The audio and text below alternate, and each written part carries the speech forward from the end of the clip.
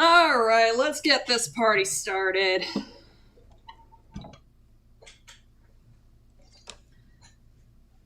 We might have a couple more people hopping in for the stream. I'm not sure. If anyone wants to talk directly, head to the community Discord. Make sure you check in first.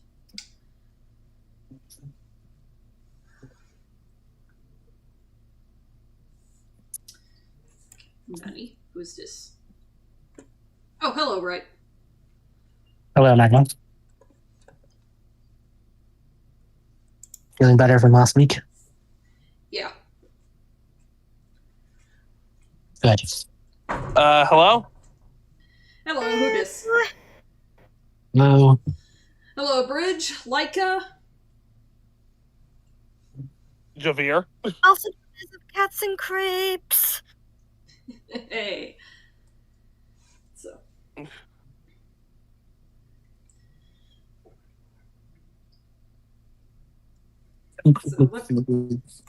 yeah, I'm also trying to make sure that I got my ducks in a row here.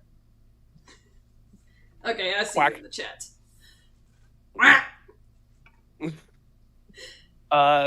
Hey, I swear to God, fat electrician, his... Okay, but seriously though, there's a YouTuber called Fat Electrician, and after he gives a little clue into what he's going to be talking about for that video, it just follows up with a duck grenade, a quack bang, if you will. You just hear a pulling of the pin and then whack. What kind of shit are you watching? It's called Dad Channels, and I love it.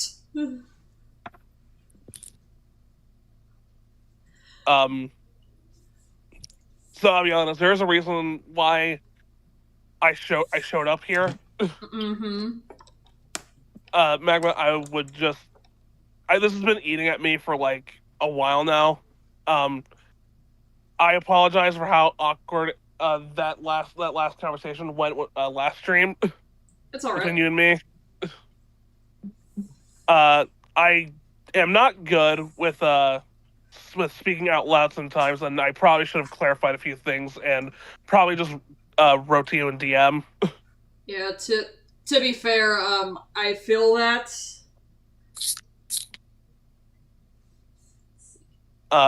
So that's what I'm probably going to do. And I do recognize you are busy sometimes, so yeah.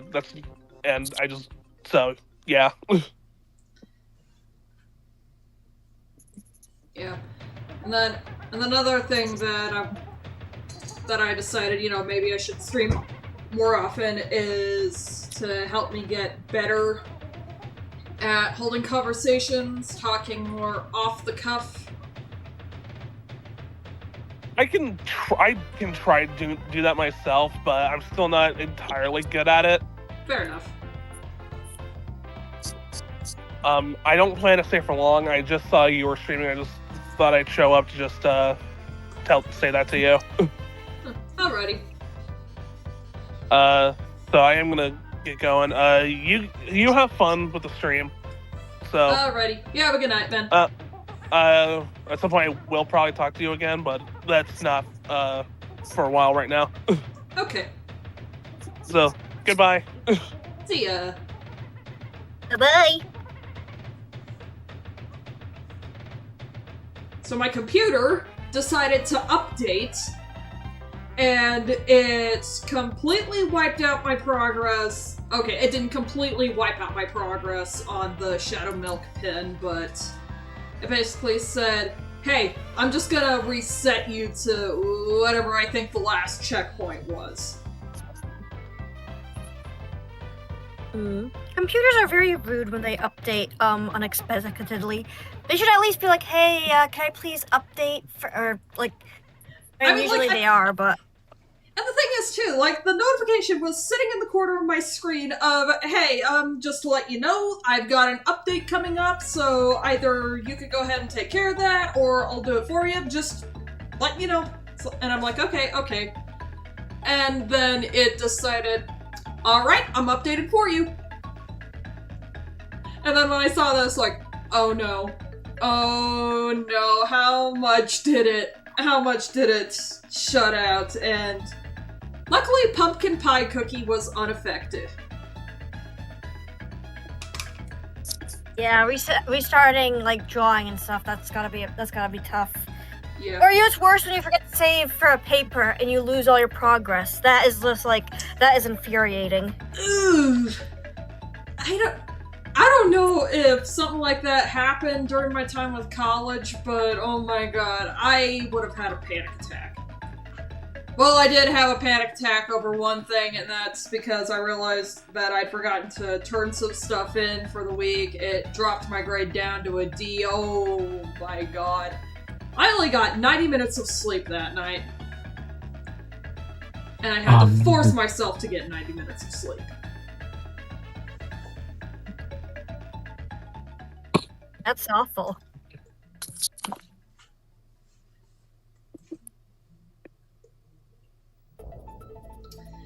Anyway!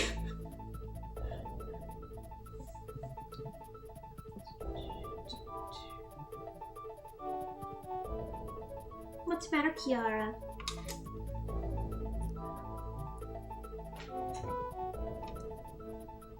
What's the matter, kitty cat?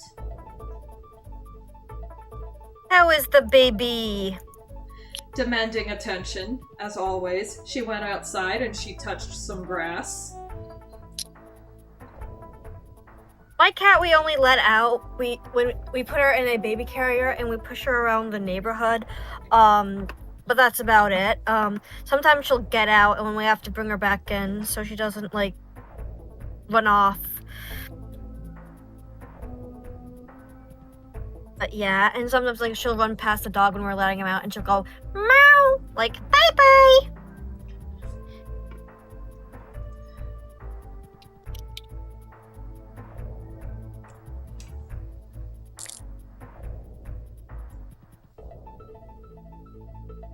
Wish I had a cat. Cats are amazing. I love putting my Wrong face layer! on my kitty or in her. There we go. Hide the sketch layer, Kronk. Wrong layer! Wrong Why didn't you layer, know that Croak. layer? But yeah, that feeling when you're painting something, you're like, wait, why won't this erase? Or, why won't this show up? And then it's like, oh. Yep.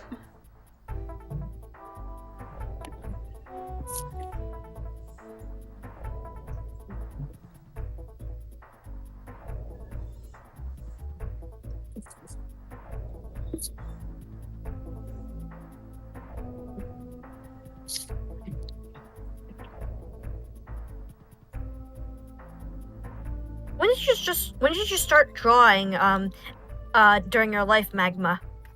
When did I start drawing during my lifetime?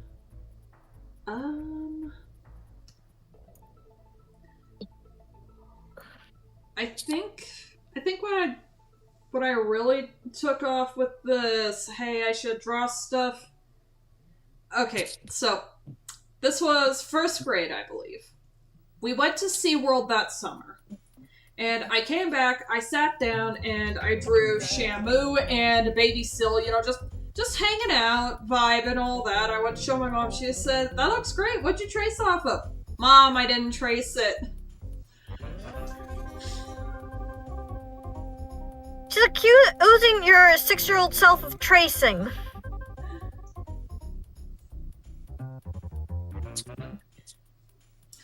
And then, of With course... me, I think ever since probably I was like a little kid, but probably like, I think I started more actively and consistently drawing at age, like 11, because, I mean, that was the most I could do with like fandoms, to contribute to fandoms, aside from, because I couldn't really make AMVs and I didn't really write fan fiction, so yeah. Let's see. I believe... Kiara, what are you doing? I believe it was when I was in 4th grade that I was introduced to Calvin and Hobbes. And so that kind of threw some gas into the fire.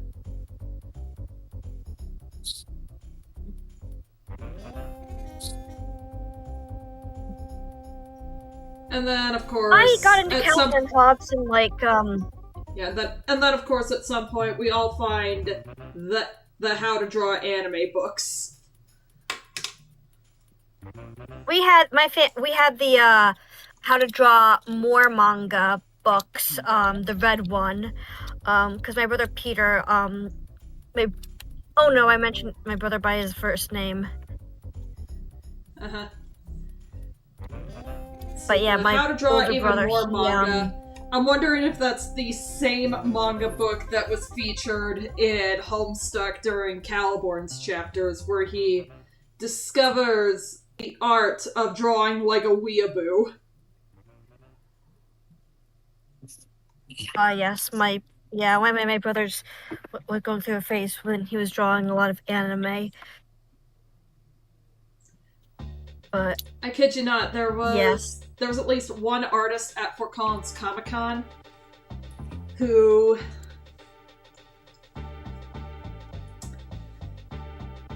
had a sticker that read, "I learned from the best," and it featured a recreation of the character drawn on the cover of that one How to Draw Manga book. You know the one. Mm. Yes, with the blue-haired dude. Yes. And I'm just like, oh, that was a canon event.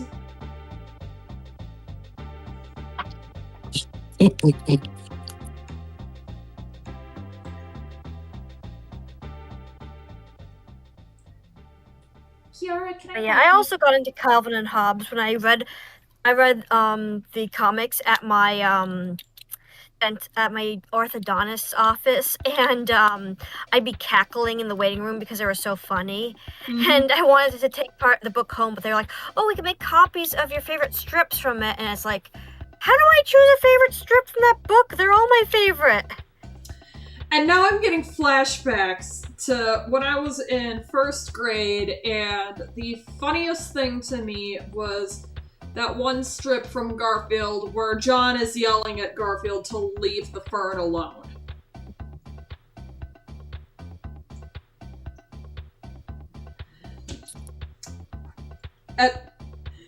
It got to the point where my teacher said, okay, you really need to pick a new sentence to write for writing sentences. And I just went, okay.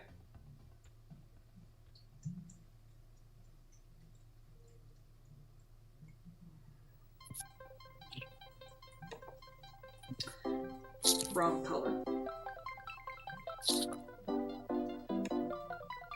Now, I said this in general before, but I thought drawing Hanna-Barbera characters would be easy, but it's not. I am making the attempt. At least an attempt is being made. And that's more we can say than anything about AI bros. Because literally no one gatekept them from picking up a pencil. Yeah. Hi, Dot. Hello. Dot, what's up? Hello. Doing alright. I'm getting harassed by this orange cat. But the Cinder Boy demands attentions. No, he does not. His little fat ass wants more food. Even though he got fed an hour ago. Basically, my cat too. Yep, that's Kiara as well. Human, Oh, I you do weren't not joking. care that I ate like 5 minutes ago. I demand to be fed. Oh, you weren't kidding. You actually had to redraw a Shadow Milk cookie? Yeah. Damn. My computer hates me.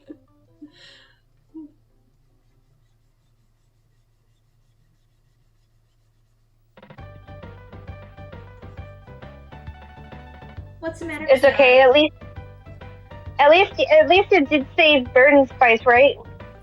Oh yeah, it did. Like, literally, that's as far as I got on Burning Spice for line art. Fair enough. So, thank fuck. There it is.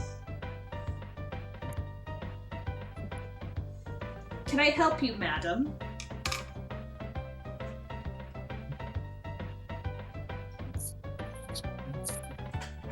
Hang on 1 second, let me double check her wet food.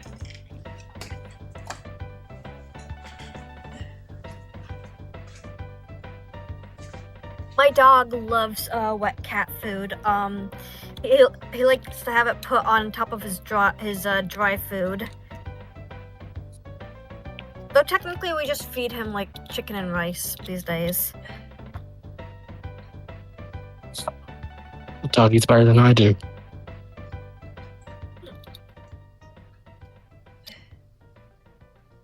There you go. Kiara. Fussy baby.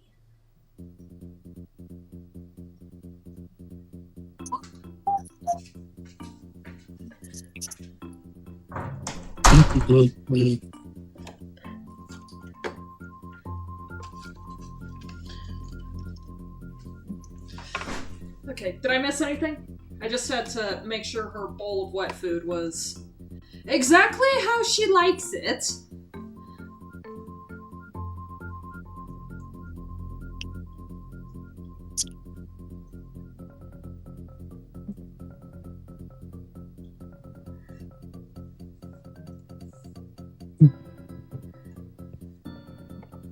No, nothing much.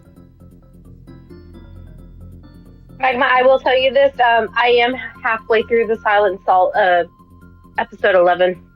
Nice. And guess who I got after my second 10 pull? Who did you get? Charcoal cookie. Nice.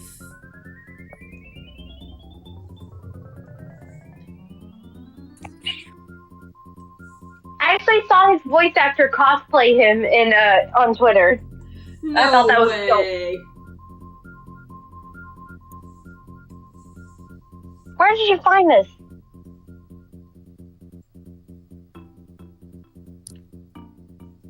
Find what? Where is it? It was like one of those like little packages that you find in like it's basically like do not eat or something like that. Like Oh, it says like throw it away. Oh, the silica packet?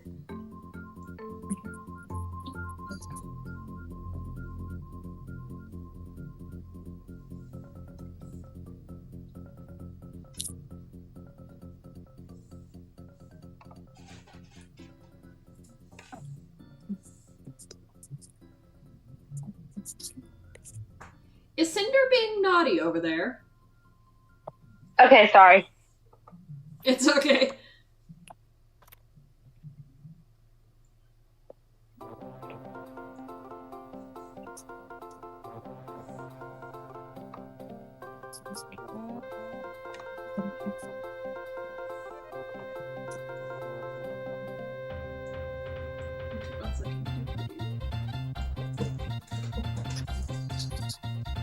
Never make these speech bubbles hang on. big enough.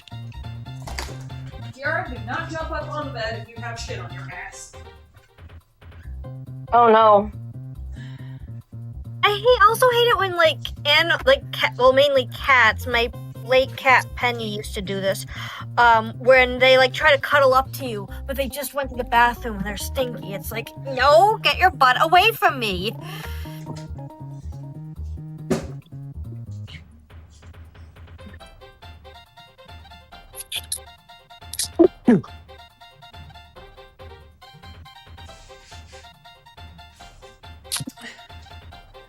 Hang on one moment.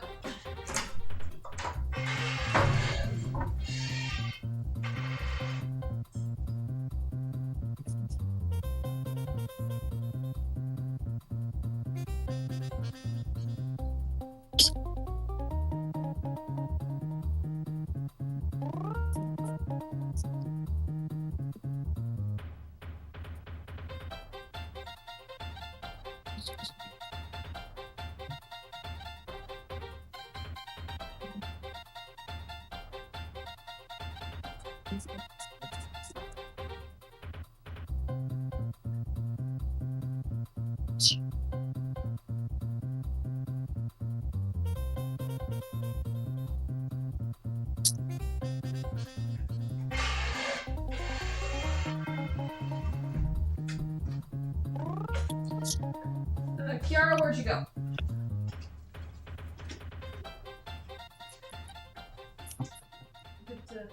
Mostly good to go.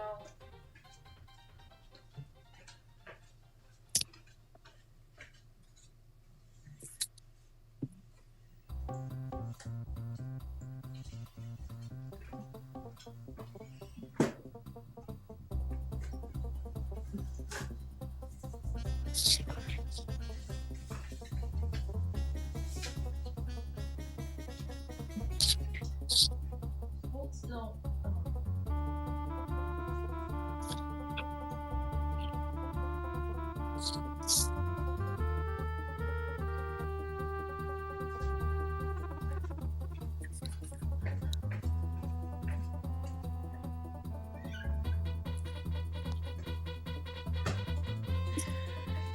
Dragon.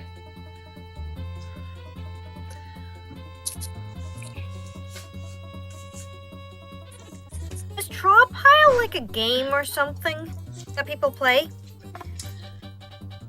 Apologies, what did I miss? Draw Pile, is it like a game that people play? I think so. I haven't used Draw Pile in a while, so...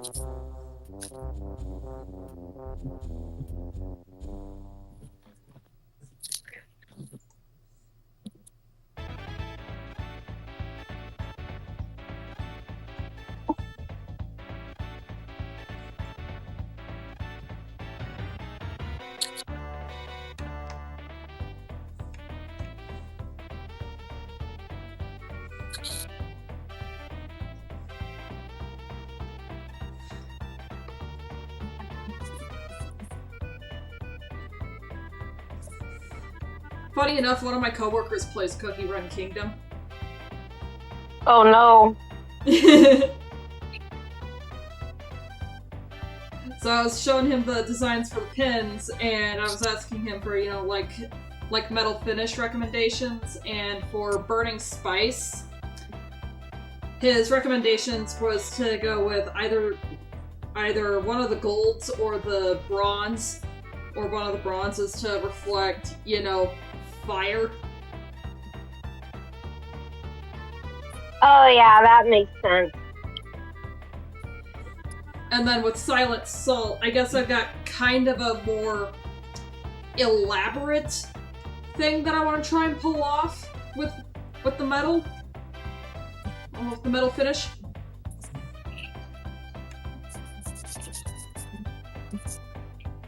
I'm gonna try and see if I can do all of his armor just be the same, just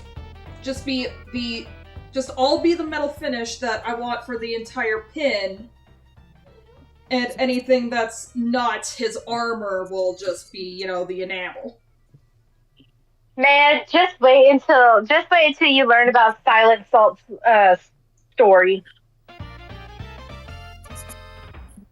Because it makes you, let's just say it makes you want to give Shadow Milk Cookie the biggest middle finger.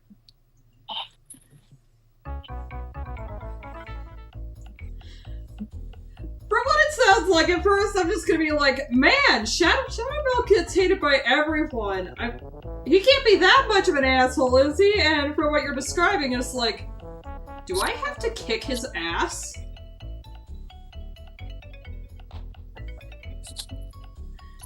Yes, you might have to kick his ass. So what's the story of Cookie Run? Is it like a battle game or RPG on the phone? Yeah, it's basically a RPG game. It's not a turn-based RPG, though. Though, every time you do attack, there is a bit of a cooldown before you can have that particular party member attack again. Yeah. How far along are you on your kingdom, Magma? So I just got it started, and I just cleared level 1-2. Ah. I hate being a responsible adult.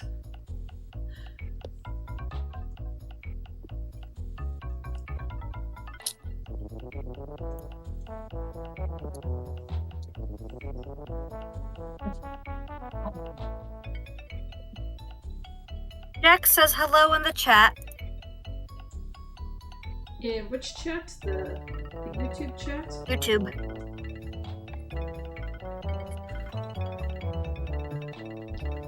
Hello, Jax.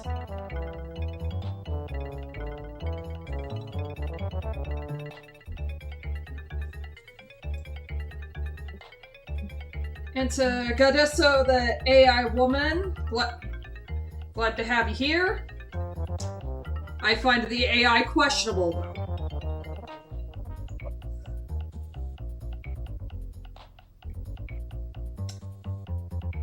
Which... Oh, so So I managed to secure spots for 2 craft fairs in October. And this reminds me of something. Okay, so during the summer at work, we have the Children's Miracle Network fundraiser, right? And it's to raise money for children's hospitals, right? Well, one of the events that we have is a silent auction that goes on in the employee break room, and it's just what it says on the tin. You can bring in things that you've crafted, things that you've painted, that kind of handmade stuff, and you place your bids on the crafted goods that you wanted. Now, we had someone who offered up a whole bunch of wind danglies, those swirly, I'm not sure how to describe them.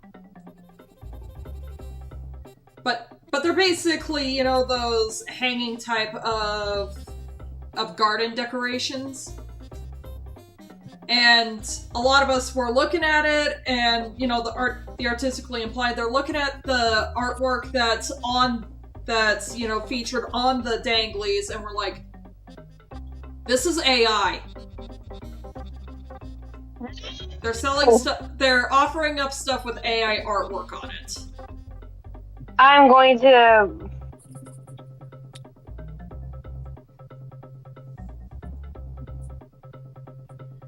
You're going to what?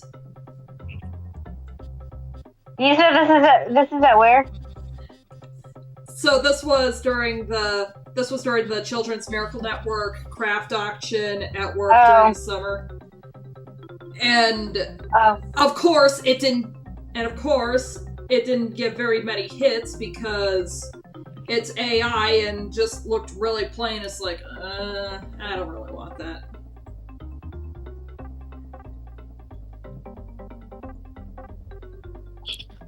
I will destroy.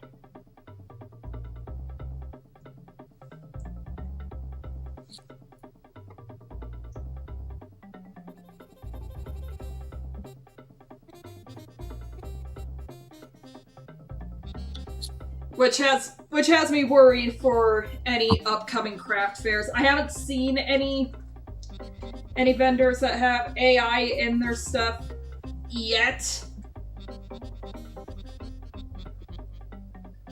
Do you know what's worse than a heartbreak, though? What?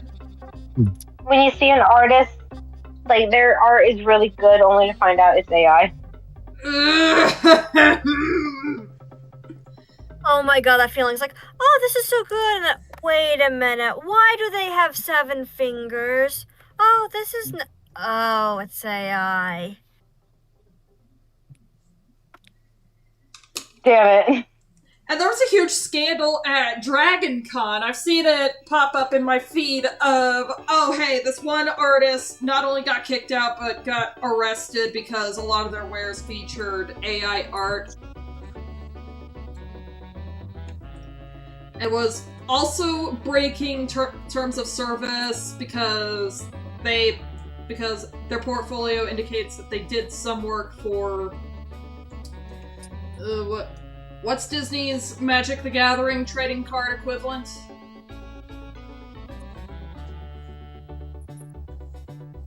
No idea.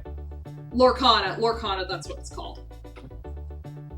Oh, okay. But yeah, some of their entries for Lorcana were either AI or stolen.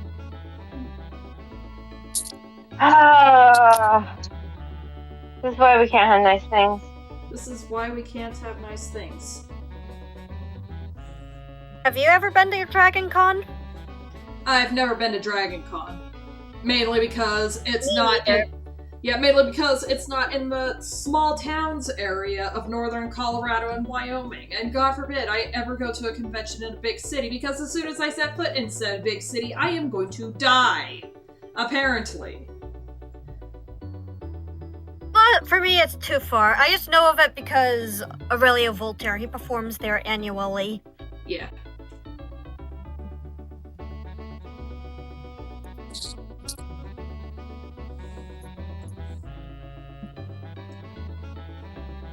My And I wish is, Yes.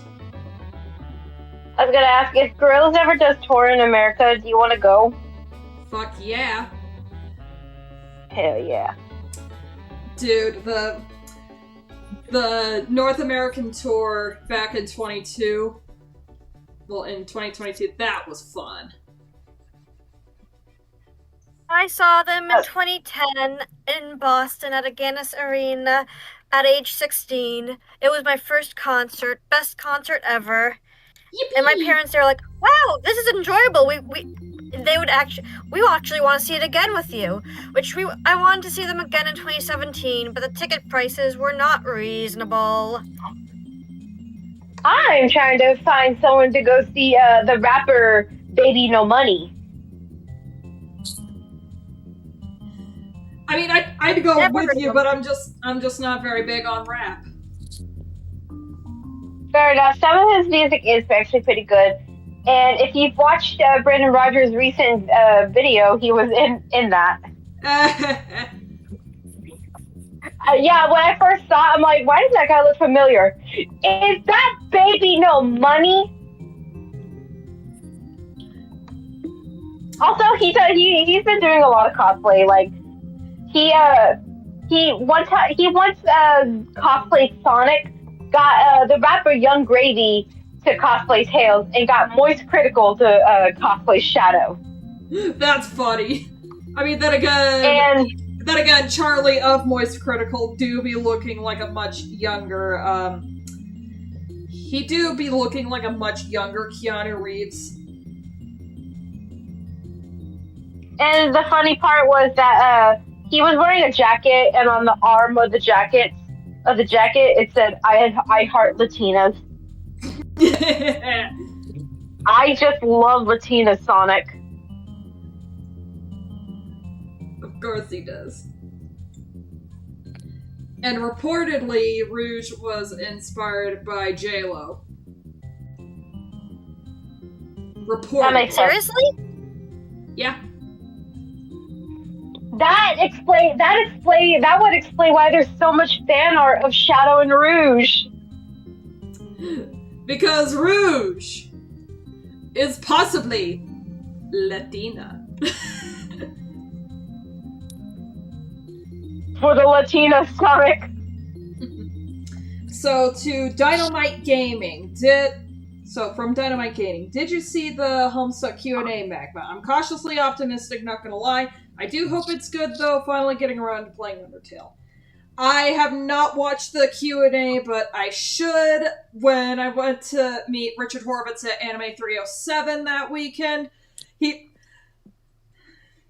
I mentioned something about, the character I was cosplaying. I was cosplaying Dirk from Homestuck, and of course, just the mention of Homestuck. Oh, hey, speaking of Homestuck, did you hear the news about the upcoming pilot? I think you'll like it. And I said, I'm terrified, but I'll give it a shot. And then also from Dynamite Gaming. Also, what do you plan on covering in terms of Nostalgia Critic reviews after the Sonic OVA? I'm still going to cover every instance, just kind of do a lightning round of everything that Doug has covered in terms of Sonic media up to this point. He should not even touch the ones that he has not gotten around to, because one, Sonic Boom is funnier than he'll ever be. Sonic Underground is just an absolute mess. I don't think he could try to handle it. And Sonic X, he hates anime. He does not like Sonic. We already saw his attempt at reviewing a Sonic anime. What makes him think that... Well, what makes anyone think, oh, well, maybe he's gonna tone it back this time? No, he's not. His review of Sailor Moon is a shit show. It is it's just basically did not do the research and just criticizing the skirts for being short, which the skirts in Sailor Moon, they're not short to be sexy. They're short for practicality reasons. Right. I think Naoko Takeuchi. Sorry, I had to think for a moment there. Naoko Takeuchi. Well, Well, Takuchi-sama, the reason why she decided to go with these short skirts in the sailor uniforms is it's very similar to ice skating dresses, right? You don't have those really long, flowy skirts when you're ice skating. No, you want to keep them short and to where it's not getting caught on things as you're doing, all your ice tricks, your spins, your jumps. Because that would be not only disastrous for you, but also the blades of the skates would just absolutely obliterate long skirts. Do you think they ever came out with a Sailor Moon ice capades or anything like that, like Sailor Moon on Ice? I don't think they have, but I'd love to watch one.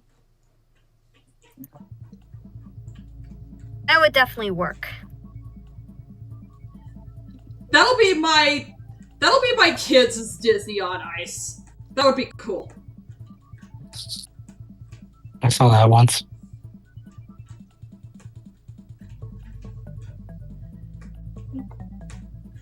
Kiara, what are you scratching on?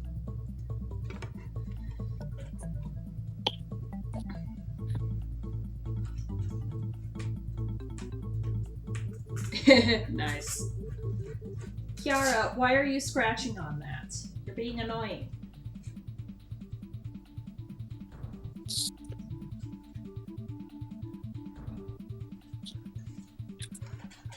She is pawing on all the things because she is a needy little child. Well, give her attention. Gosh. I am giving her attention. I got her in my lap right now. Kiara is more important than Shadow Milk Cookie. Honestly, yeah.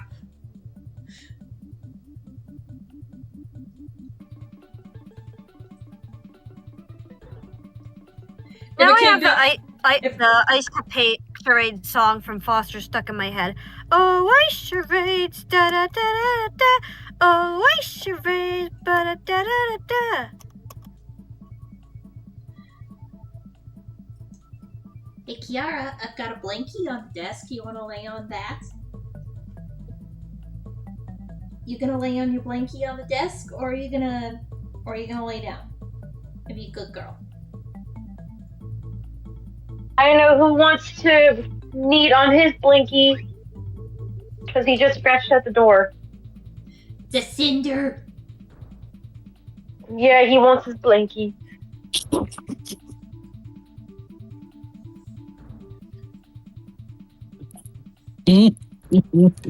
Last year, I got a little Pusheen bandana collar, and it's Pusheen as like a little candy corn.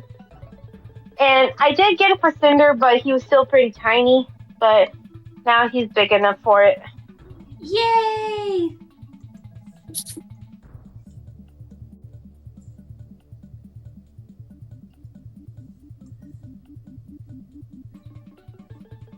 Yeah, I didn't expect him to be so big at his age. He's an absolute unit. He's the size of a moose.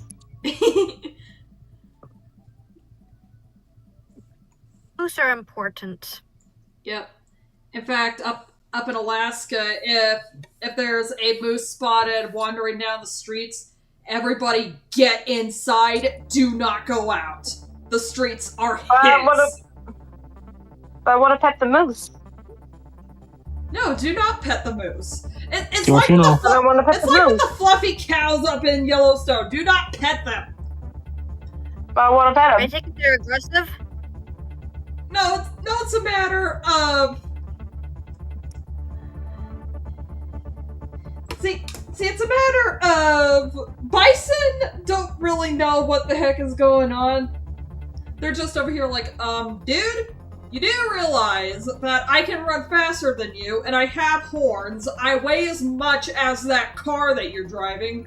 You know I could just yeet you across the field, right?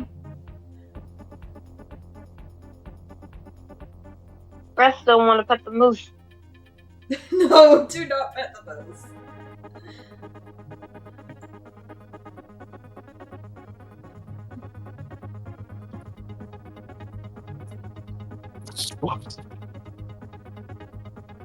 Even a moose calf can fuck up your car. A calf? Yeah. Oh my goodness. So story time. This was like the early aughts, and my dad and Melinda were going through that part of Colorado between Walden and Steamboat. I can't remember the exact reason. I think they were on some kind of trip. And when we used to take that route to go visit my grandma, he would point out the exact corner that a moose calf came right out of nowhere, smacked right into the side of his truck, staggered and ran off. The dent that the moose left was huge.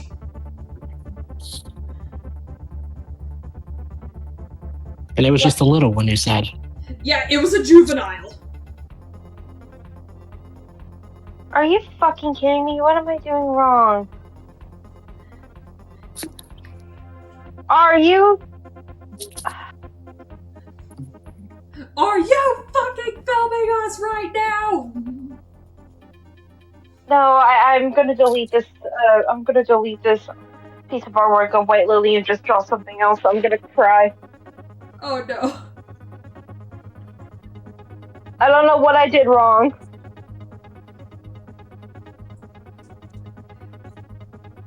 Don't you hate it? You're just working on a piece and you're just in the zone, and then finally it doesn't turn out. It just turns out like, what the fuck? What did I create? Get that shit out of my face! Happens to me all the time.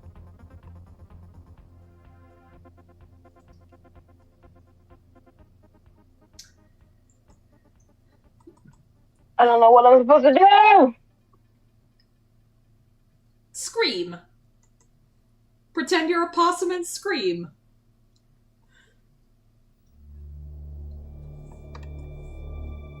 Are you kidding me? Did the file corrupt? No! What happened? I don't know. I don't know what happened. Okay, there we go. I don't know what I did wrong, but Did the screen I corrupt? might have said. Yeah. Oh.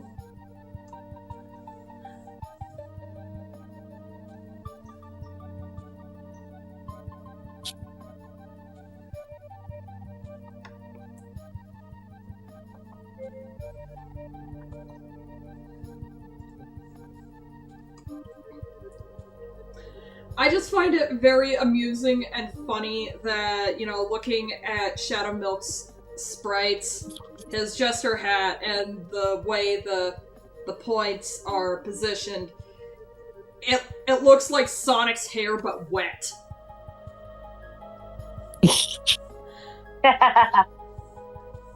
So hence the nickname of Sonic the Fizzaroli.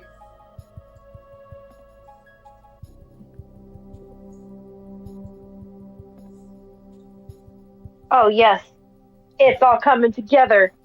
Oh yeah, it's all come together.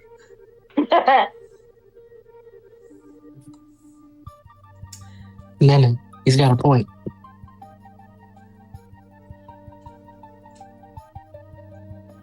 Don't listen to that guy. He's trying to lead you down the path of righteousness.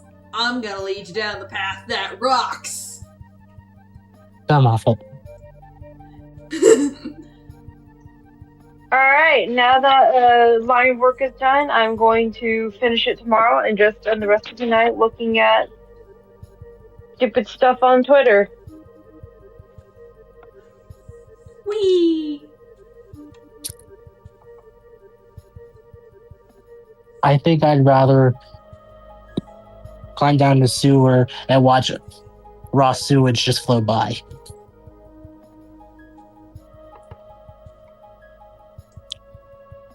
Hey, Or do what you do. I could do better. What? Go to AO3. Oh! Hey,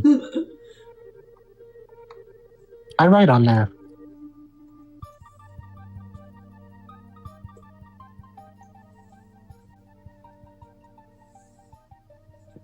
Oh, that's why you Nice. said it.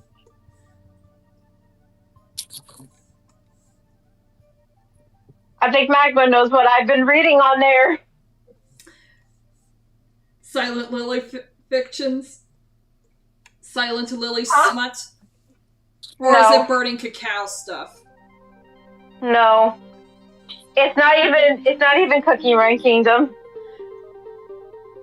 Date everything? Perhaps. Perhaps? You mean maybe? Or perhaps... You mean totally! You're totally reading stuff about the Hanks, aren't you? What? You're reading fanfiction about the Hanks, aren't you, Squidward? No, I'm not. It's Hector, thank you very much. It had to have been one of the two, come on.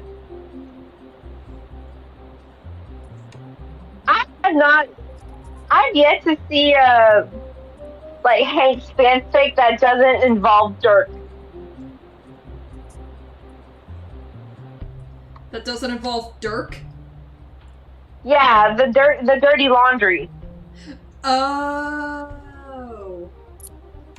Because there's a part in the game where Harper's like, Dirk, shut the fuck up. I know you're cheating on me with the Hanks. Scandalous. Cinder, are you laying on top of the heart rug? Oh, he looks boofed. He looks zooted.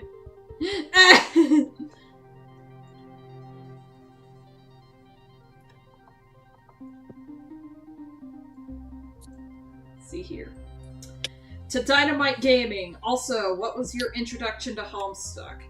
I was on the way home from school one night. My mom was drawing. I was texting my best friend, and she said that she was gonna be Vriska for Halloween, and I just said, "What's a Vriska?" And she sent me a picture of Vriska, and she said she was from Homestuck, and I said, "What's a Homestuck?" And then I didn't so much as get the "let me tell you about Homestuck" spiel, but I did decide to look up for myself. Wait, so these characters are based off of the Zodiac? Okay, cool! Who's the Sagittarius? Oh, I do not like this. I do not like this musclehead.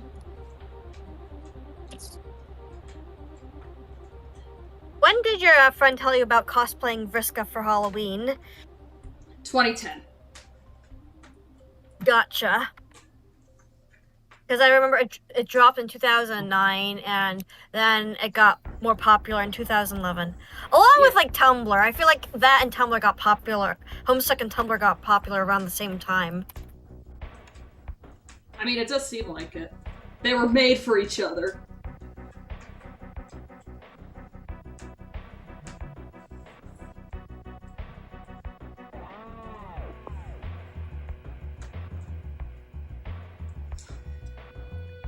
And then as for why the stream chat is kinda dead, I don't know where everyone is. Some of them might be in bed, some of them might be at work.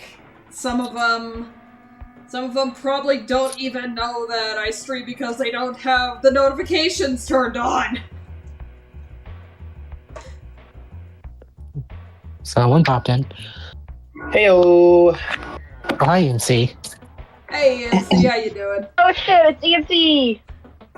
I am so happy fall is here. I'm not happy that the weather isn't cooperating, but at least it's here.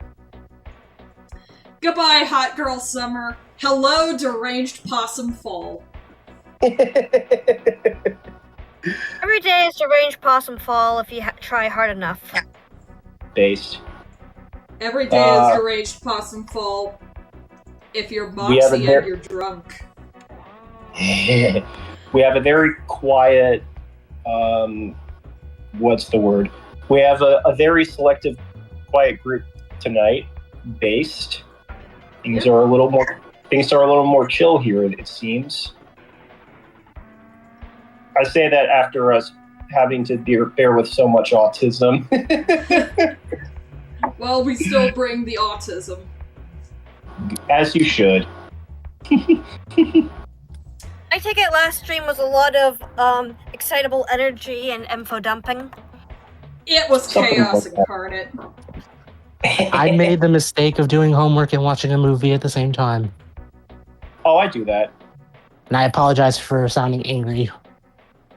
Yeah, it's all good. I've done Yeah, that. I'm guilty let me of put that on as a well. movie while I draw. What are you Literally gonna put on? 30 minutes later. Oh, I thought you're actually going to put on a movie. No, like 30 minutes later, I'm watching Friendship is Magic. Except your girl. Sorry. And it was when...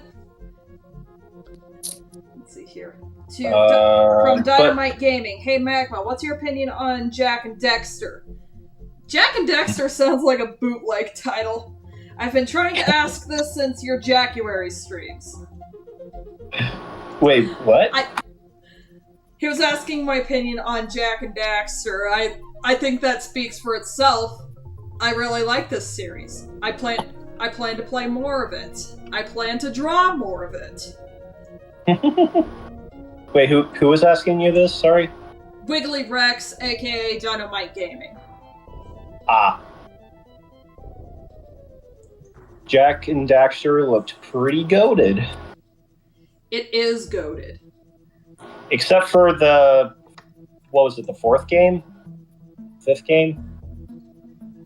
Oh, the Lost Frontier, which we do not speak about because it was awful. We don't talk about that game. Oh man. No, but We don't talk about that game no more. And No, I was but gonna how- be how like, have you guys guys, been? it came out in 2009. Surely it can't be that bad. It was that bad. Oh, it wasn't that bad. No, it was worse. No, but how have you guys been? Better?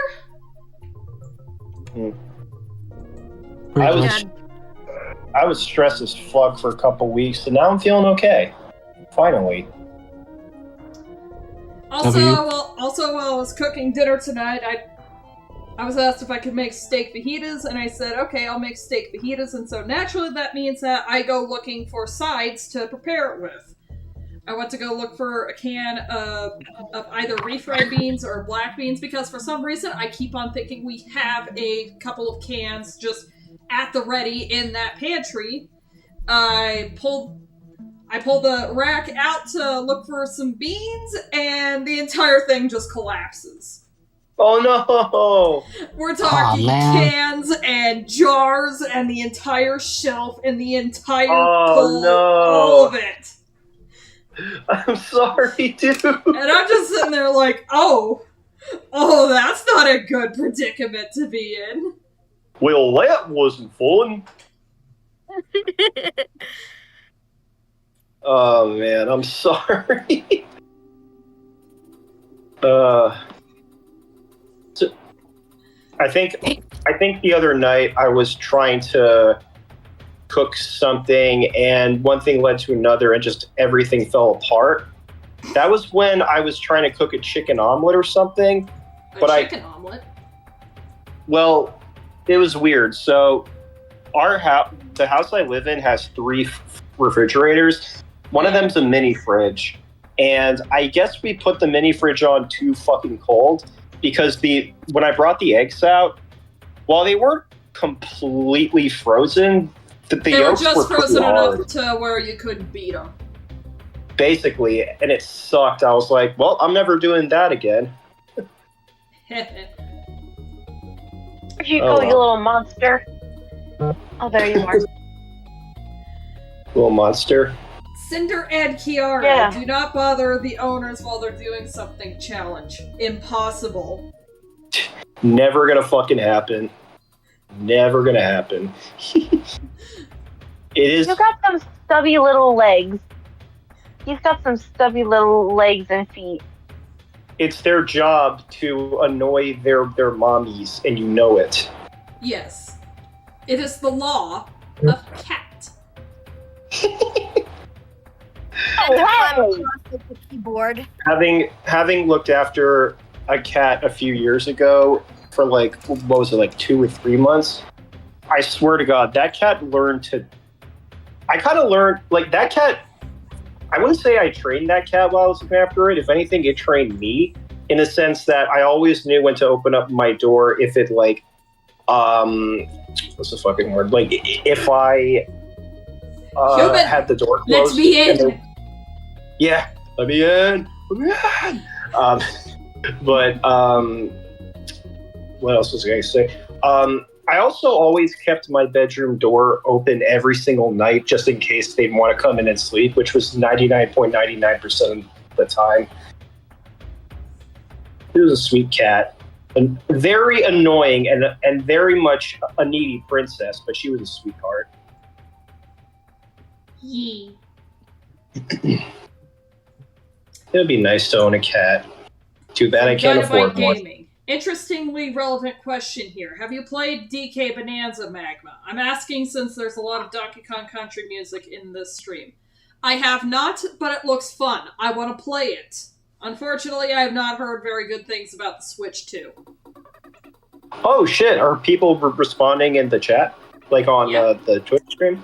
Or YouTube stream? Yeah. Oh, nice. Hi everyone, I'm EMC. I'm the autistic goober that is holding everyone hostage. No, I'm kidding. Oh no! Do not hold us hostage! That would be so awful. No, the only person who would hold us hostage was. You know what? I'm gonna stop referencing that fuckhead. Let's move on. Please. That's for another Are day. you referencing me? You don't want to know. Okay. Yeah, I am. Wait, hold on a minute.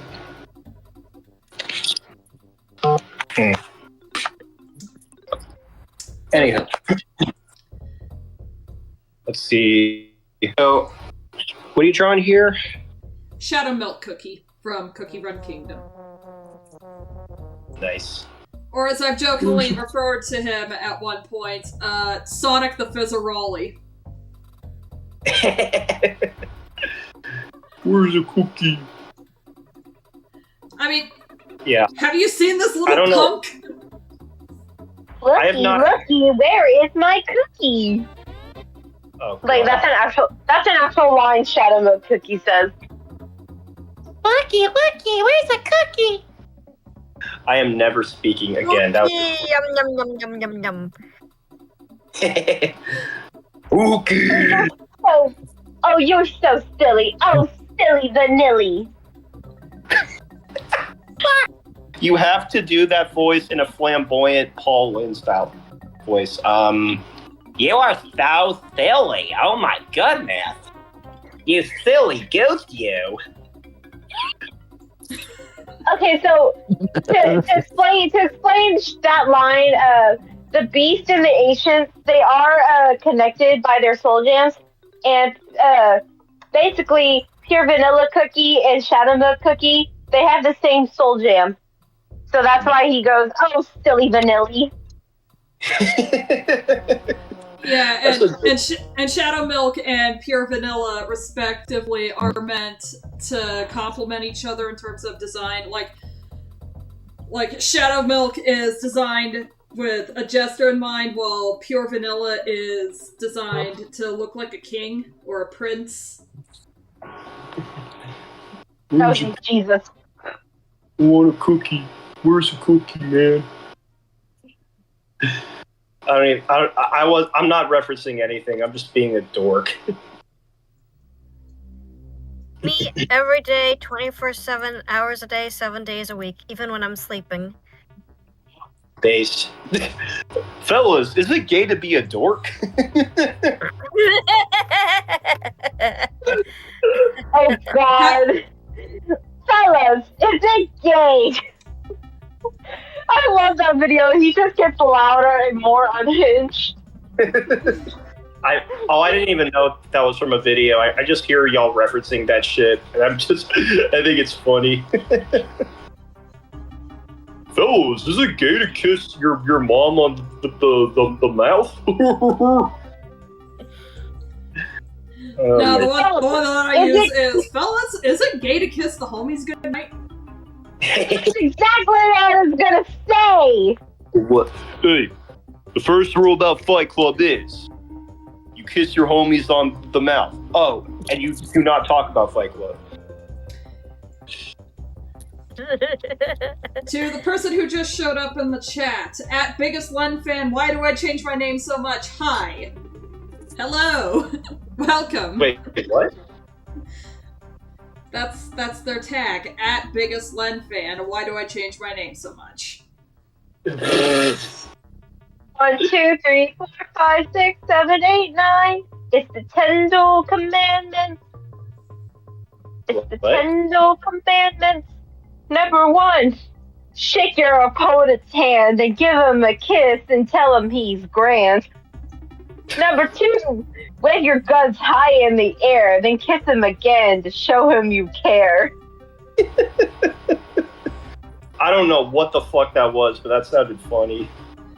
It's the Rule Tendal number 1 is Commandments. that you gotta have fun. And baby, when you're done, gotta be the first to run. It was the Tendal Commandments from Hamilton, 10 Commandments. but it's gay. But it's gay. Number 1 is fucking gay, bro. These commandments are fucking gay, bro. There was one time I was on a train ride heading to see a friend, and I was sitting across from these teenagers. I don't know what it is, but sometimes I listen to teenagers these days talk, and I'm like, are y'all just speaking an alien language? That's all I'm gonna say. As in, whatever slang they're talking about, all I hear is, it's fucking gay, bro. Like, oh, you sucking dick and shit. And I'm like, what the fuck? I'm so glad I'm not a teenager anymore. Apparently saying gay to mean stupid or lame has made a comeback. And it's like, that is stuff from 2009 that should stay in 2009. I was gonna say, like, these okay, not to be that old geezer, but hey, back in my day, whenever we said you were gay, it actually meant something. Nowadays, you're just trying to use it to be a fucking imbecile. What the hell is going on here? You dang whippersnapper.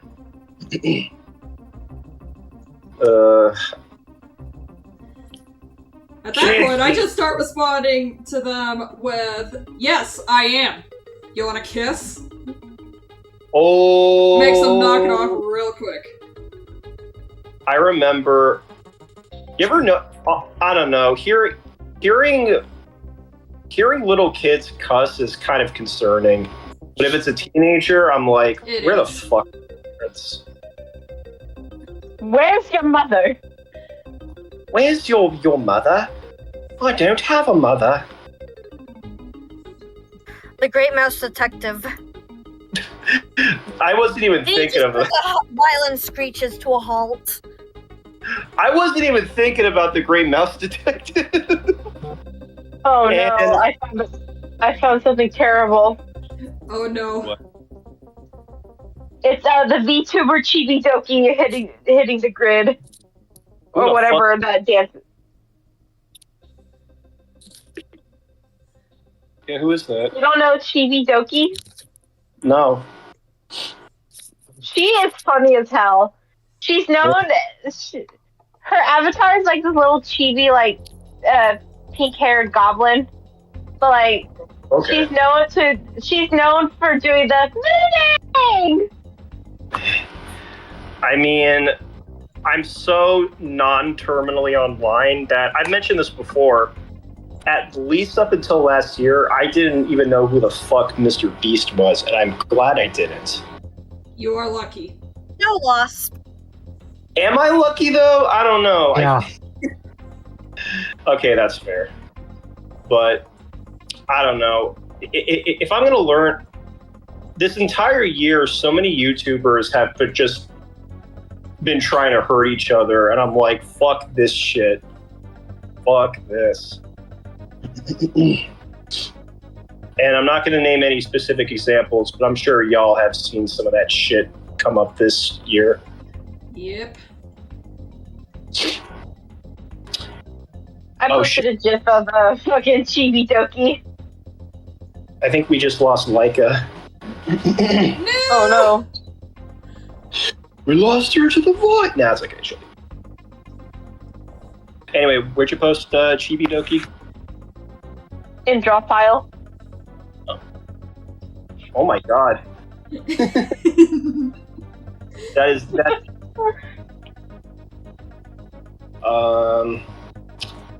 I know I've said this before, but I'm really excited for Smiling Friends Season 3. Oh my fucking god, you have no idea how excited I am. I am literally rewatching the entire series. Oh, same. I rewatched the whole show in like 4 weeks or something, on and off. I say on and off because let's just say you boys got somewhat of a life. Thanks, capitalism. Reject adulthood. Return to childhood. I wish. Reject adulthood in favor of watching the Mr. Frog show. I'm Mr. Frog. This is my show. I eat the bug. I eat the bug. Again. Fuck you.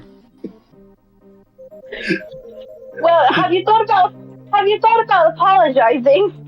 Hello, I'm not sorry. Can I get a selfie? Can I get a selfie with you, Mr. Frog? Mr. Frog, don't do that. But he insulted me. No, he really didn't. Never noticed that. I have to go to my Dr. Monster's appointment with Dr. Monster. I always wondered who the fuck Dr. Monster was, but I thought, the only reason Alan went to see Dr. Monster was because of the jump scare from that fucking cardboard cutout. Oh, Brittany? No, the cardboard cutout. Oh, hello, handsome. Ew. That the best part of, although that episode's a 10 out of 10. No, it's actually not. I was gonna make a joke. That episode would have been a 10 out of 10 if not for the fact they have fucking Doug Walker in it. But no, that clip from Doug Walker was actually kind of funny. Yeah, I just don't understand why everyone's saying, see, Doug still got it. He was in an episode of Smiling Friends, and Emily pointed out something to the effect of, this isn't like on par with, say, a former rock star doing one last victory lap to show, yeah, they've still got it. It's just kind of, please, I am begging for relevance. Yeah, I was gonna say, like, even as someone who thought that moment was pretty funny, I'm just here. Me and a good friend of mine would agree, like, we don't care. Oh, but Doug Walker's back. I don't care about Doug Walker. like people who say, well, yeah, Doug Walker's back, baby. I'm like, no. No, he's not. And also, stop defending Doug Walker. He was complicit in all this bullshit, so shut up. Yeah, we're going there. Anywho, not to get bitter. Yeah, not to go down that rabbit hole. I promise, folks, we're not bitter. We're just dorks.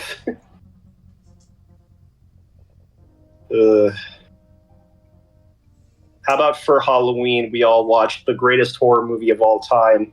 Magma doesn't understand nostalgia critic. I wouldn't really call that a horror movie. It's more of a comedy, in fairness. Hey, during October, I think I'm going to talk about humanity's biggest fear. What's What? that? A job!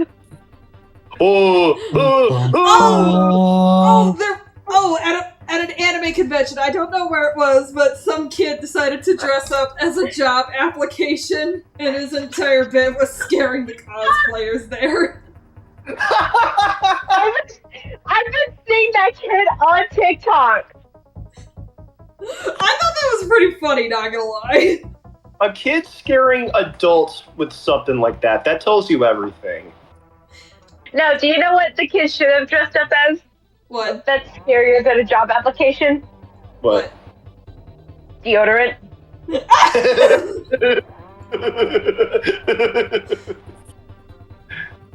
Where the fuck is deodorant? No! Or a bar, or better, or worse, a bar of soap.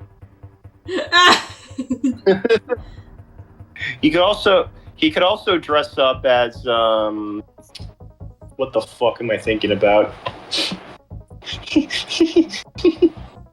He could dress shower. Wait, what? I said a shower. A shower? How But the then, fuck but was then he would just be Just dressing up as Johnny Splash. Who the fuck is Johnny Splash? No. If The shower and It's not- date everything. someone dressed up like Shower, they'd be like Daniel LaRusso in The Karate Kid. I mean, they could also dress up as what was it? Who the fuck was this guy? Oh no! They Oh no, They could what? they could dress up as SpongeBob, but one side is SpongeBob, the other side is his abrasive side from that one episode. That would be neat. That would be funny. But no, imagine adults being scared of, like a child scaring adults with something like that. That just tells you everything. Yeah. Well, with Halloween coming up, there's got to be that one kid in your neighborhood that's going to dress up as a job application. There's also And then, going to of be. course, you got to give that kid all the candy that you had. I was going to say there's going to be that one kid who's going to try and just take all the fucking candy, and you're like, nope, get back here, you little scamp. No, if I saw a kid actually dressed up as a job application, I'd give him the entire bin. Based. I'd be like, It's you just know one what? of those, okay, you win, you got me, kid, here. Just take everything. Take all the Snicker bars, take the Kit Kats, take the Jolly Ranchers, take everything. Not the Reese's, though. The Reese's are mine. Hey, as long Same here. as he doesn't ask for both Reese's Pieces and Sour Patch Kids, that is a food crime. Fuck that. Speaking of which, I think I'm going to order some, I guess, a Reese's Sundae from Sonic, or just buy some from Racetrack. Yummy. No, I was gonna say, I forget who it was, but I think somebody mentioned like either in another server I'm in or like a friend group or something. They said like, yeah, Reese's Pieces and Sour Patch Kids is fucking evil. I can't even. I have a very low. I guess I have a very low sour tolerance. That is completely fair. But yeah, like peanut butter and sour shit, I'm like, are you mental? Not you, but the people who think that's appealing. I'm I redoing remember- the Soul Jam. Wait, what? Hang on, I gotta redo the Soul Jam gem. Ah. It's fucking gem! I remember, this was years ago, but I told a friend of mine that I thought Airheads were spicy, and she gave me the most, like, disappointed look ever. I'm like, EMC, that is the whitest thing you have ever said.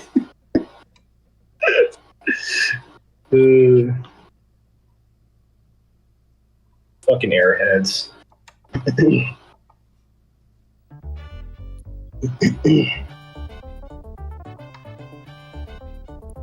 Ooh.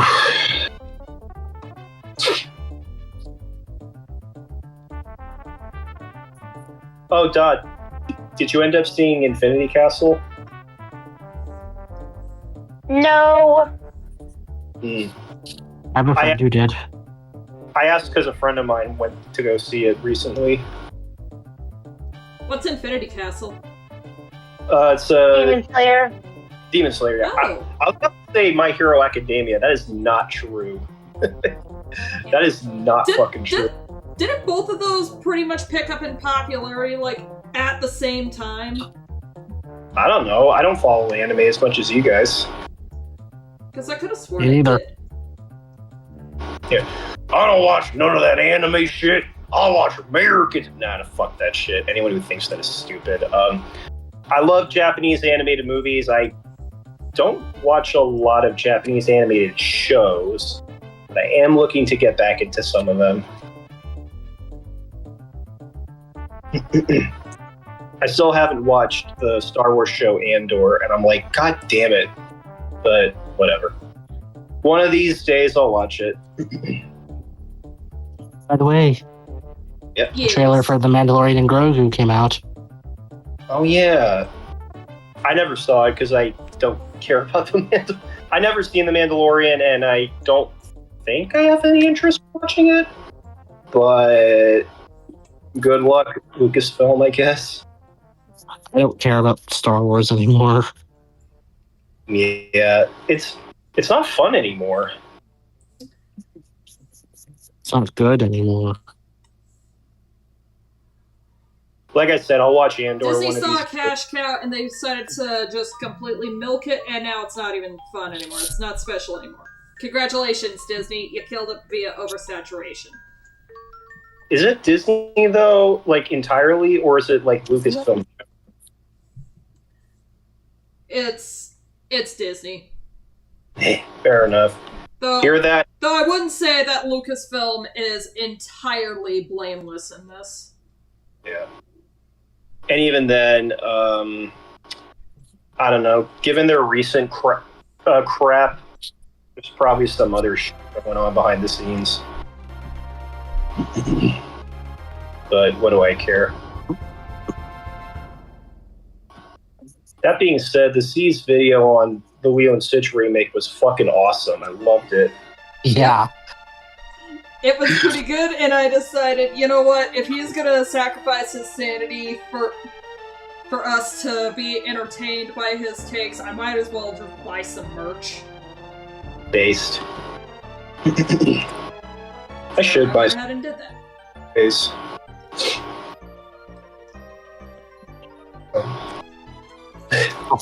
BNC. Okay, I believe I can call it now. Yeah. I have attempted to draw Rowan Atkinson in the Hanna-Barbera verse. Oh, nice. Where'd you post it in? Nowhere. I'm just telling you I did. No, I love your ambitious ideology. Like, I'm gonna make a graphic novel based on this movie. I'm like, hell yeah.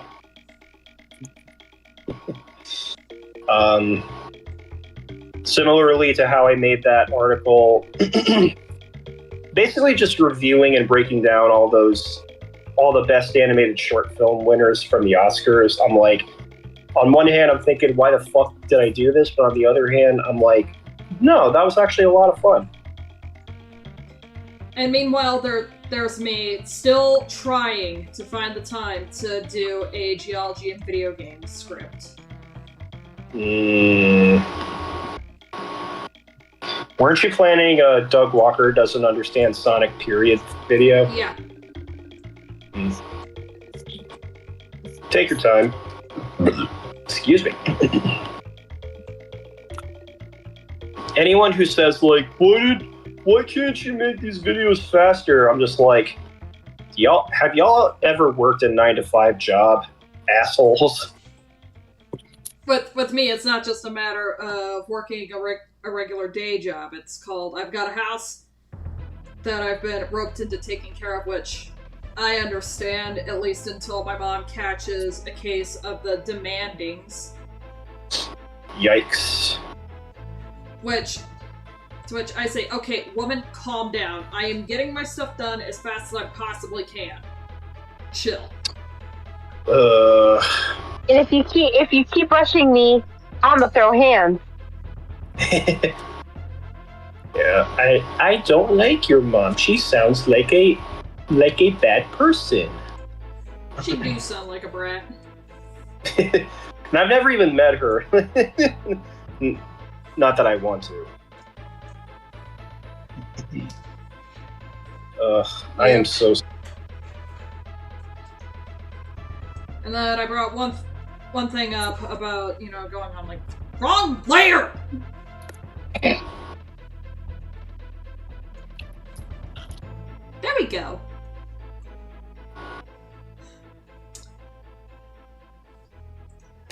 Go to the color layer, Kronk. Wrong layer! Why do we even use that layer? Okay, why does she even have that layer? Our asses cannot go 5 minutes without quoting a goated Disney movie. Indeed. A goated Disney movie, not whatever they're making nowadays.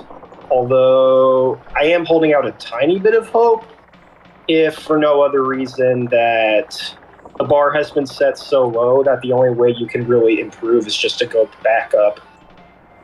That's all you gotta do. Yep. Go up But in they're not any going to do capacity. that because they're at the point where they don't need to try anymore. They're printing money like no one's business. So Well, we should just I'm fuck referring- off. No, I'm referring to the animation studio. Like, I am housing a tiny bit for them, because I heard that the new leadership is actually, like, attempting to try something different, but we'll have to wait and see. We'll just have to see what they make. What's that? I keep forgetting the name of the film from the animation studio coming out next year, but I am very curious to see how that turns out. I think it's called Hexed. Hex, yeah. See how that turns out. Yeah, I find it funny how, like, what was it, June or July, that, like, Disney was like, here's real life Lilo and Stitch, and then Sony is like, hey, do you guys want a movie about demon hunters who also sing K-pop? I was gonna say, the Lilo and Stitch remake came out around the time of my birthday. I don't know what it is, but there's almost never any good movies that come out around the time of my birthday. I mean, then again, summertime is the dump month for... It is. I thought it was January. Well, January can be crappy too, but given that Disney kind of dominates the pop culture sphere in the summer, yeah. Why? Because everyone's going to Disneyland. Or at least attempting to go to Disneyland, because trying to get into Disneyland takes about as long as your trip in Disneyland. Because of all the waiting and the lines. I have never been to Disneyland in my entire life. I've only been to Disney World, and that was a long time ago. Disneyland has basically become Escalator World from Fairly Odd Parents. When do we get to the ride? This is the ride! I can't watch Fairly Odd Parents anymore. Not because of Butch Hartman, but because I'm like, why did I like this as a kid? For The problem is that Fairly Odd Parents, back when it started, it was good, and then it just died. I don't even care about like their older shit. I'm just like, I have no interest to rewatch it, like at all. And you know what? That's fair. Yeah. Maybe one of these days I'll give Danny Phantom a chance, but I just never got into it all that much. Fair enough. And Though it is the most goated of Butch's shows, and that's also credited to Steve Marmel having top-notch writing. Yeah. I like that show. Then again, nothing else Butch Hartman made afterwards has any sort of like, what's the word? Sauce. Didn't really make anything else of pure interest afterwards. It didn't have the sauce. I mean, did he ever have the sauce with Fairly Odd Parents? Okay, I'm being mean, but Damn. I'm being mean. I don't know why.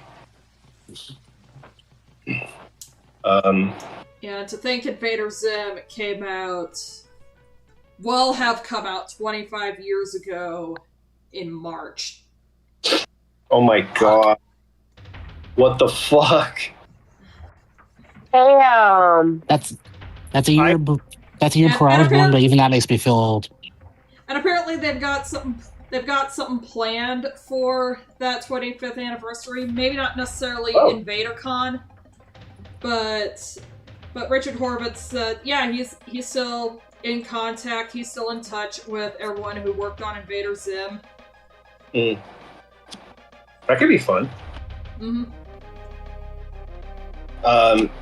Enter the Florpus was a delightful treat. You could tell that everyone pretty much had a night of, hey, let's watch some anime, and then decided, let's make our own anime, but it's Invader Zim.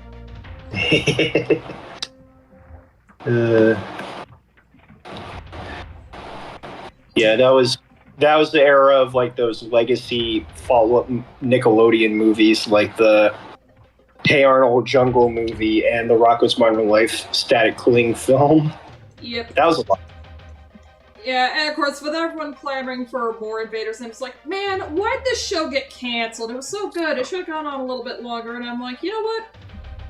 While I do agree in some capacity, you gotta remember the old mantra. You either die in Invader Zim, or you live long enough to see yourself become a Fairly Odd Parents, or a SpongeBob. Well, I do wish season 2 was completely finished, but yeah. Yeah. Oh well. I used to, when I was younger, I had wished that those episodes were done, but nowadays I'm just like, well, I moved on. It's in the past. Not like demanding change.org to bring back the old Vader Zim.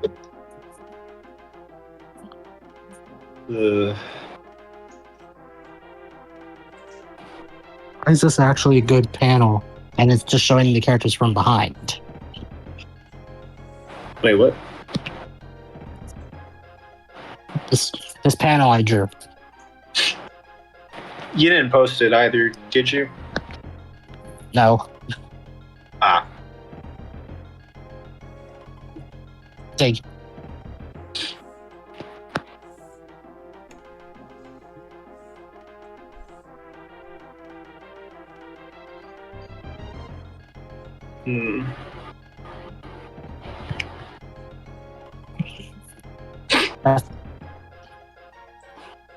That was the shot of them leaving the dock where the ferry came in. Oh yeah.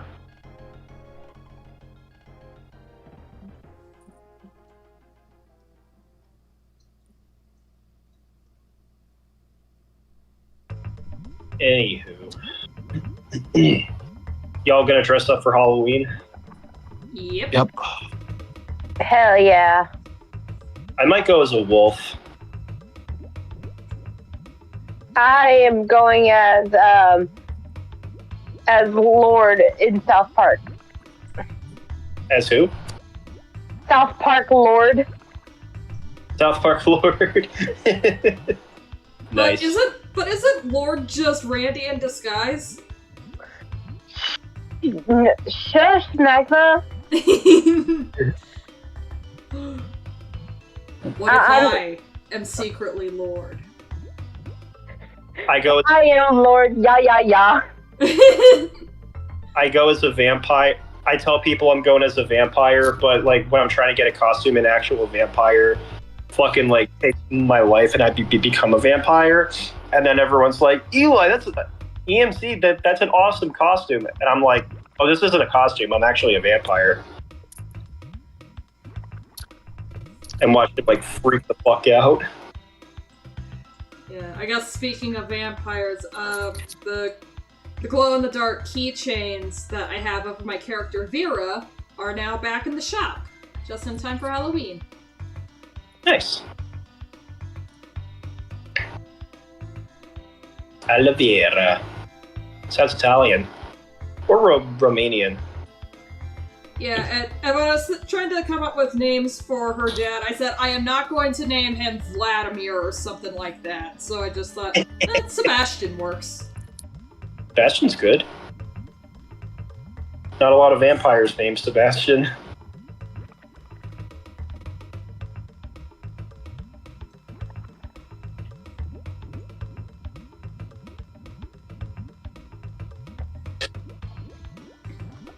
So yeah, I don't know if you caught this EMC, but when your computer decides to update and you still have files that are open for your work, and it decides to delete like 80% of your progress. Oh, I've had that happen. Did that just happen to you right now? Yeah, that happened to Shadow Milk. Oh no! So I had to redo all the line art, redo all the coloring. Pumpkin Pie Cookie, thankfully, was untouched. Probably because my computer did not want to unleash the wrath of her doll Pom Pom. God damn it, technology. Why you be like this? Why you be like this?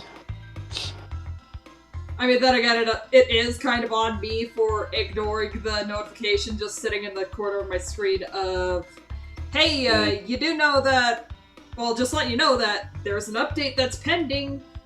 I'm waiting on you to either do it yourself or I'll do it for you. Yeah. Either you do this or I will. It's like, what? And then, of course, it goes, okay, I have my answer. I'm just gonna update real quick. That's the worst. Man. Then again, it has happened more often than not when I've worked at a software like Photoshop or whatever, when I'm just in the zone working on something and then it either just crashes out of nowhere and I forget to save, or it just buffers for too long and I'm just like, okay, I gotta shut this down and restart. Oh, cool, some progress is gone. Fine, I guess I'll just jump out my fucking window then. Oh wait, my story's, I'm only above one story and I can't die? Damn it! Fall head first. For legal reasons, that was a joke, YouTube. I'm not gonna say that again. But yeah, head first. And then again, I talked about some truly horrendous stuff that happens in the events of Homestuck itself, and it's still up. Speaking of Homestuck, has anyone given you shit for that video you made on your thoughts of the trailer? Or has everyone just been like, oh, okay? Yeah, everyone's been like, oh, okay. I think a couple of people have said, yeah, I think it'll be fine, but, you know, understandable. Yeah, more power to them, of course.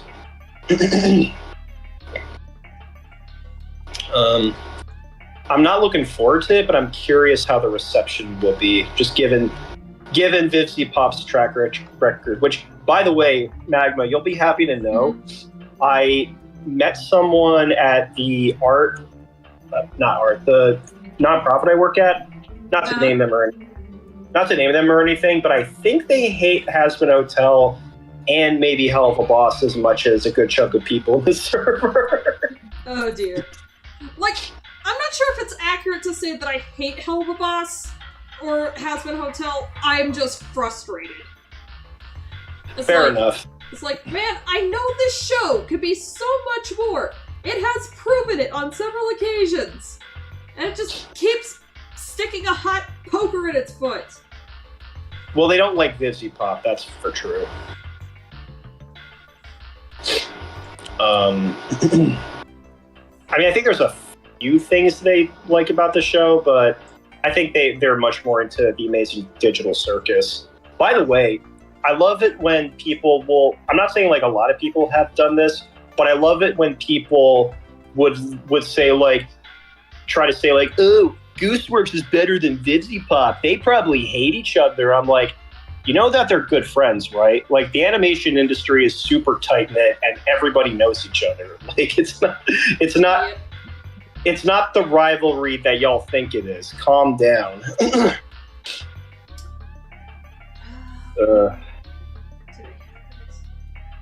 Remind me to never get into those types of parasocial mentality fandoms. Pardon me, I am consulting. The last time I had a finished image. Wait, consulting? Yeah, cause at least I was smart enough to show off the first finished iteration of the Shadow Milk pin. Oh, I thought you said consult. You were gonna, because I said like, you know, fandoms and parasocial shit. I thought you said you were consulting some parasocial fans. No. I was gonna say like, you're not that insane. No, I am not, contrary to popular belief.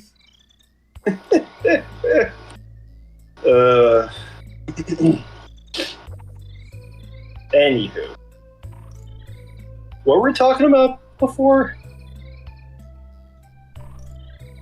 I don't remember.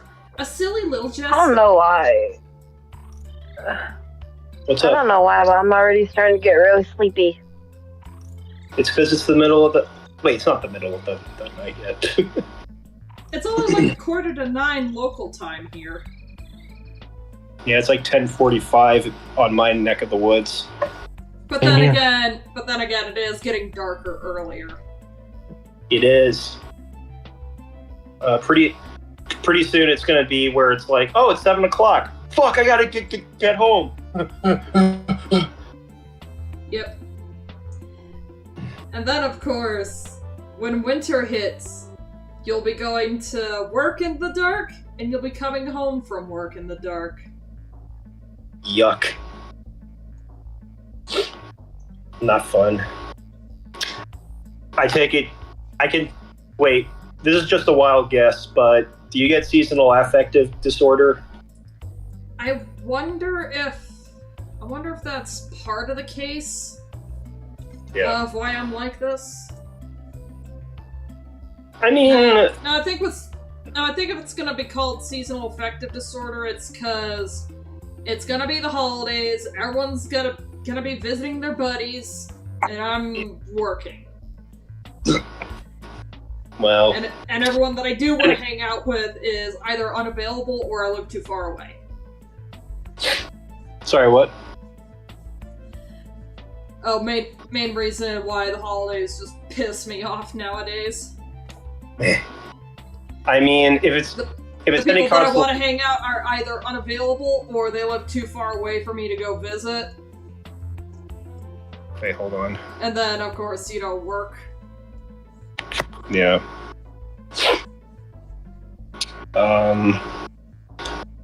If there's any, like, holiday songs that we might end up singing that you'll remind us to never sing in here, just let us know.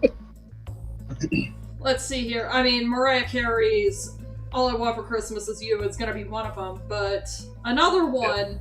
Why are there so many covers of Last Christmas? It's annoying. Because it's a goated song. Okay, I think it's a goated song, but I will sing it in the server. Thank you. Yeah. I don't know. I only came to hate it because there are just so many variations, and they just play. I swear to God, it's just an entire playlist with nothing but that song, but sung by different artists, and I'm like, oh my God, can we listen to something else, please? Oh my God. Yeah, I'd get annoyed too. And this is coming from someone who got sick of songs that were coming out of the earlier this decade when I was working a different restaurant job. And since Havoc is not here, fuck the McRib and fuck the ads for it. Uh-oh, you better watch out. Not kidding. You better watch out. You better watch out. You better watch out. You better watch out. The McRib. Alright. I'm so Gen Z, I still quote Vine. I'm so Gen Z that I remember back in the day when the internet was still a novelty. Oh, Okay, seriously. So Do I even spoiled, man. count as Gen Z? What? Do I even count as Gen Z? You're a When year millennial. were you born? You're born in 95. So, okay, I'm going to be really autistic here. So for context, the range of boomers is 1946 to 1964. The range of Gen X is 1965 to 1980. The range of millennials is either 1981 to 1996 or 1981 to 1999, depending on who you ask. I think it's the former, but whatever. Gen Z is 97 to, I think, 2015. And then Gen Alpha, for whatever reason, started in 2012. I've also heard 2010 as a starting point for Gen Alpha, but I mean, I don't even entirely know where anything started anymore. So I think we made this joke before. Even though Doug Walker is technically a millennial, he might as well be fucking Gen X. yep.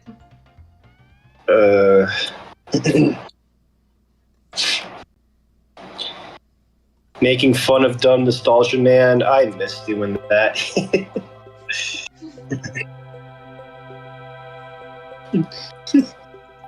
Did I mention that I'm gonna do glitter with these pins? No. Oh, hell yeah. The second Magma drops these, I'm buying all 5. Oh my So god. all five Beast cookies. Did you want a pumpkin pie too? Sure. Pumpkin pie. I already have like 2 keychains. One of Eternal Sugar and then one of Burning Spice. Okay. Do y'all prefer which pie do y'all like more? Apple pie or pumpkin pie? Okay. Why you Pumpkin. gotta make me choose like this? Because I'm evil. No, it's a harmless game. Come on. Well, if you like both, that's cool too. How about that? And I Magma, like any kind of pie. Nice. and Magma knows I already have a keychain and pins of a certain character. Well, 2 certain characters. Yep. Isma. No, it's Date everything. It's Hector and Bodhi. So Bodhi is literally the 80s. He's a time capsule. Time capsule. Yeah, but like this motherfucker really says, like he's talking about like, you know, there's all these new people like black, white, indigenous, Asian. Oh, and those people with the letters, What? you know, legitimate qua. What? He a little confused, buddy. You got the spirit. He said, I just want to say I'm part of the LGBTQ community, and this is my boyfriend, Bodhi. He's an ally. Talk, Bodhi, Windbreaker. Ally! Who's the name? What's the character from Date Everything voiced by Dana Snyder? Oh, Von Trapp. Von Trapp, yeah. I don't know why, but I'm just thinking of for some reason I'm thinking of him meeting Rotten the Snowman from the most recent Smiling Friends episode. Look at him. He's just a little rat boy. And who can forget? Who can forget dear rat boy? Rat boy, I resent that. Once again, we're never going to grow up, and we never should. Fuck that.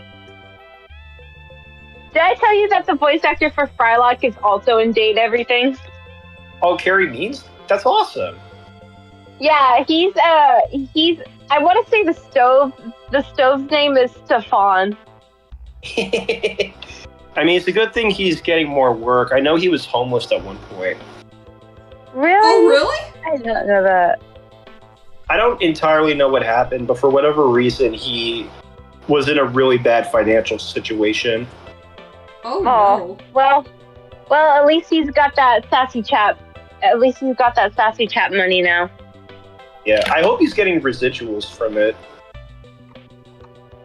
Yeah. You mean royalties? I mean, I hope he is. Hold on a second. One fun fact I like to add is that Stefan does have a little chicken timer named Mr. Cluckles. And with that, I have this meme that I made.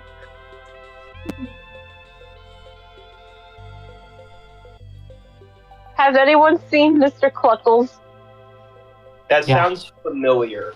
Mr. Cluckles. Wait, hold up. Imagine. Oh, sorry. I was gonna say, imagine Parker Bradley, which is the guy at the bottom.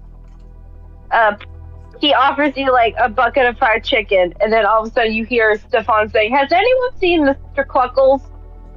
Parker. Parker, what's this chicken? Where'd you get this chicken? Cluck, cluck, cluck, fuck you. You hear a chicken going, cluck, cluck, cluck, fuck you. Parker is just Guzma if he were autistic for board games instead of bugs. Who's Guzma? From Pokemon Sun and Moon. Oh. Let's see. And I lost track of Pokemon after a while. I do know that Ash has retired and some other character is involved though. That's about it. Now, my friend says that that the character John Liu reminds her of Guzma. So I just have to say, who are you two?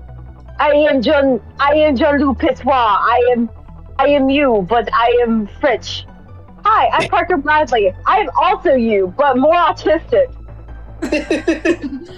But at least you are not French. That was terrible. Wait, hold on a minute. Yeah, it's bad enough that John Liu is the toilet and he's a French rapper. Ew. Okay, just it's time for Stitch shitposting. Well, not shitposting, but random wait, hold on a minute. Stitch posting. Okay. Let's call it Stitch I wanted to say posting. that, but I didn't want to make you guys cringe. That remake made me angry. So I decided to set a war crime on the Disney Studios. That is all.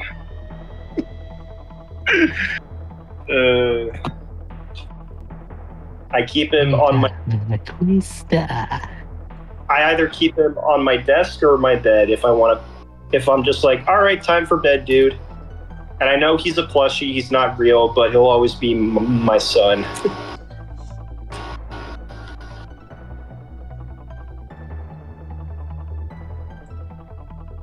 I think I'm gonna lay down for a little bit. I don't know why Okay. I'm really sleepy. No worries. You gotta sleep. You gotta sleep. Fair enough. Sleeping is Goodbye. nice. Nate, I slept way longer today than I probably should have. That's only because I didn't have anything to do today. I was sick, so I didn't get to go to school today. Oh, I'm sorry. You okay? I'm better now. That's good. It's that time of year to get sick, unfortunately. Yep, because it's getting cooler, and that decides to completely screw with your immune system. It does. And it doesn't help that I got like chronic allergies. I don't know why.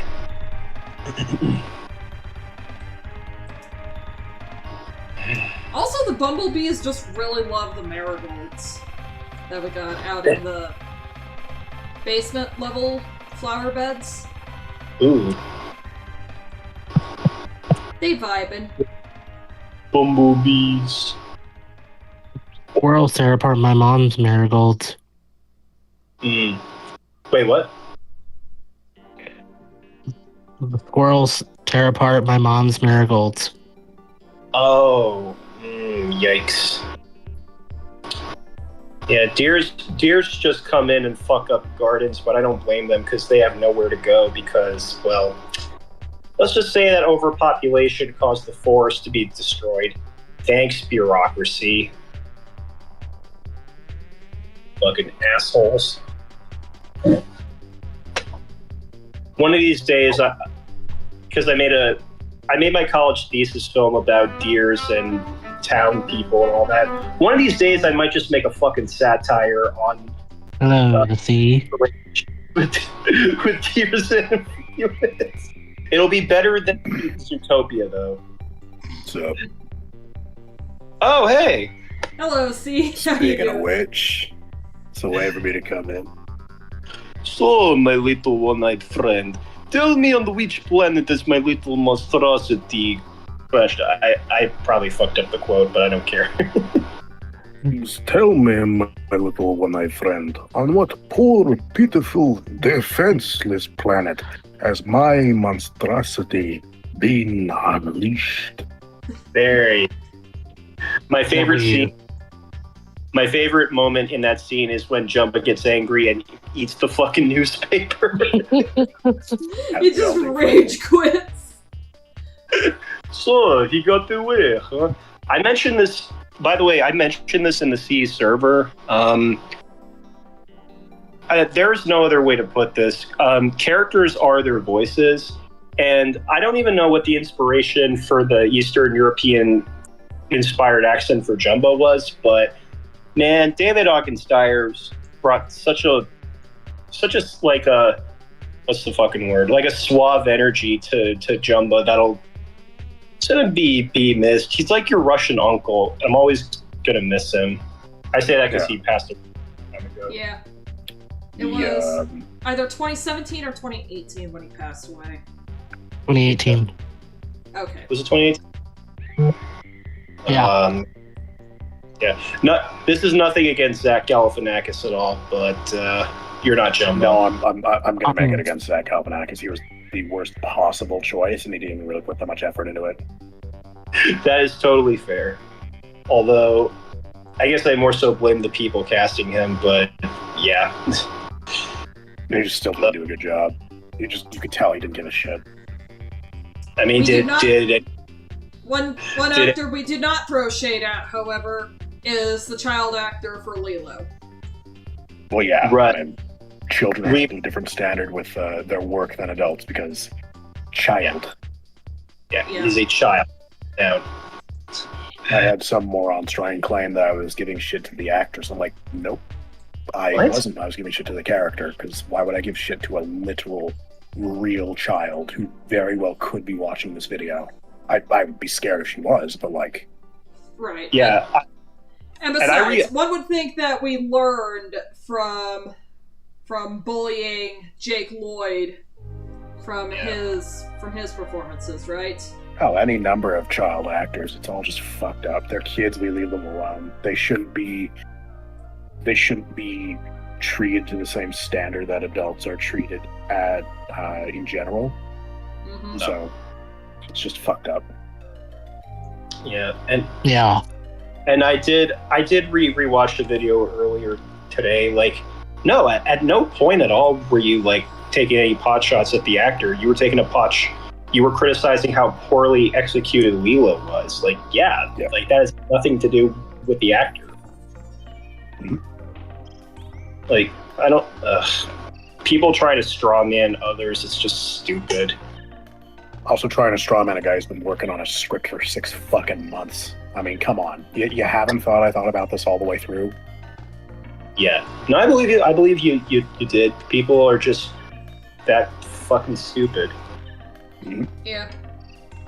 I mean, it's not like these things don't take time to make. The Rango video, I've had that in the works for what, a year and a half from start to finish.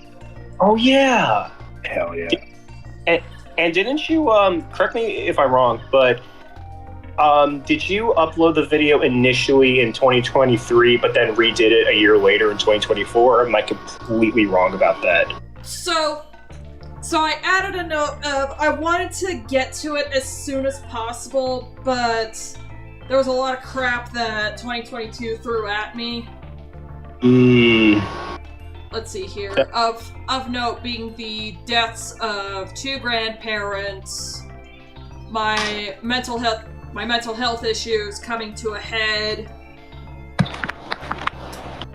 and then 2023 also kept me busy with some other stuff, namely finding out that a former friend of mine, his behavior was a lot worse than we'd expected.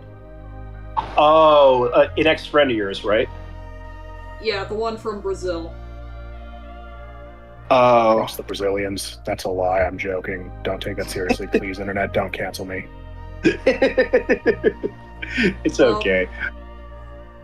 I mean, consider...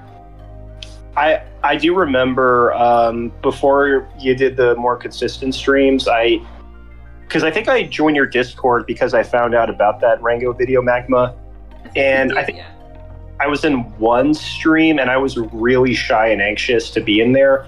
But I think as I got to be in more streams, I was just like, no, it's actually fun to be in these streams and vent about the stupidity of media discussion and all that.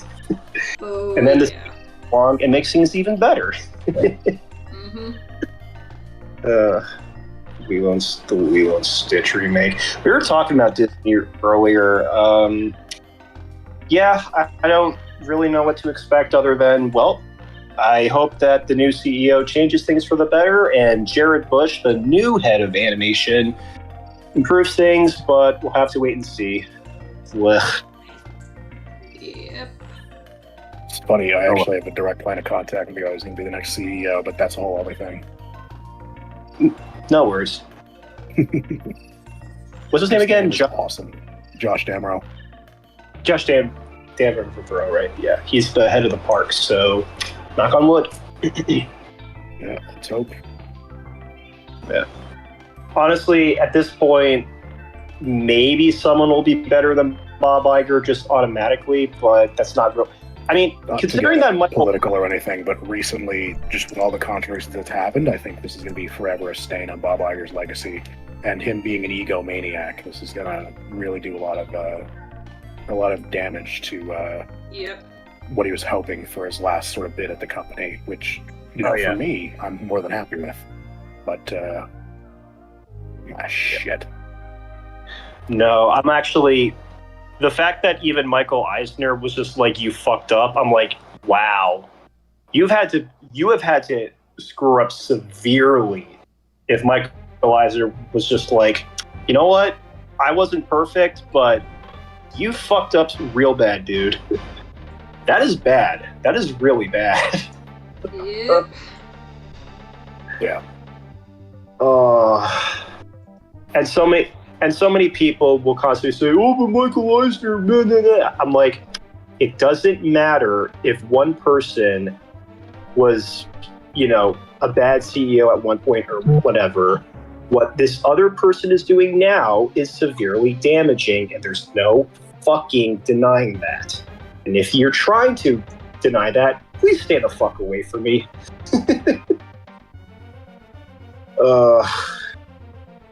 Not to vent or anything too much, but I'm not looking forward to this.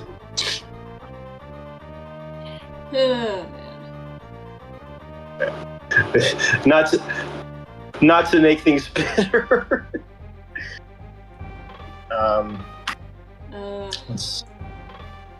In lighter news, I don't know why. News, hopefully all the fall craft fairs for October go great. Oh yeah, I'm looking forward to October. I wasn't born in that month, but it's my favorite month of every year. Because it is spooky season.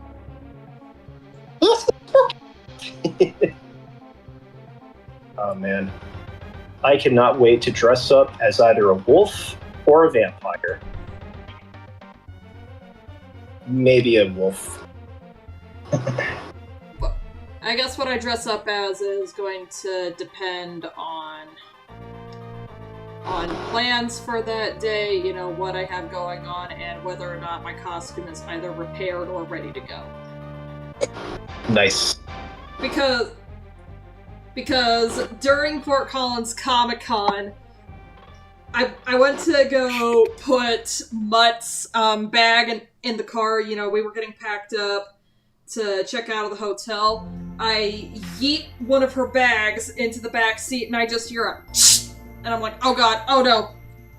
Oh fuck. I was cosplaying as Noodle during Plastic Beach that day, and I'm just checking. I was like, oh my god, what ripped? And I looks like, crap. I ripped the arm out of my costume. Oh no. Like it came apart at the armpit. I'm so sorry. Oh man. That's alright. I just gotta sew it back together. Though I think I'm gonna shorten the sleeves first. Yeah. Just take the sleeves off, cut them down a little shorter, and then sew them back on. That's good. This is I don't know why I'm thinking of this out of nowhere. Does Noodle have black hair or no? So it's naturally black. Though it also depends, on what style she wants to go with. In Phase 1, it was shown as pure black. In Phase 2, she's got a bit of a purple tint to it. And during Plastic Beach, she just straight up dyed it blue as a reminder of 2D. Nice. Anyone watching my stream? Yeah. Oh, you're streaming too? Hell yeah. Oh yeah, I'm looking at the notification. Hang on. In fairness, I'm busy. I'm actually I'm simultaneously talking to you guys while animating a scene for a film I'm working on. Oh, nice. Yeah. Animation. Oh, really? Most people would call me crazy for saying this, but nice. Animation is one of the very few things I have infinite patience for. Actually doing it. Oh, hi, Kiara. Nice. Kitty! Hey, Kiara. Ah, shit. Here we go again. Ah, shit. There was one time, I don't know why I did this, but I watched, for the 30th anniversary of The Lion King, I watched, The Lion King, then Lion King 2, Simba's Pride, and then, I watched those two in full. God. But the third one, Lion King 1.5, I watched the following day, and I don't know why, but I kept humming the songs from Lion King 2 way more than from the first film. No idea why. They're goated songs. Yeah. I mean, then again, not one of us. It goes hard. Oh, it's a fucking heartbreaking song. Mm-hmm. Just like, Kovu, you didn't do anything wrong. Well, he wasn't perfect at it, but you didn't do anything wrong. And to kill one with a machine gun and steal it. I personally like the song Love Will Find a Way. I like you, Pendy. It's a charming little beat. He lives in you. That song is even better. Yeah, that song is even better if you're watching the Broadway play. Okay, I am going to go ahead and save this because I am not interested in having to redo this boy. Based. And now we can switch over to video games.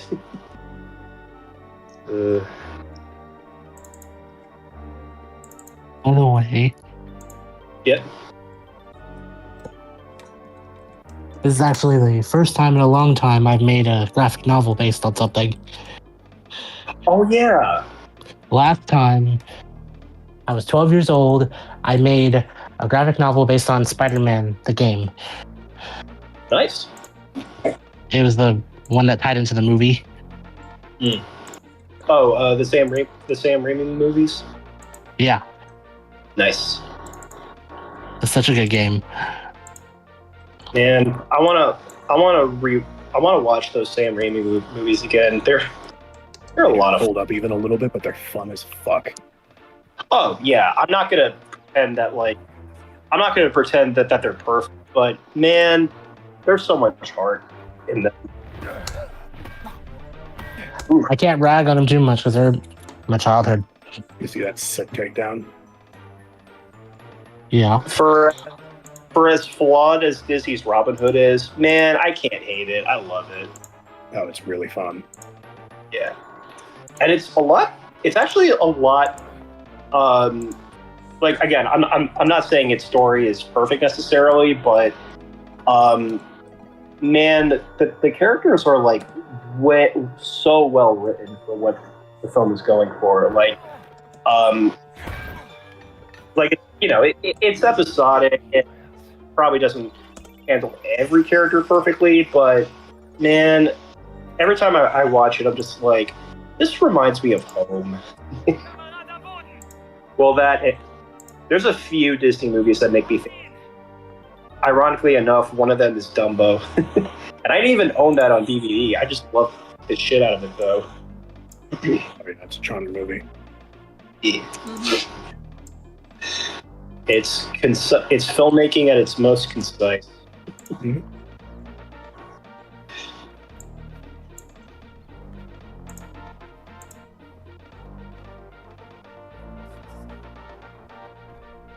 Fuck. This is something I don't always tell people, but I actually grew up on Lilo and Stitch 2 more than the original, and Really? looking back at them, the second film doesn't even remotely hold a candle to the first film, but I look back at it and I'm like, you know what, it's got its charm here and there, and if anything, it does more or less continue Stitch's programming arc, so to say. But nah, the mere existence, as I said before countless times, the remake's mere existence was just made me so mad. I was like, you know what, fuck it, I'm just gonna watch the series. Fair enough. As did I.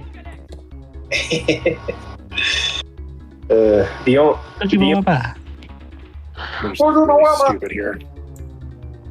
What were you saying? Who, me? Yeah, you. Oh no, I was just saying. There's just some. I don't know. That series is just so much fun to watch, seeing all the different experiments, and then of course, it's gonna be sick. And then there's Ruben, my alter ego. Shit.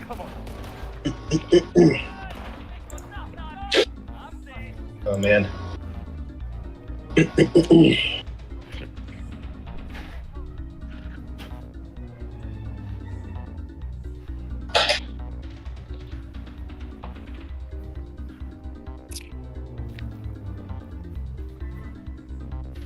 I remember seeing Jaws a few weeks ago in a theater. The best trailer beforehand was for Avatar, the third film coming out. I'm like, ooh. Oh yeah, I'm excited for that. Yeah, I gotta rewatch those movies at some point. It's been a long time since I've even watched the first film. But no, I enjoyed them when I was a kid, but I'll have to see if I don't know. I'll just have to see them on at least the first film on the right night, because long movie. I don't always have the time to watch long movies, but fuck it, I'm gonna do it. Based. Speaking of long movies, I saw The Sound of Music last week. Oh, nice. Nice. But unlike you, I didn't get any good trailers before it. Did you see the theatrical re-release? Yeah. The funny thing is... Oh, sorry. They played the trailers for Zootopia 2 and Hoppers. Ew. Ew. Yeah. Oh, ew, no. Ugh. I feel violated. Brother, ew! What is that? What's that for God. Well, then again, most of the films I saw before, like in theaters not too long ago, they did show the trailer for Wicked Part 2, so I'm like, okay, I'm excited. Oh, I gotta see that. I gotta rewatch the movie. It's been a minute. But, what the fuck else is coming? I'm trying to think of like trailers for bad movies coming out, or films that look bad. I mean,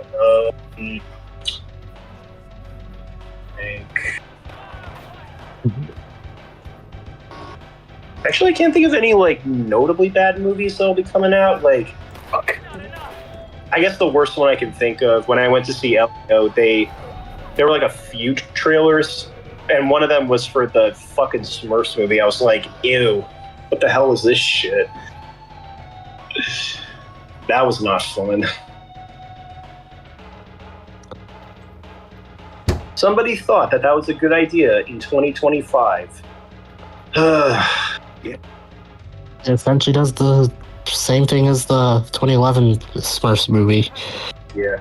By the way, I'm not saying like making another Smurfs movie again isn't necessarily a problem. Like, after all these years, just more so like, okay, why the fuck are you casting all these people? You know? Rihanna, a Smurfette. Like, kill me now. And I like some of Rihanna's music. It's not her, just like, what the fuck? Ugh. Well.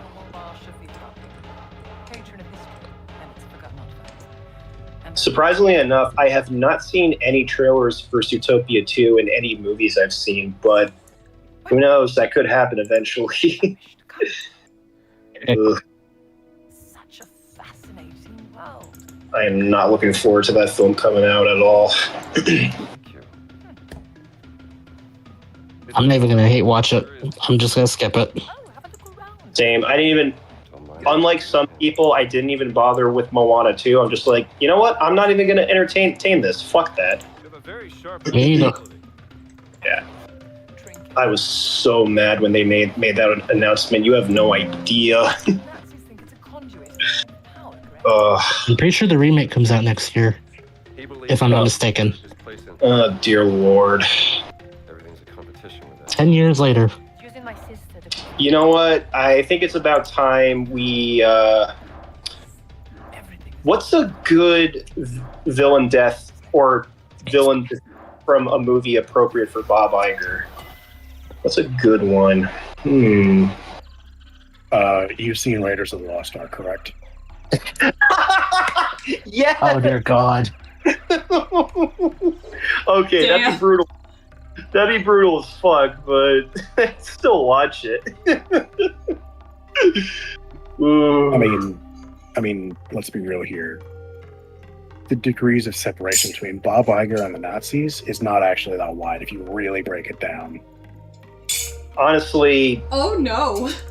All I'm saying. Yeah. You're not Bob wrong. literally did have a movie filmed in an actual concentration camp. True. Oh shit. Oh no. Oh god. Oh fuck. Fuck, you're right. Ooh. Yeah, no, Iger is... He's as evil as they come. He's no different, no better than any other fucked up sociopathic CEO. There's no positives I can give him. He's a psycho. Yeah, I can't think of any positives to give him at all anymore. Like, not even remotely. His smile, that smile he gives, is so fucking fake. He might as well have like countless meetings. It's like, okay, this is how you smile. There you go. Now you got it. Yeah, I went there.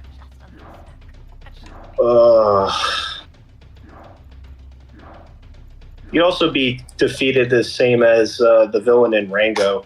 Just have fucking not Rattlesnake Jake, but something like Rattlesnake Jake. Just fucking carry him off the ethos, and nobody knows him.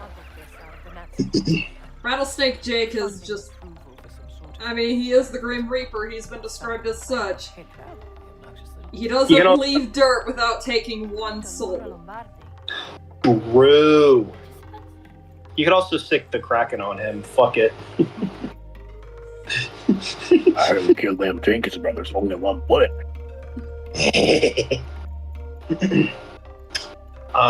There is one person that I like to die the same way as Cutler Beckett, but I'm not going to say who that is because we don't talk about politics here. RIP. Have you ever seen Total Recall? Which one? The original. Surprisingly, I have not, but I might know what you're going to reference. Doing everything I can, even though Decompression. Actually, Eye yeah. popping out. Ooh. You could also kill him off like the antagonist in RoboCop. Fuck it. Oh yeah. You guys have seen the Terminator, right? Wait, Yeah. The first, only the first one, and not in a very long time, but I know what you're talking about. I'm just thinking of like the first death in the movie where the guy pulls out a knife on the Terminator and says, "Fuck you, asshole," and then he just punches right through the guy's stomach and just like kills him instantly. I'm just thinking that. I'd watch that and smile. I'd be the one punching By the through way- his stomach. By the way, of those punks in that scene, not the one who said "fuck you, asshole," but the one that Terminator killed. That was the same actor who played as Shao Kahn in Mortal Kombat Annihilation.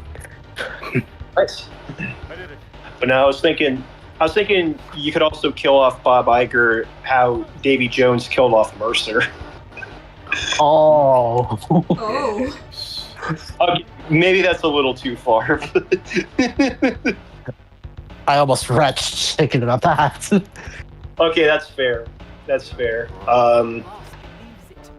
It'd also be too quick. It's not fun. Okay, no, I'm sorry. Again, YouTube, that was a joke. Or was it? Meanwhile, I'm sitting over here working on a cookie that looks like Jafar in his genie form. That looks like what? That looks like Jafar when he became a genie. He does, for real. I wish to be an all-powerful genie! And then he is fucked. You want to be a genie? You got it. What? Everything Everything that goes with it. No! Phenomenal cosmic power. Itty bitty living space. Man, as much as I love Aladdin, this will probably be a hot take. Aladdin, as much as Aladdin is one of my favorite Disney movies, I wish they didn't retool it with so little time left. Thanks, Jeffrey Katzenberg. I wish they didn't get rid of Aladdin's mom, but oh well. I think not having Aladdin's mom does focus up his character quite a bit, though. That's true. It does, although I don't know. "Proud of Your Boy" is such a goated song. I'm glad they brought it in for the Broadway show, though. It only inspired a certain group. I mean, what? Nothing. Oh, no. No!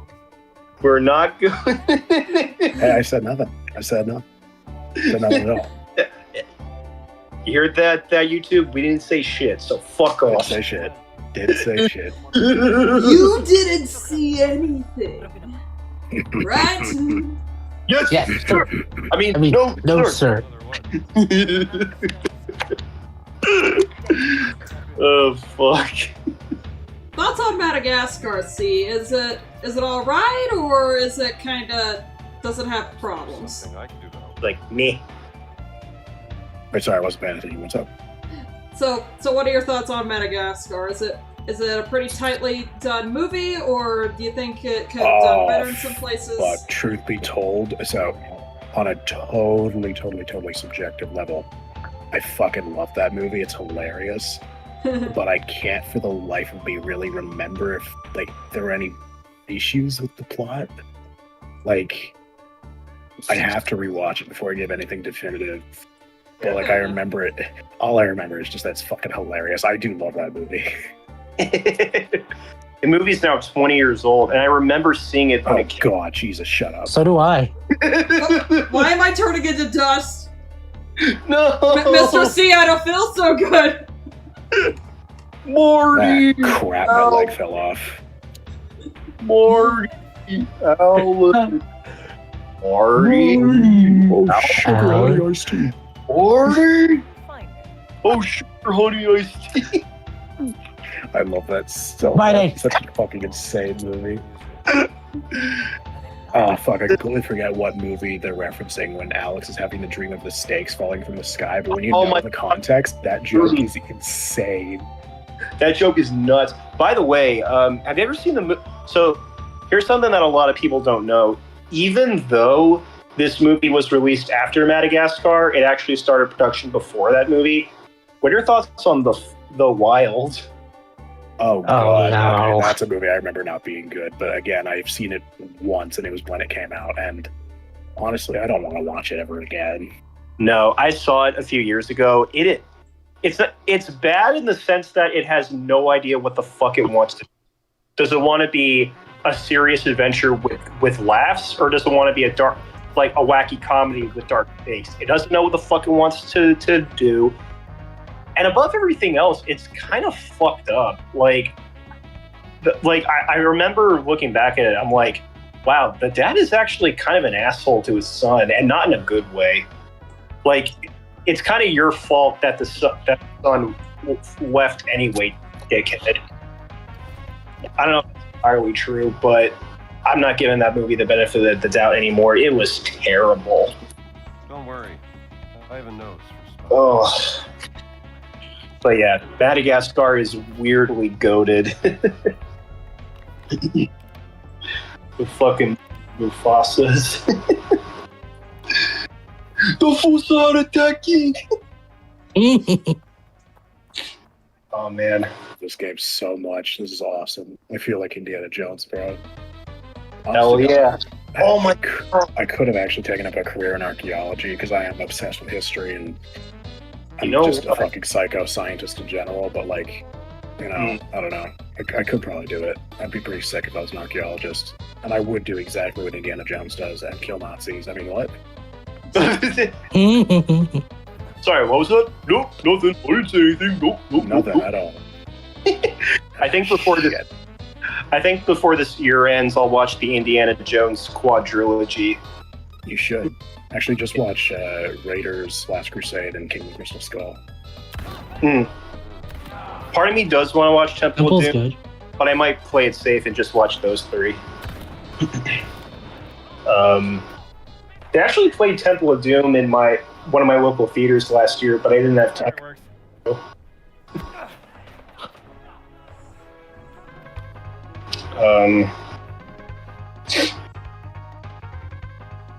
My favorite, when I was watching the Pirates of the Caribbean trilogy a few months ago, one of my one of my favorite memories while watching it. This is going to be weirdly specific, but the scene involving it was at World's End when Elizabeth was pulling, I think it was a gun out of, I want to say, her boot, and I remember looking at that and thinking, what the fuck just happened? And I thought, no, she did not pull it from her boot. She pulled it from somewhere else. Yeah, I was gonna say, like, somebody thinks it's that. It's like, dude, this is a family movie. It's not that fucked up. I remember this Nostalgia Critic made a joke about it, and I was just like, nah, it's not disgusting. I actually love it because it's funny, and also I've got weird interests, okay? Yeah, like, it's funny. Like, calm down, Doug. Then again, this is the same dumbass who made that fucking joke of when Calypso got big and they made a crotch joke, and I'm like, Doug, I will kill you.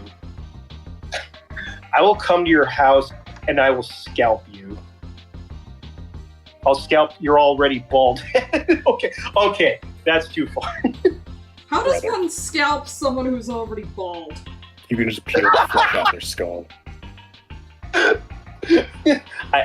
I mean, and there is a certain Jeff you can do that to. But I didn't say anything.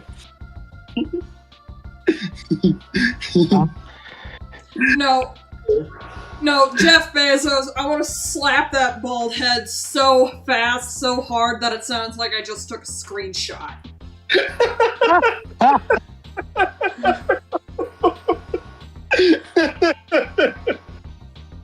Based. I got a machine gun. Sweet. Watch this. I gotta keep that in a record book so I could use it. Oh, hell yeah.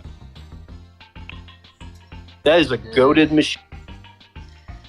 But starting with this upcoming craft fair, I think I'm gonna start offering mystery bags of, some of my smaller wares. Nice. Do it. Man. Like $15 a pop. You can open it up and you'll get an assortment of stickers and keychains and like small art prints. This is gonna be weirdly specific, but I don't know why I was chortle. I don't know why I was thinking about this, but another memory I have of what was it? I think it was, it was still at World's End and the negotiation scene. And later on, I look at in your video the scene of like Doug Walker complaining about that scene. And I'm like, wait, that scene's actually very well paced. What is he talking about? Yep, very well paced, structured, written. Everything about it is pretty damn good. Yeah, like, what gives, Doug? I mean, you do have to be patient with him. He's a little too used to 80s children's movies just being completely batshit insane, so he doesn't have any other frames of reference to work with. I mean, I don't know. Mr. Bring the runtime down. I don't know how Doug Walker said. I remember in this video of like the saddest scenes he's ever had. Of like the one thing that makes him cry the most is like the Rise of the Valkyries opera, and he's like, "Yeah, I know it's long, it's opera." I'm like, "Wait, so you have patience for opera, but not that? What the fuck?" Well, then he's trained in opera, and he's biased as shit. Fair. Ugh. He trained in like opera singing. Oh yeah, that is true. I think his mom was an opera singer, or gonna be an opera singer. Well, she wanted to be, but she decided, nope, I'm gonna raise my kids, which I gotta give her props for that. Yeah. She seemed like a sweet woman. I gotta say, for as much as I think Doug Walker is a fucking blight on media criticism, I do think that is actually very charming that he, considers opera to be this, profound sort of thing, and it moves him. I do think that's sweet. Yeah. For as much as we dunk on somebody, we can at least acknowledge when they and enjoy things where just like, you know what, that's awesome, dude. Doesn't make them on the whole perfect, but I'm like, you know what, I don't really have it in me to like completely shit talk somebody if they have goated takes.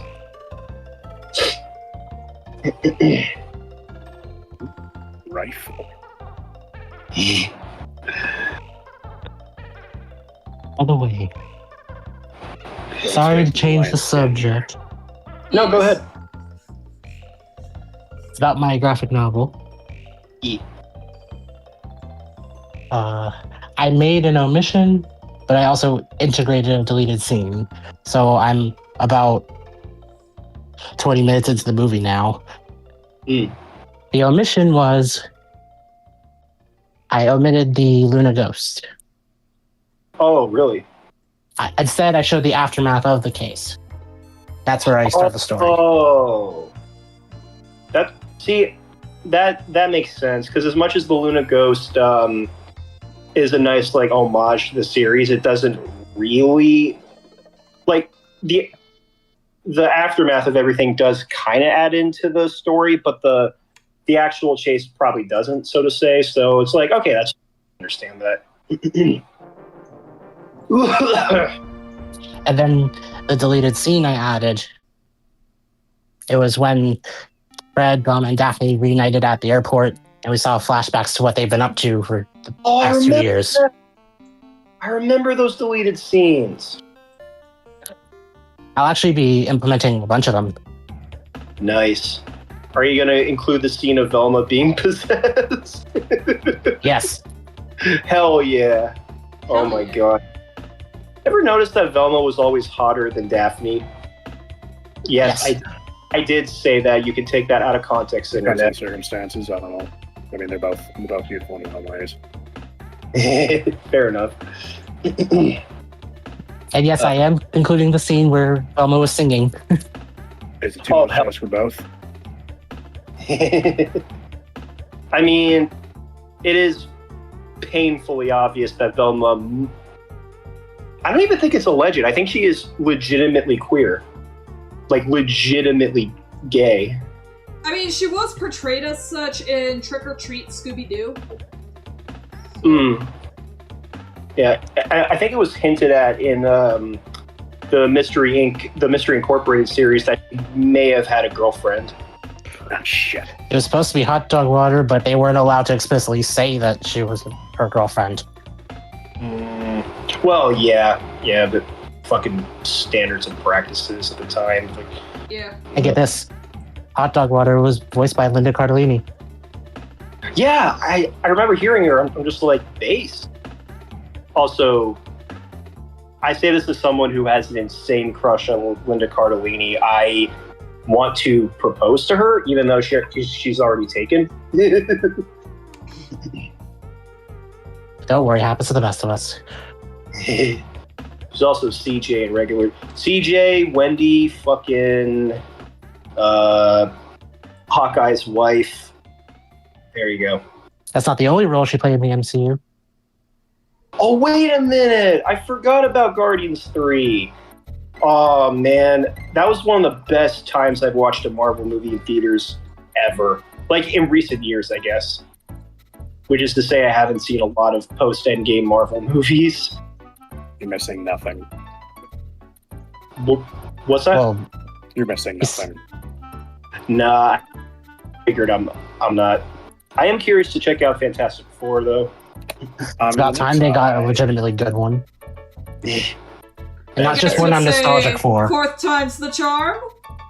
It's got I'll a see myself decent plot. I still it's got a kind of broken plot, but the character writing's good. Also watch this. Oh, wait, hold on. Yeah, dude? Hell yeah. Get them down. Killing Nazis, bro. Oh, shit, missed that. That's not good. And another MCU thing. It was the second most recent one I saw in theaters, but not the second most recent one released. It was Deadpool and Wolverine. Oh yeah, I had fun. This summer I got it. Oh, sorry. The movie's terrible. There we go. I was gonna say, I don't. Looking back, I don't think it's a good movie, but I had fun. This summer, I got a 4K copy of it. And Nice. I started crying because the same thing that happened to Wade happened to me a week after I first saw the movie. Oh, right. You had an intergalactic time agency after you? No. The woman I love decided to end things because I was being too hard on myself and she got sick of it. Oh. I'm sorry, man. No, I deserved it. I wouldn't say that. I took my frustrations out on her. I shouldn't have done it. Don't worry, I didn't lay a hand on her. It was just verbal. No, I completely get it, and it's things you can only look back on and just hope for the better. But I'm sorry. Because of that, I really appreciate the musical Carousel a lot more. Carousel. Is that another Rodgers and Hammerstein musical, or am I wrong? Yeah, it is. Oh, nice. In fact, Rogers says that was his personal favorite. Nice. And Time Magazine called it the best musical of the 20th century. Based. Neat. I don't know if I've ever said this, but if not my favorite musical, then my favorite movie musical is probably Little Shop of Horrors. At least in terms of adaptations of Broadway musicals. Other than movie. Yeah. I own the director's cut on DVD because why not? Oh man. But yeah, I'm going to repeat what I initially said back in 2019 when Shazam came out. Man, I'm more interested in what DC's doing now. Shazam, what made you think that back in 2018? No, 2019. 2019. Shazam. Yeah. I haven't seen it in a minute, but man, it was so much fun. That was like the only. Have you seen Shazam: Fury of the Gods? I have not. I've heard it's fucking terrible. It is. It's so bad. That made me sad to hear. Like, and same cast, same director. I'm like, what happened? And again, I haven't seen it. Heck, that wasn't the only sequel to a DC movie in that same franchise that was bad compared to its predecessor, which people thought was every good. DCU movie is bad. I don't want to break it to you, but they're all bad. No, yeah, I completely agree. I don't think. Well, I'm not going to say that Aquaman is a good movie at all, but it's fucking really bad. I loved it. It was so. It's the kind of bad where I'm just like, what is this? Like, it's the kind of bad that you don't get anymore. And I actually, hot take, I actually did like Birds of Prey, but I'm a simple man. But and The Suicide Squad, that was considerably better than the first one, but I haven't seen that one in a minute. I watched it before watching Superman. Oh, nice. And yeah, I think it's good. Yeah. I haven't seen that movie. It's the definition of good character work, bad story, which sounds about right, honestly. Fair enough. But even then, no, I'm really excited for what James Gunn and Peter Safran and the rest are cooking for the rest of the DC stuff. I'm like, you know what? Hit me with your best shot. Hit me with your best shot. Hit me with your best shot. I love that song. This place is piling up with Nazi bodies. It's great. Nothing of value is lost. So, what game are you playing, C? Indiana Jones and Great Circle. Hell yeah. Oh, nice. Oh, yeah. So this is just some beautiful fucking massacre, Nazi killing action. It's great. Okay, Magma, I know you don't watch Senor Palo, but I gotta quote this. Yeah, it's time to punch a Nazi. Yeah, I punch a Nazi. By the way, the sea. This game is beautiful. Like it's at first I was against the first person mode, and then I realized, wait a minute, I get to beat the shit out of Nazis in the most immersive way possible. Sign me the fuck up. Woo! Hell yeah. You were saying something, right? I wanted to ask the sea something. Yeah. This is an older title, but have you ever played Indiana Jones and the Emperor's Tomb? I think as a kid, yeah. How old is that game? 22 years old. Oh, damn. 1 year younger than me. Yikes. I am older than an Indiana Jones game. How did that happen? I mean, I think we're all older than this game, to be honest. Fair. I mean, I don't think any of us are as old as the original 3 movies, so rip. I mean, the first Toy Story is turning 30 this year. Oh yeah, that's actually playing at at a local theater, I think. So that should be the first movie I ever watched. Really? Mm-hmm. Nice. Do you remember what the first movie you saw in the theater was? I'm not sure. Yeah. I think for me it was Monsters, Inc. That was like 2001, I think? Yep. Yeah. Yeah. Sorry. First movie I saw in theaters, although I don't really remember, but according to my mom it happened, was Shrek 2. Nice. I'm probably wrong, but I think the first movie I saw in theaters might have been Finding Nemo. Either Finding Nemo or something else. So what else came out in May 2003? X2. Oh, fuck. Well, I don't fuck with anything by Bryan Singer. Oh, man. It's a shame. That was a good movie. No. I'm sure it was, but one of these days I might watch those X-Men movies, but you gonna have to separate that from. Gonna have to separate the artist from the art in this case. Oof. Always gotta. Yep, you gotta do it. I've never. The first X-Men movie, it turned 25 this year. Damn. Wait, what were you trying to say? Oh, I was just saying, I've never seen The Usual Suspects, but I think I might as well, but I think we're at a point where people aren't entirely dunking on Bryan Singer as much.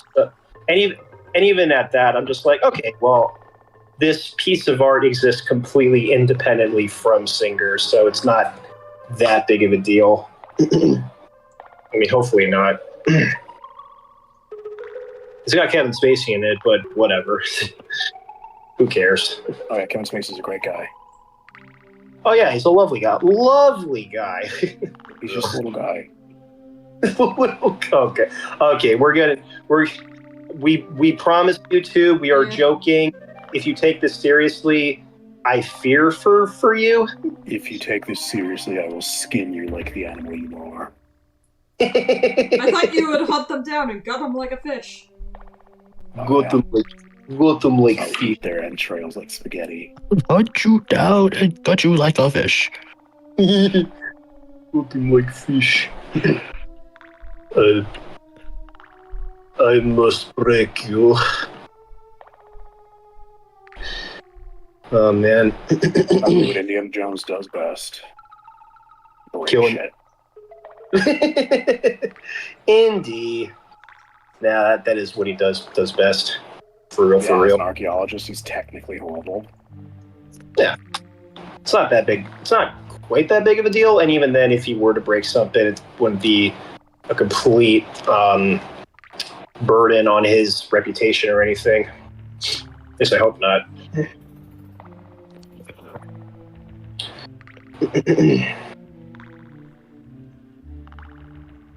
Whew. Let's see. Yeah. This Yeah, so with this some of season. the, with some of the line work on Burning Spice, I'm doing it just a bit thicker because that's what I want to be metal instead of enamel. You're making it extra thick. I'm never gonna grow up. No, you're not. Peter Pan. And I am dangerously close to adding Burning Spice to the harem. I own. Power over spice is power over all. I mean, I own the. look at this fucker. Me when Dune.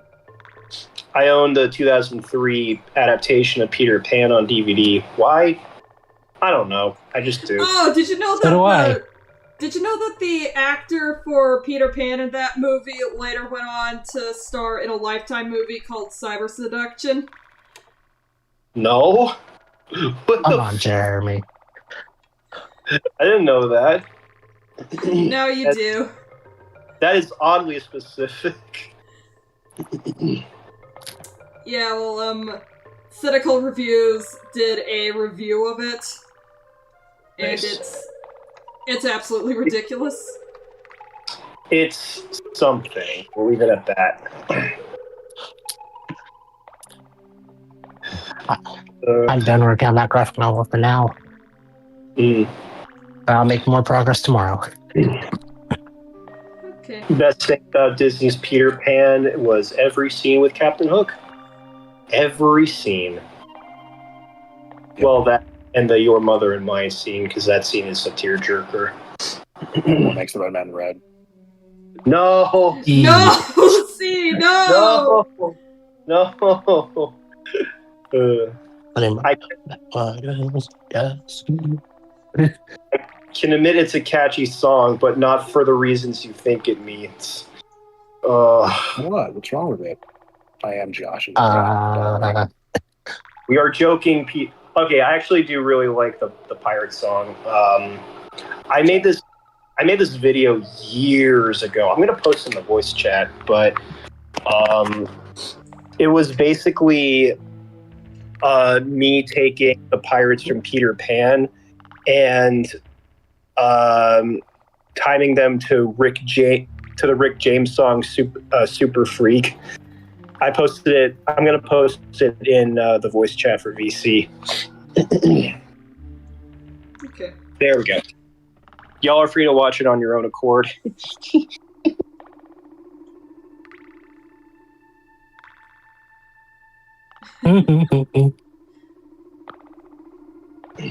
She's alright.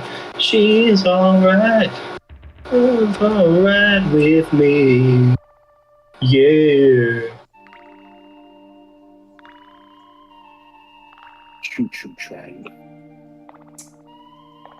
She's a super freak.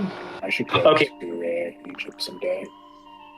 Do you guys, because these songs have similar beats, do y'all prefer Super Freak or Can't Touch This by MC Hammer? Can't touch this. Can't touch this. Can't touch it. No, that song is more like Super Freak is definitely a more substantial song, but fuck it. Can't Touch This is more goated.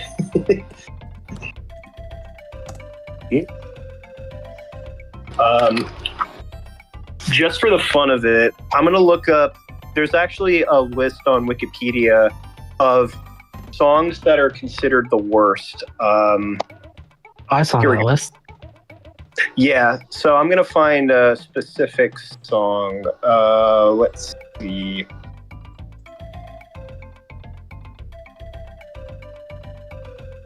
Can't believe the gun I'm using right now in this game. Ebony and Ivory by Paul McCartney featuring Stevie Wonder. That was 82. I've Never Been to Me by Charlene. That was 77. What? I love that song. I know, right? Like, oh, here's one. Susudio by Phil Collins. I'm like, what? Come on. I I know why that's there.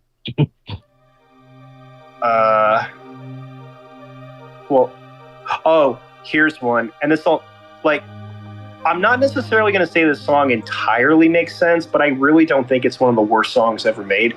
We Built the City by Starship. I'm just like, what?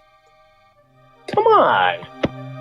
Why Don't Worry, Be Happy? I'm at a point where that song is tainted for me because some genius decided, hey, let's make a parody cover for a Quilted Northern commercial and then spam it every 20 minutes at a Walmart.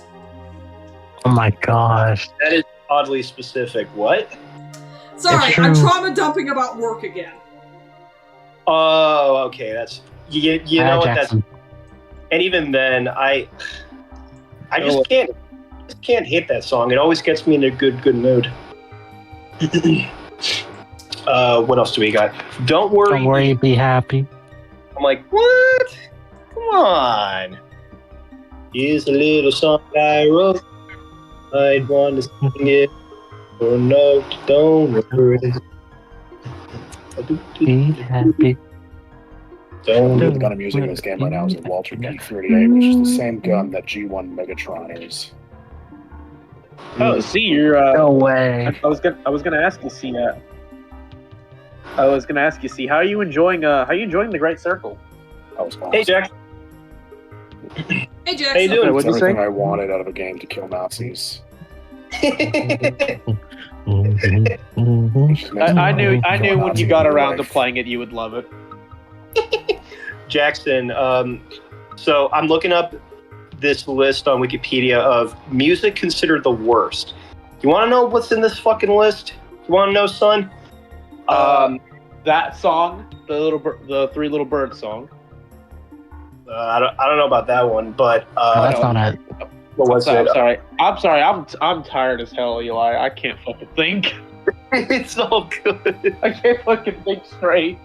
Here, I'll help Long you. day at work. Long day at work, and I'm sitting down playing Sonic Racing Crossworld. So yeah, long day. In fairness, I'm gonna lie down in a few minutes, but what the fuck was I gonna do? Right. So in the list, Susudio by Phil Collins. These are just a few examples. I love Phil Collins.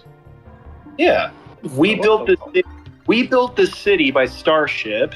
Oh, I've heard a remix of that song, but it's for Quilted Northern toilet paper, and I'm like, that's what I was talking about. That's what I was talking about. Why Magma knows what I'm spam talking it about. every 20 Magma minutes, I will knows what never the hell know. I'm talking about. Magma knows exactly the commercial I'm referring to with the Quilted Northern ad. You know what? I might have seen that, but it's been a long time. Anyway, Don't Worry, Be Happy by Bobby McFerrin is on this list. I like that song. That's a happy song. Yeah. What's worst? Anyway, Kokomo by the Beach Boys. The fuck? Everybody, Jamaica, ooh, I wanna take ya. Kokomo is Come on, pretty mama. Yeah, No. that song. I hear that one at Beach Please a lot. Okay, this one I totally understand why it's on here. Ice Ice Baby by Vanilla Ice. The only reason it's hated is because it was stolen from Queen. That's the only reason why. I like that song. Okay. Oh, Wait. Spicy. Okay. No, there's a quote from a critic on the song. So a Houston Press critic named the song as the worst song ever by an artist from Texas and claimed that it, quote, set back the cause of white people in hip hop by a decade. Ooh. Yikes. What did I ever do to you? Oh my gosh. That is fucked. Barbie Girl's on here. Wait, what? Barbie Girl's on here. That's I don't understandable. think you've... Barbie Girl being on there is kind of understandable a little bit. But it's a fun song. I don't think anyone's early YouTube viewing experience would be complete without coming across at least one PMV or AMV featuring it. That is true. Oh, this is not surprising. Baby by Justin Bieber is on the list. Oh, fuck that goddamn song. Yeah. I remember being remember being in like second grade. All the girls loved that song, while all the boys were like, "No, I turn remember it when I off." was in sixth grade. I remember when I was in seventh grade. Oh my god, no. I'm getting PTSD. On the list is It's Everyday Bro by Jake Paul. No. Oh no. I hate that goddamn song. I hate that song. The Paul brothers were a mistake. I like my Paul brothers retarded, bro. I just straight up think this is gonna between sound whatever the heck Jake's been doing, and then Logan going to the Japanese. I think there's a dead body. I think there's a dead body hanging, bro. Yo, okay. yo. This is gonna be oddly cruel. Their parents made a fucking mistake. They should have had an abortion. Their existence is a walking condom ad. Indeed. Yeah. They're not crazy. I love what C just said. Thank you. I'm not crazy. Oh, Crazy. I was crazy once. They filled me in a rubber room full of rats. I was a human being once. What else was on the list, Eli? I'm really curious. There's a bunch. I can post the list in chat. I don't think too many of these are super well known, but Friday by Rebecca Black here. I hate that song. That was hated for a reason. Rockstar by Nickelback. Who let the dogs out? Nickelback goes on kind of goes from you hate him or you actually love him, and then hate him and then love him. And then there's no in between. Who let the dog? Oh, well, the only reason the hate exists is because Chad can't keep his mouth shut. Who the fuck is Chad? Chad Kroger. A member. Sorry, Kroger. As you can tell, I don't follow Nickelback because I don't have mommy issue. Okay, no, I'm kidding. No, you're not a divorced dad. No, oh, busted. I'm not a divorced dad yet. And Who Let the Dogs Out. I like that song. That's a song that reminds me of my childhood. It's not even. I do kind of get why that song is on the list. It's not even about dogs. It's about ugly women. I know, right? It's so fucking misogynistic. Do you want to know how I remember that song, Eli? You want to know how I remember that song? Rugrats in Paris. You knew. God damn it! You knew exactly what I was gonna say. Exactly where I was gonna go with that. No, that is how much you know Shrek. me. What? How do you know it from Shrek? Where was it in Shrek? Because I grew up with this very ancient technology called the VHS tape. I mean, and at the I end of had the VHS tape on the Shrek on the VHS release of the Shrek movie.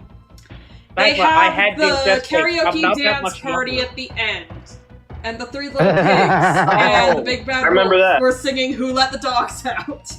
Okay, that was on the DVD too. Okay, Magma. I had that, but mine was Shrek 2's Far, Far Away Idol. Based. Yes.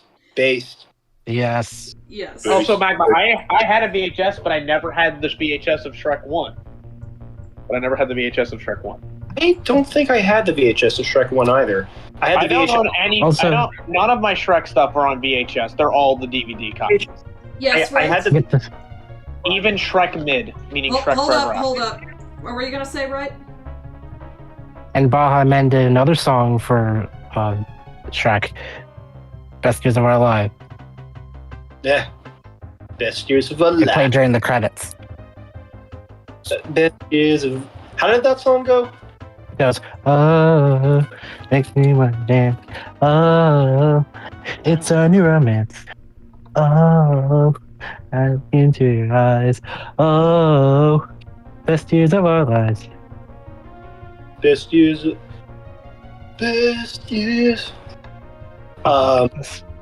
Okay, do y'all prefer the Smash Mouth cover of I'm a Believer or the OG version? I liked both, but I lean a little more towards Smash Mouth, just a little bit. Kind of same. Like, it's so goated. I like both. I like both versions. Also, who said it was the Beatles, by the way? Me. It's by the monkeys. It's by the monkeys. Oh yeah. Oh, yeah. I thought you said getting better. Getting better. No, it's by the monkeys. The monkeys. They were. Yeah. You're right. Do you? Just, Okay. I was this is gonna thinking sound about their weird. cover of Getting Better. I was heard in The Cat in the Hat. Does anyone remember? I probably might know this because it's nichely on MeTV. Does anyone remember the Monkeys TV show? There was a TV show about the monkeys. Wait, have you seen the movie called Head about the monkeys? No, not really. That is a movie you have to watch stoned. You will. It's just better to watch it. One time, I was really tired, and I had done my first night, my graveyard shift at the grocery store job I had, and it was a Saturday. It was just a Saturday afternoon. I was just tired as hell. You want to know what movie I nearly fell asleep to? What? It was Hard Day's Night by the Beatles. That movie. Oh no! What? It was that movie. I nearly fell asleep to that movie. I was so tired. I nearly fell asleep to the whole film. And I'm like, that's okay. well, I know that movie's good because it's all about the Beatles trying to chase down Ringo's grandfather. Chase down Ringo's his dad. Paul's grandfather. Paul's. They're trying to chase him out. Pull back. We have all been. I'll tell you a story. The law is the law, and we can't change that. Oh my god. I mean, there's probably a great movie that I've fallen asleep to, just not because of the movie, but because I was There was one time I was coming home from a day shift, and Princess and the Frog was on, and I'm like, you know what? I'm gonna sit up and watch this movie. I'm not gonna fall asleep. I'm gonna sit and watch this. Let me guess, you fell asleep. Because I hadn't seen Princess and the Frog in a while, and I said, you know what? No, I'm gonna sit down and watch this movie. I'm gonna sit down and watch it. I don't know, Disney movies are just easier to stay awake to. Yeah, really, they really are. And it's especially even some of the not even Pixar, some of the animated movies from around probably up until 2010 I'm like, I can enjoy these. I need to look this up, but there's one movie that Paul Thomas Anderson, the guy who made movies like Boogie Nights, There Will Be Blood, and Licorice Pizza, he mentioned that there's a couple movies that no matter what the time of day is, he just has to stop and watch the whole thing through. But let me double check what it was. Keep talking amongst yourselves. I'm gonna find this. I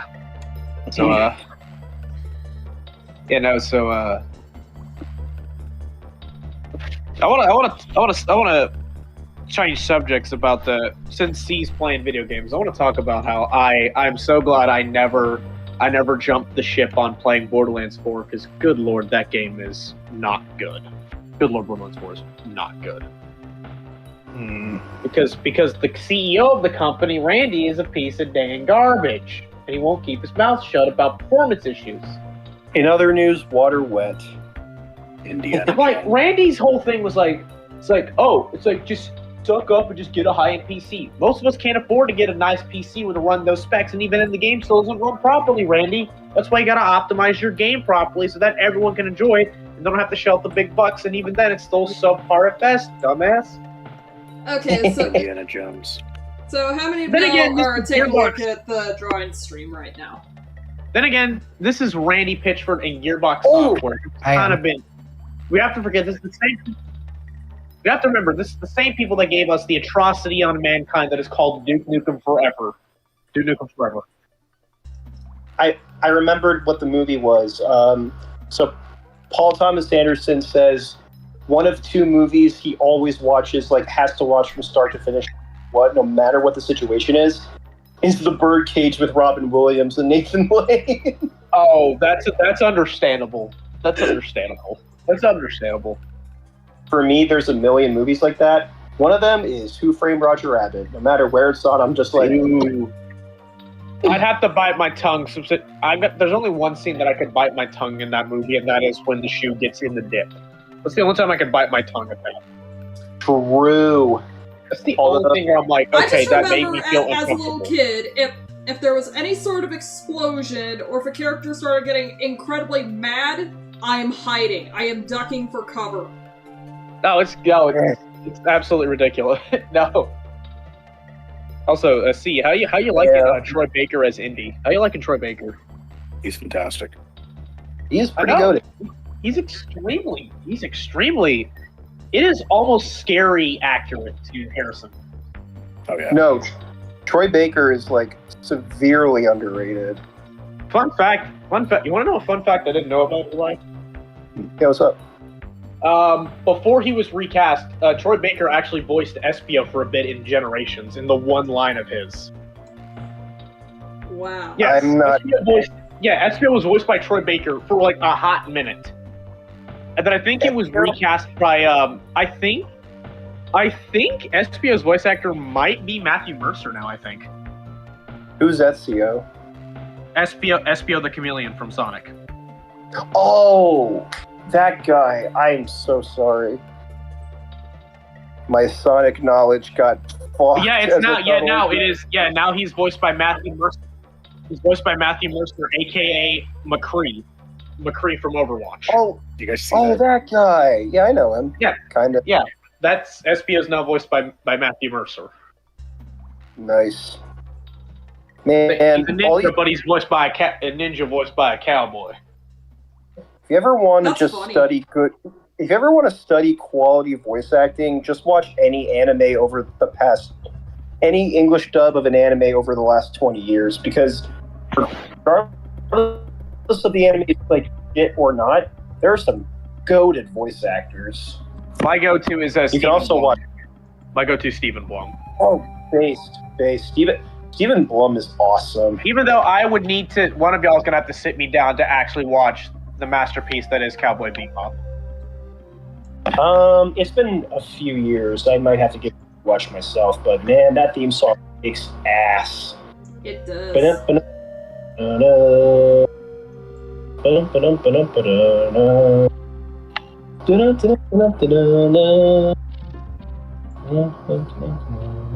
I know they played the Cowboy Bebop movie either last year or earlier this year in a local theater. Not a local theater, but like a nearby theater, kind of, sort of. But it's been a minute. They are playing Ponyo at one of my theaters very soon. That'll be interesting. I want to go watch that. Oh wait, what movie? I love that movie. Ponyo. Ponyo, fishy in the sea. Tiny little fish. Oh, Ponyo! I forgot about Ponyo. Ponyo was adorable. I remember the ads for that movie on Disney for quite like the Disney 365s on Ponyo, just like the behind the scenes about it. Oh, I remember that too. We never watched the whole movie, but I remember one time in my 10th grade art class, one of the movies we ended up seeing for a few minutes was My Neighbor Totoro. Oh, it's awesome. Never got to finish the whole movie. Never got to finish the whole movie though, because it was a 40-minute class. But I remember I don't even think we got to the part where Totoro actually even fucking showed up. As I was saying, I actually saw Ponyo when it came out in America. I was like maybe 10 at the time. That was goated. Oddly enough, I think the first time I ever saw the thing of Totoro was, believe it or not, this is going to sound so obvious, his plush in Toy Story 3.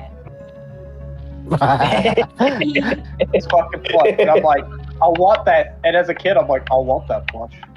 I want that damn plush. I remember the one anime movie I sat through but actually had my head down the whole time was an anime movie that came out in like 2017-18 called Your Name. I had my head down. I cannot tell you the plot of that movie because, oh my god, that shit was confusing. That was probably the most confusing movie I ever watched in my life. But you gotta pay attention. No, the plot of that is if you don't pay attention, you're fucked. I saw that when it came out too. That was really good. I saw it when it came out on TV. I was like, what? Because I had an English teacher that was I had a science teacher that was a massive weeb. And I'll tell you how bad it was. He had a poster of Sword Art Online in his room. This is in his self-admission. science class. He had a room. He had a picture that. This is self-admission hour. But I remember another movie from the director of Your Name called Suzume. I saw that when it came out in America, and I remember that specifically because, well, let's just say I saw it on April 20th, and guess what I decided to do? You decided to get high. I did not smoke in the theater. I took an edible. I'm a good boy, I promise. I promised I'm a good boy. You were gonna go clean your room until you got high. You were gonna get up and find the broom, and then you got high.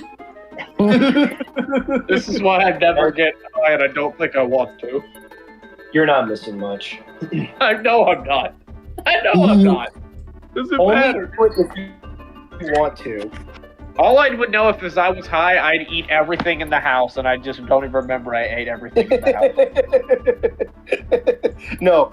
That's literally me. I would just forget that I ate anything in the house. No, I'm like- only do it if you're interested and you have somebody who can guide you through the high. Only do it then. I know it sounds specific, but it's true. Me? I would draw and, I guess, get the best sleep of my life. Yeah, that's which what actually happened. No. One of my favorite movie theater experiences while I was high, which I think I've only been in a movie theater high like 3 times in total, was a theatrical re-release of The Mummy with Brendan Fraser. That was fun. That was awesome. Not a perfect movie, but man, it's a lot of fun. Yeah, it is.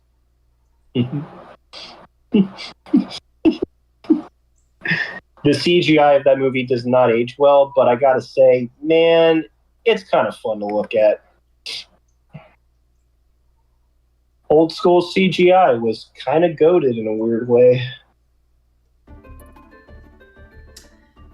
Then again, I think someone left a comment on the Osmosis Jones video that a lot of the, quote, CGI that Doug criticized The Mummy over was actually practical effects and not CGI at all. Wow. It's almost as if people don't know what techniques are used, they shouldn't comment on it. You know, I gotta say this too.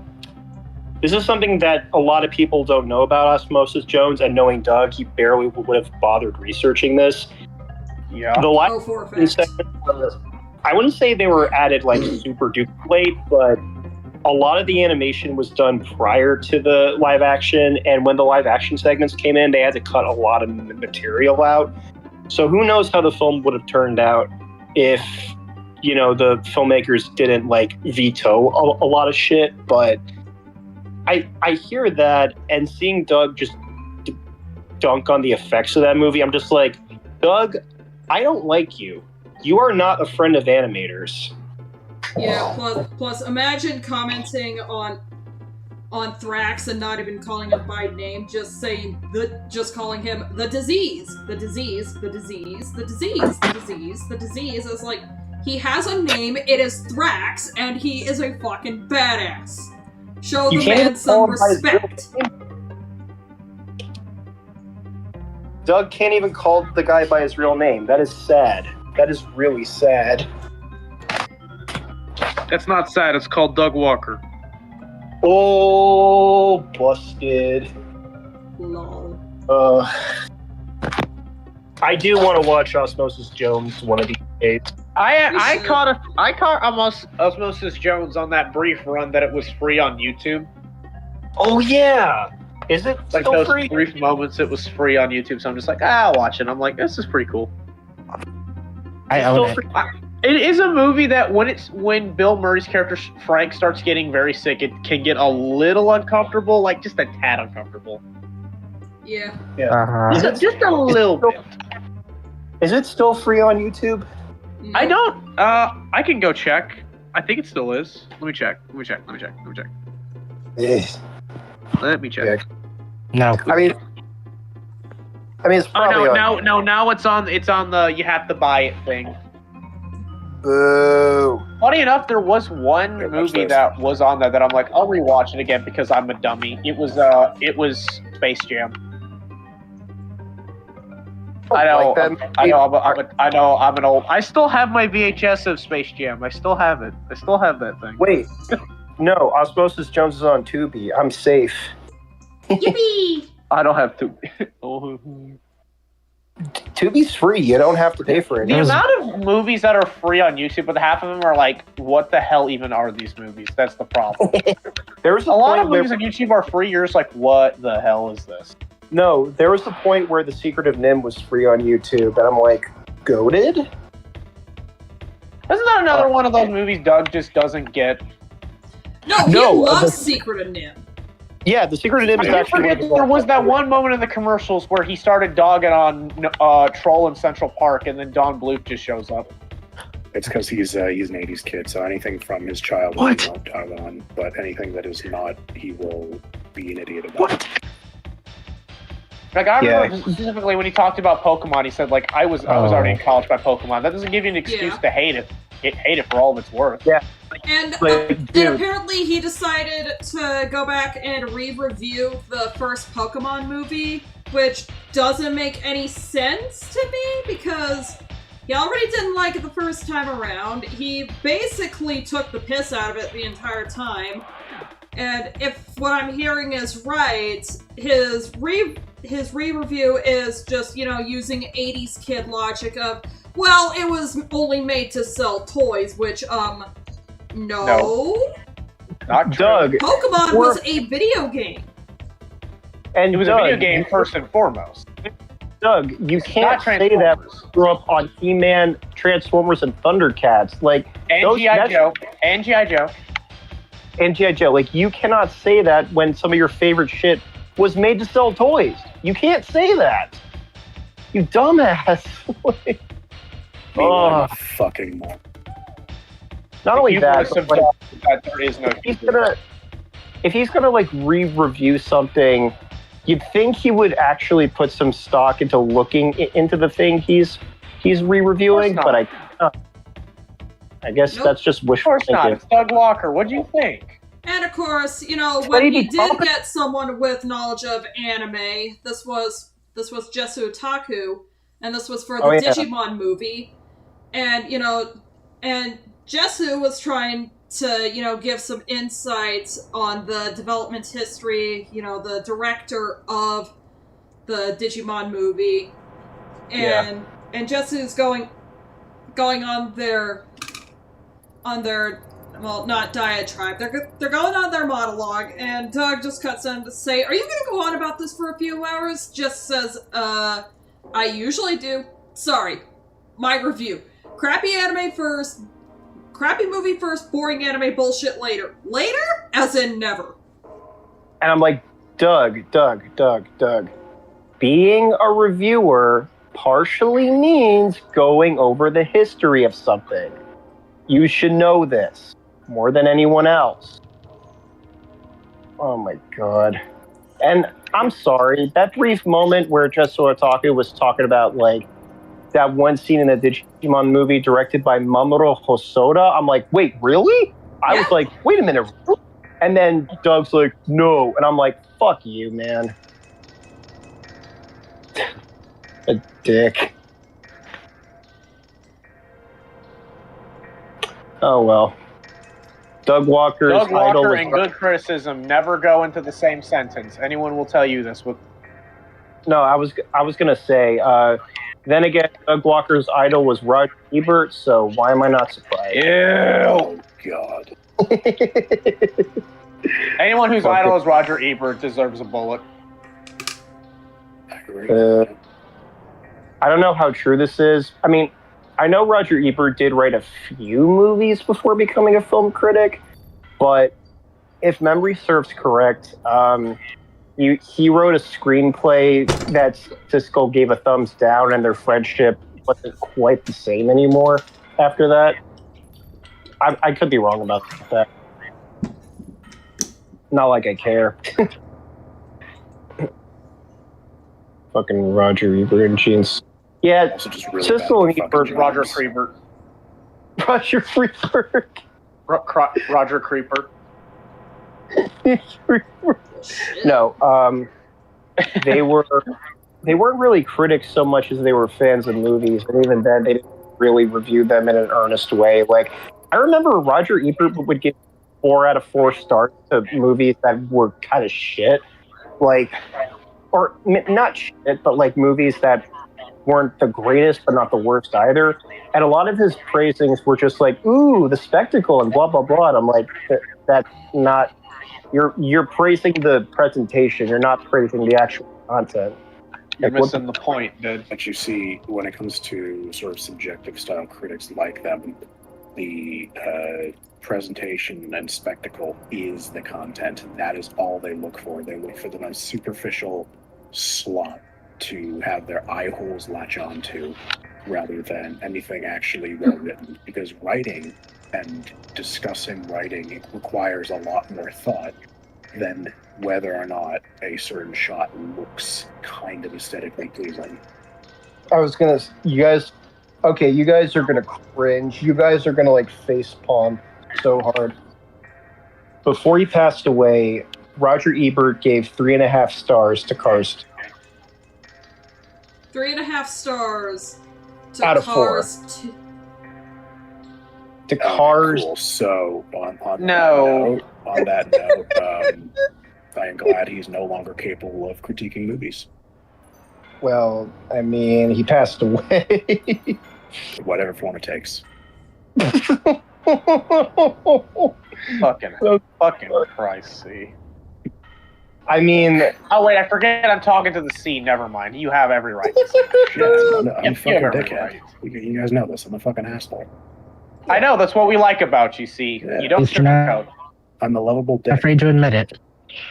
I mean... He's not ashamed. She has no shame, and he knows this. He has Look, no shame. He knows it. Look, I do feel bad for how he passed on. I mean, nobody should go through that. That was fucked up, but... Yeah.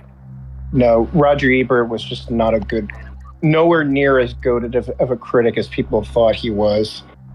And what's even worse is that, like, I think you mentioned this to see, it was, never mind Doug Walker or all the people who, like, took inspiration from Roger Ebert, but more often than not, I think, so why Roger Ebert of all people? There's a million other film critics out there that you could Because he was a televised film critic. Well, that too, yeah. It's accessible. People don't go for quality; they go for accessibility.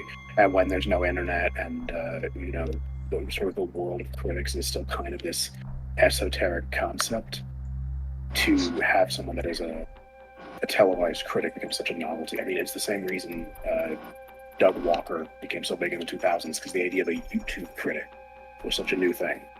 Yeah.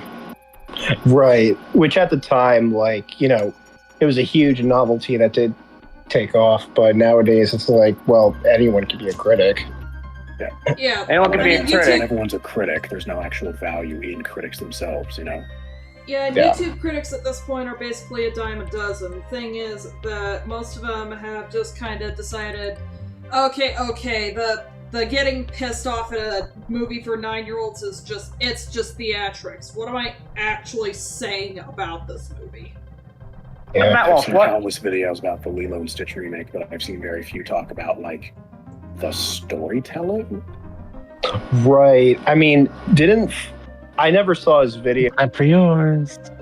I never saw his video, but, like, didn't Animat give, like, a shitty positive review of that movie and people were pissed off at him? Rightfully so. Yeah. Because I'm just thinking, like, what is there about that movie that you could actually praise? Like, genuinely. Shit behavior. Nothing. Yeah, there's nothing to praise, but, like... Fucking nothing. I will go ahead and admit that if there's one area that's incredibly difficult to actually review without taking too many piss takes or, I guess, getting on its level, and it would be shows primarily aimed at preschoolers. Well, shows and movies that have very young children in mind. Right. You have to keep in mind, though, that they are, like, people say, like, oh, it wasn't made for you, blah, blah, blah, but, like, no, like, these things are not made for adults. They're made for a very specific audience, but if you're going to review them, which even then, I'd be like, well, you gotta be really careful with what you're talking about. I would say, like, with that, you need to keep in mind what the people are intending to, maybe not like teach children, but communicate to children. And even then, it's a very, maybe not a slippery slope, but something you just have to keep in mind from like a completely different perspective. And unfortunately, a lot of people just aren't willing to do that. Well, then again, parenting in this day and age has pretty much gone off a cliff. RIP. I'm just glad my cousins know how to raise their kids. Anyway. Hey guys. But Yes. yeah. Yes, right? I'm feeling tired, so I'm gonna go now. Okay. Have a good night. Yeah, see you soon, man. And good luck with the graphic novel. But yeah. Thanks. Night, everyone. Good night. Night. But yeah, what the fuck was I saying? Yeah, you know what? I've noticed that too. Like, I'm not going to name like any specific names, but it has happened when I've looked at, I've like read reviews or watched reviews of people either criticizing or praising a movie. And I'm like, wait, they didn't actually talk about the story. Like, at most they talked about the characters, which is cool and all, but like, what did you think of the story? Like, you got to tell me what story. You know, that's really them. They're like, what story? Story? There's a story. I didn't know that. Why does it matter to people like that? If they're talking strictly subjectively, there's just nothing. You know, one criticism from people I've heard of a lot is that, oh, most animated movies, the stories aren't good. I'm like, what do you mean? Nope. And See, that's actually a load of bullshit. Yeah, that's a fucking lie. No, wait, hold on. They never once have I ever heard anybody ever give a sensational argument. It's always just, oh, the visuals are good, but the story's not good. Why is the story not good? Explain. And they don't do it. They don't do it. It's like, what the fuck? Am I just supposed to assume that you think that every animated movie has the same type of story based on a Disney movie? Like, what do you mean? And that doesn't... Need I remind everybody that boomers ruined animation discussion, and I will die on that fucking hill. How about boomers ruined animation? Well, that too. Media discussion, period. Yeah, boomers and Gen X. I will argue that boomers ruined Gen X. Boomers ruined animation, where it's... I don't know why this is making me laugh so hard, but if Gen X ruined media discussion, then boomers ruined animation. Thanks. It's funny too, because like I made a Medium article where I reviewed every single best animated short film winner from the Oscars, and the thing that I tried to what's the fucking word hit home the most, when I talked about them, I ranked them based on whether they deserved the Oscar compared to their nominees. So rather than necessarily say that they were like great movies on their own, just more so say like, oh, okay, do these deserve to win the award compared to this other film that got nominated? And there were only a handful of the 93 films that won that I thought were completely undeserving of their wins. And even then, I thought they were fine. Like, they were good shorts on their own.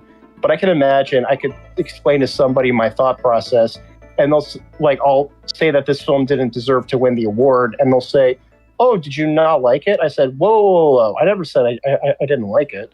What are you talking about? I just said it didn't deserve the award. That's not the same thing. You know? I feel like that's one thing that people might get confused. Not confused about, but just completely, like, just gloss over, I guess. Like, if I say I that, feel like the day we finally achieve a colloquial cultural agreement that subjective reasoning and objective reasoning and the concept of like and dislike versus good and bad, once we realize as a society that those things are not intrinsically linked, I will actually disintegrate and pass on into the ether because I know my mission on this planet will be complete. that'll be it. That'll be the day. Certainly will. Oh my god, but yeah, just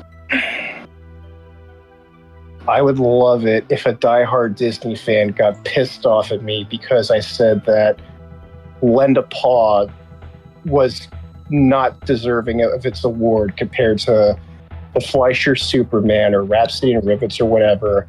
And I'll tell them, dude, I liked the short. I just said it didn't deserve the Oscar. Calm down. Like my go-to example, Brave. I like Brave, but did it deserve the Oscar over Wreck-It Ralph? Fuck no. Oh, on a side note, I actually did my personal tier list because with that article, I did a tier list of like, you know, completely deserved all the way down to completely undeserved. So I did that on the side for best animated features. Yeah, I put Brave in completely undeserved. That's not a deterrent of its quality at all. I'm pretty sure it was in the C server that I learned about that Brave was not as good as I remember it. I haven't seen it in years, but the history behind it, you think like Brenda Chapman should not have been let go from that project. I am a Brave defender in the sense that I have seen it once and thought it was neat. Hate is a little overblown. I need to give it a rewatch one of these days. I probably need to. I probably need to as well. Man, I should love it because Scotland. Hey, Scottish lad. Is Scotland And I'm in Scottish. it? Scotland forever. It's Tuesday, ain't it, love? One of my favorite memes of Scottish is the meme of Brock Baker. Why does somebody not know how you flush a toilet after they've had it? Was it me? Well, it was one of yours. Disgusting. Just the sad version of Brock Baker doing that. Why do you not know how to flush a toilet? You've had the shot. But no, I guess I wish the movie was better, but again, I need to give it a rewatch.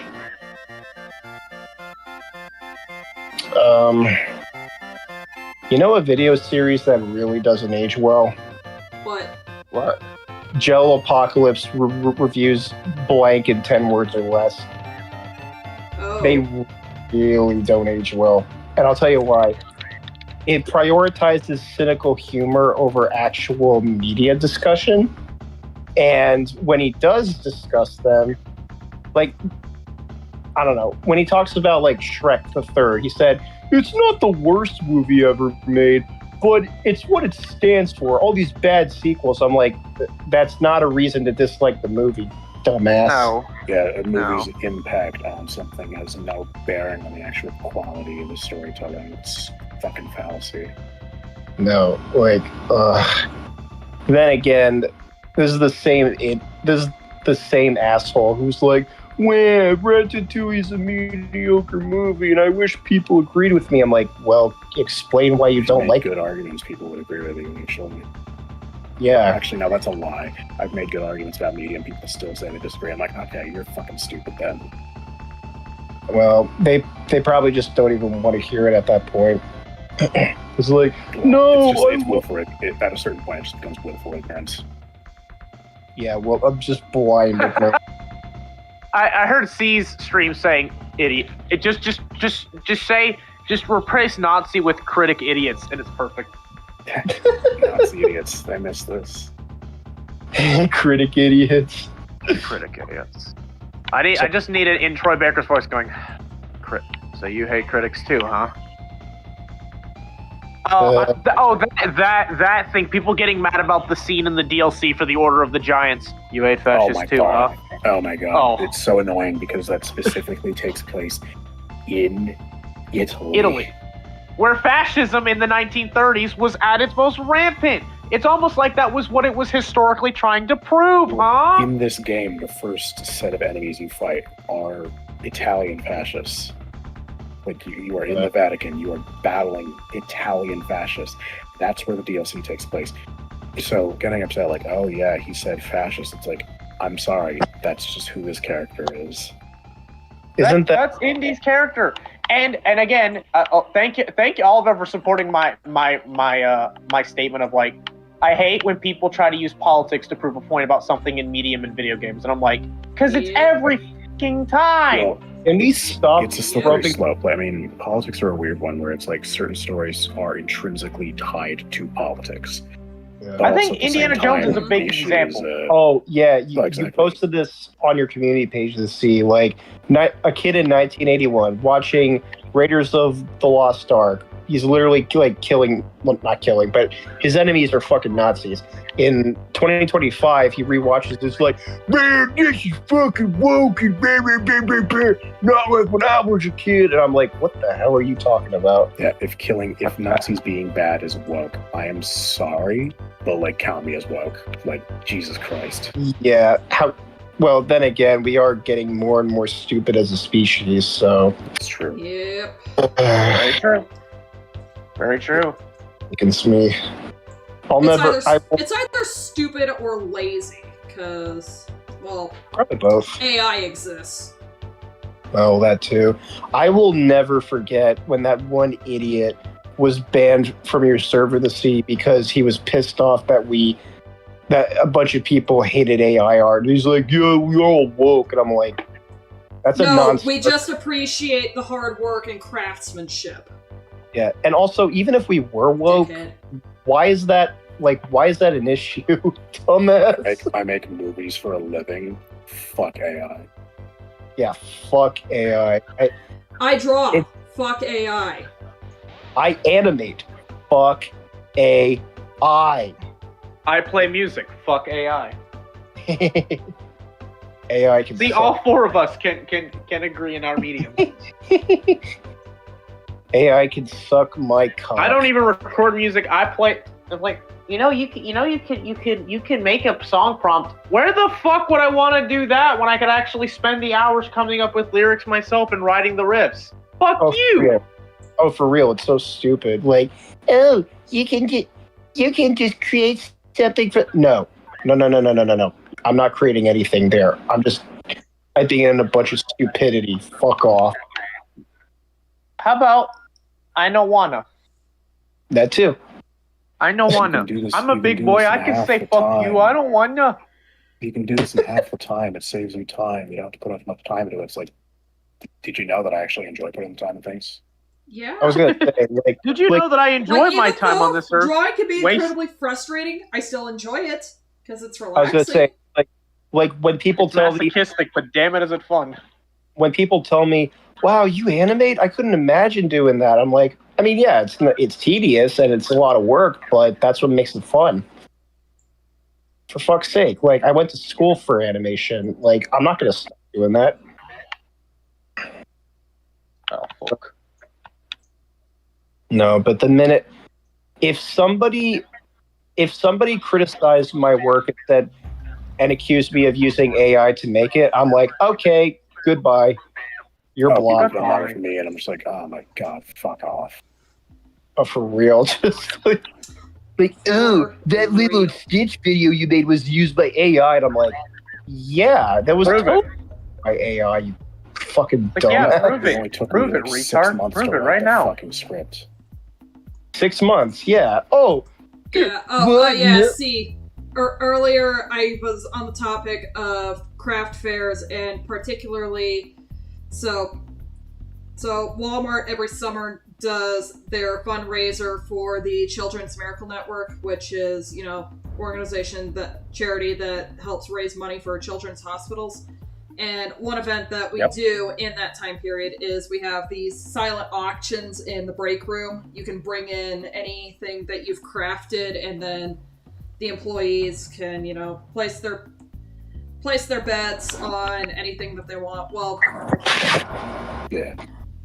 we had someone who had all these wind danglers, wind chimes, what have you, but I'm not sure what the exact thing to call them is, but the artwork featured on the danglies, yeah, they were all AI generated. Everyone took a closer look and was like, that's AI. Yuck. So, no. So as a result, this year we didn't do really good on the craft auction. Oh, that's sad. Maybe a clue to understand why all these Nazis are using AI to resurrect Hitler.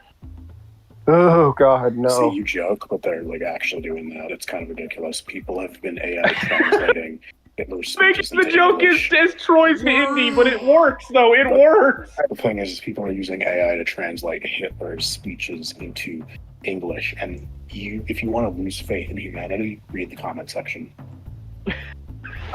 You know what? I have low standards. I lost faith in humanity reading one about when they translated it and it was on the Joe Rogan podcast, and I'm like, okay, well, there's problem number one. It's Joe Rogan. That's my first problem. That's my first fucking problem. Joe Rogan. Fuck Joe Rogan. Jamie, pull up that clip of that bear, please. Fuck Joe Rogan. For real though, at this point, it's both sides. They just keep enabling each other. They just keep fighting fire with fire. It keeps making it worse.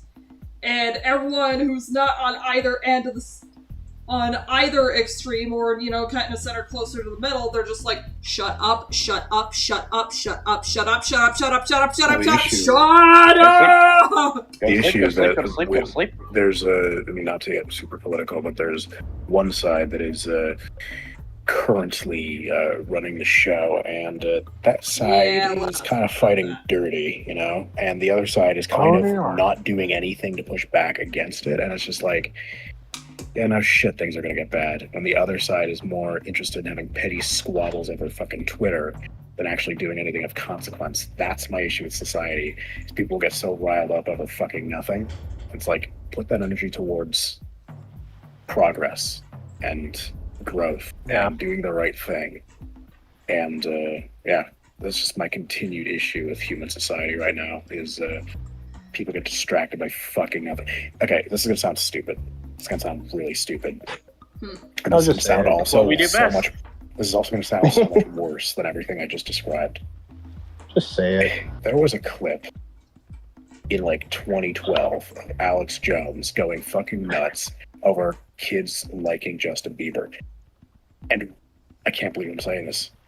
He actually cooked. Because in that entire tangent, he basically said that as a society, we have become so conditioned to look to these celebrity figures instead of actual revolutionaries and war heroes and explorers.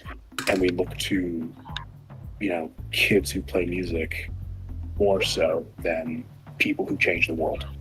Yeah. And how any one of us have potential to change the world just like them, but we can't do it because we're chained to this stupidity, Which honestly, I have to thank my dad for introducing me to the channel, The Fat Electrician, because the dude likes to cover all sorts of obscure stories from history. Mostly American and military history, but it could be all sorts of stuff that happened around the world. Magma, correct me if I'm wrong, but didn't your dad do a research paper in high school on General George Patton? Yes, he did. Well, there you go. And I do kind of, on that note, I do. Well, that's because, hilariously enough, General George Patton is a really distant family member from that side. Oh, cool. Nice. There you go. But no, I was gonna say, because I do thank my parents as well for at least cluing me in on some historical figures, not so much from like I guess mainly within Jewish history, so to say. But hey, I'm glad I know some historical figures here and there, mostly biblical. But hey, like there's some value in learning that stuff rather than like fucking fictional pieces of shit or something. But yeah, the fact that we as a society get more upset when celebrities get in trouble than like actual real life people doing horrible things. Yeah, that's terrifying. It is terrifying. It's fucking scary. Like, there is a movie from 1975 called Nashville about. It's basically just about Nashville, Tennessee, and the culture and all that stuff. But one of the main country singers in that film, I don't remember her name, but at the end of the movie, she gets shot. And it's played up as like, because the film is set during like a presidential election or something, and you think that something bad's going to happen to the presidential candidate. No, the fucking beloved country singer gets shot and killed.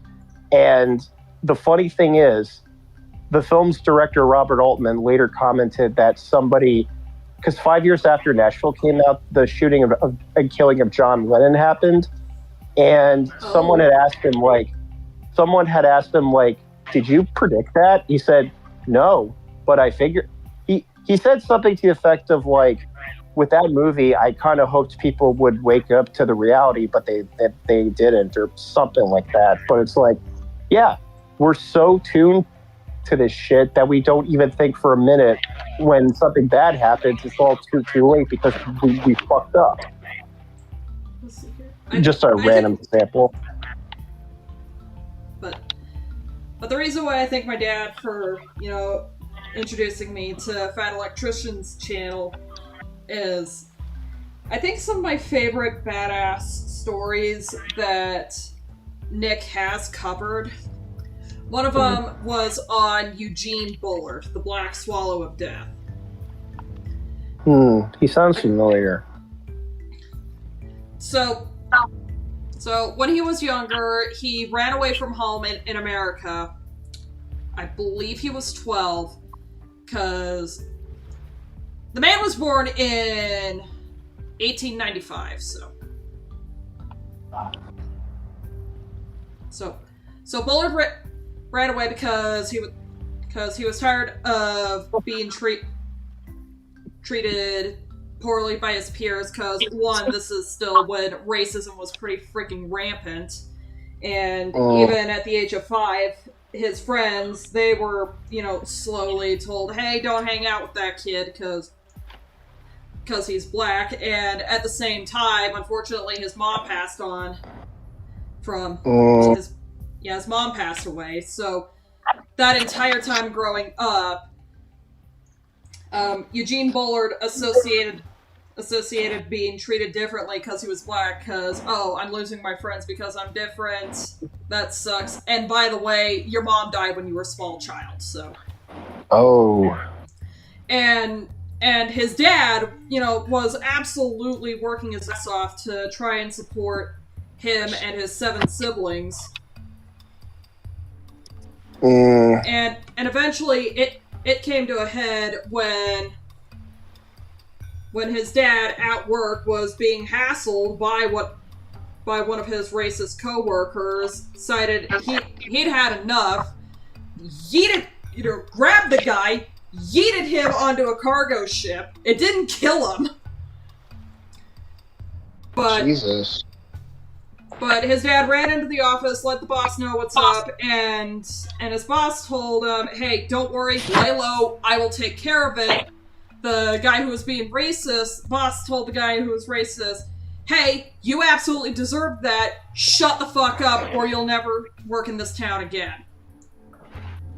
And so, Of course, the guy decides to retaliate. He gets some people in on this. They go to the Bullard household, and Mr. Bullard tells his kids, including Eugene, guys, go hide, I've got this. Basically aiming a shotgun at the locked door in case those guys got through.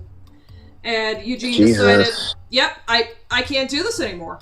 I can't do this. So at the age of 8, he decides to run away from home.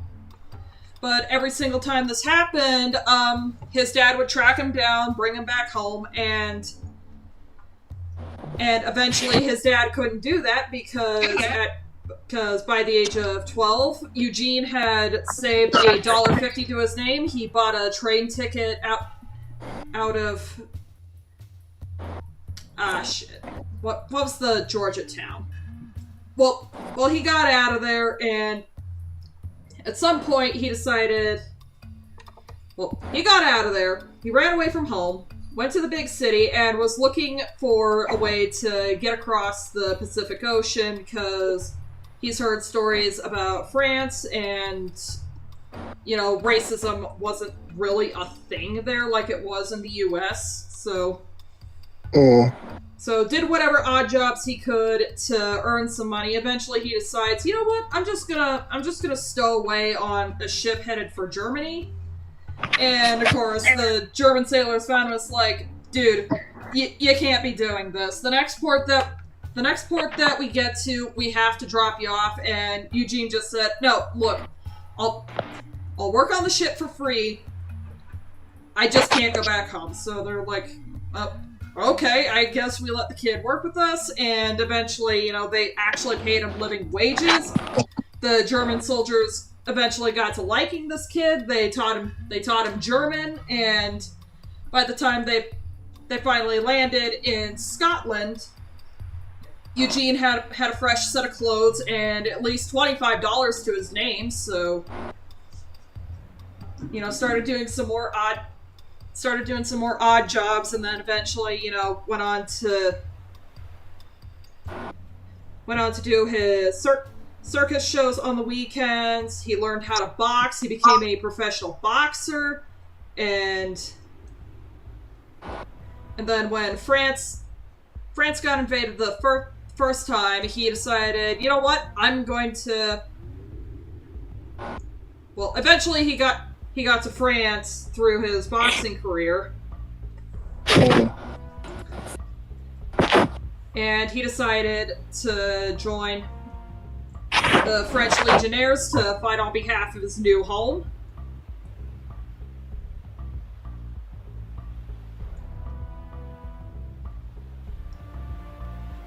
Wow. Like the man did a lot of incredible stuff in his lifetime. He became the first black combat pilot. He also became an ace at that. He was also the first man to take a capuchin monkey into combat.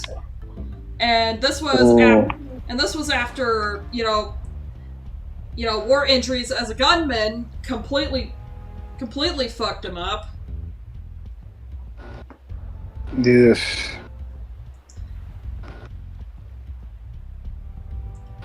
Wait, hold on.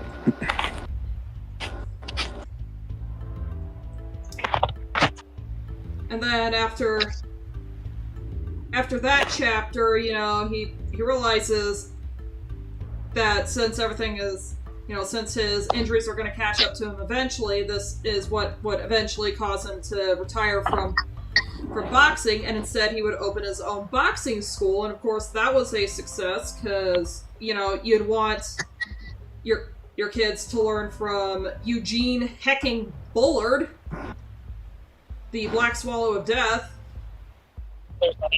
and eventually, you know, the boxing gym took off great, and then he decided to open up some nightclubs in France. Those took off really well. Lots of rich clientele would come over. It was the hangout spot, and then, you know, eventually some regulations had to be changed, and that bars had to start closing down early, and so Eugene just decided, well, you know what, instead of selling individual drinks, I'm going to start selling bottles, and his nightclub became a bottle club. And then when World War II starts rolling around, he became a spy. Wow.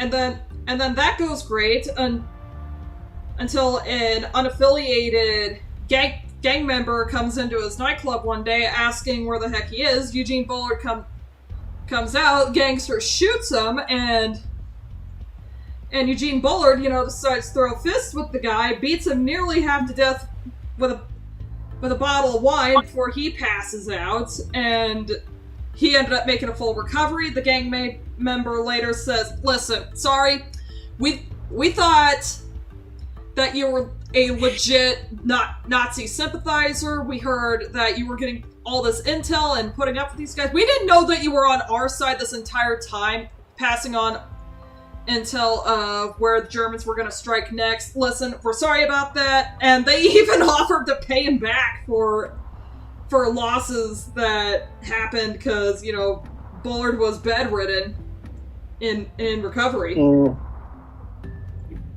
Yikes. Wow. And then eventually things really start ramping up.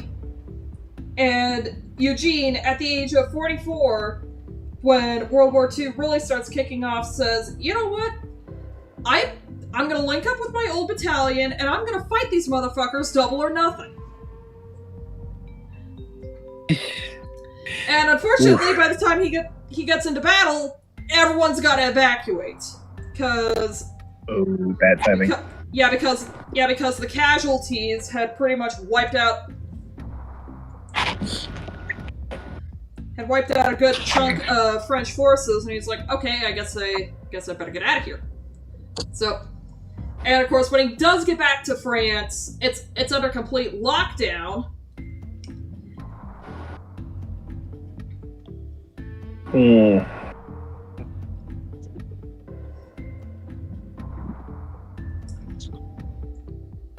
So in that chapter, eventually, what he ends up doing is he ends up biking 2 days straight to get to where he needs to go to get a passport and everything, so he can get all the paperwork set up to get back to America, because he had told his spy partner Kitty that if anything happened, make sure that his girls got over to America where they'd be safe. And then when all this started going down, and members of this battalion are like, "Dude, seriously, you need to get out of here." They know about your work as a spy because, well, it's easy to narrow you down as to who you are and who's been giving them information. So. Yikes. But he bikes 2 days straight from the hospital all the way to where he needs to go to get that paperwork filled out, gets all that taken care of, comes back. The bike that he used got stolen, so he just borrows another bike, rides another 2 days straight, back to the post where he had said recommendations. And then everything finally gets squared away, spends 2 weeks out at sea in transport, finally makes it to America and reunites with his daughters. From there, he decides to, get a job as a longshoreman, tries to reinstate his nightclub and boxing school businesses, but they don't really go anywhere. Eventually his daughters grow up and move out, and in his old age, Eugene decides, well, might as well just be an elevator operator. And one day, because he also has some of his medals on,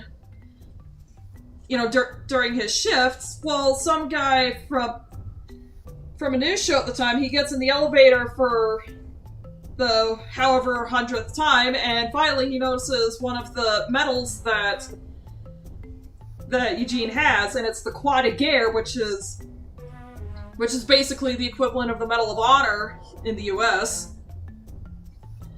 of course, Mm. news host guy is like, "Hey, Gene, what's that? Oh, that's the Croix de Guerre. I served France over. I served in World War I over in France, and of course, news reporters like, excuse me, what? You know, just I've got some medals. I did some military service, and the guy's like, hey, you want to get interviewed like right now? And so I went to France. because he decided to make France his new home. I mean, why not, right? The French people have treated me better than anybody else I could have afforded for. And The French, I'm a new people. We do not like. We do and not of course, like I the Germans. can't. Yeah. Of course, the final chapters of his life, I really can't do justice. Nick does a fantastic job recapping it, but there was one year that the president or the prime minister of France decided to visit the U.S. and you know, during this huge event over in the crowd, Eugene decides to attend. The president of France locks eyes right on him and says, Eugene!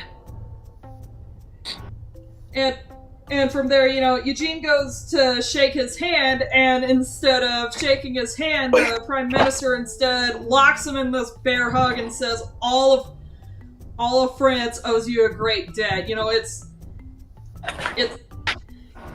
basically the moment from Mulan where... That is a good example. Yeah. Though unfortunately, what finally brought about the end of his life was an aggressive form of intestinal cancer, and he passed away at the age of 66. Oh. The last words that he spoke to anyone was to the gal who wrote his memoirs. Well, She had what do you come say? to visit, and Eugene was unconscious, hooked up to a breathing tube, all that. Oof. And you know, she's silently weeping, and apparently he had heard her because he turns, pulls out his breathing tube, and says, "Don't worry, honey, it's easy." Damn. That's The hard. dude can't even die without being a badass about it. That's fucking Wow. Now he was buried on a simple plot with his name and date of birth, date of death. But the uniform that he was buried in, you would think that, you know, he would be buried in one of his fancy suits from when he was a club owner or a spy, or he would be buried with a pair of boxing gloves. He instead requested to be buried in his French Legionnaire uniform. And French elderberries? No, French Legionnaire. Oh, Legionnaire. Wow. I believe it was called the 77th Division. Wow. I'd have to double check, but it's incredible. No, that's an incredible story. I gotta look more into this guy. What's his name again? Eugene Bulmer? Eugene Bullard, the Black Swallow of Death. The Black Swallow Death. Oh, I gotta look into this guy more. That is amazing. Man, Again, but no, I cannot do a story justice, so the fat electrician decided, fine, I'll do it myself. some people do it myself. Nobody's story is heard until somebody steps in and is like, you know what? I'm gonna tell this person's story. I'm gonna do my thing. Yep. Another interesting piece of history was the raid on Los Baños. Oh. And it was literally the perfect airborne mission. Everything that could have gone perfectly did. Damn.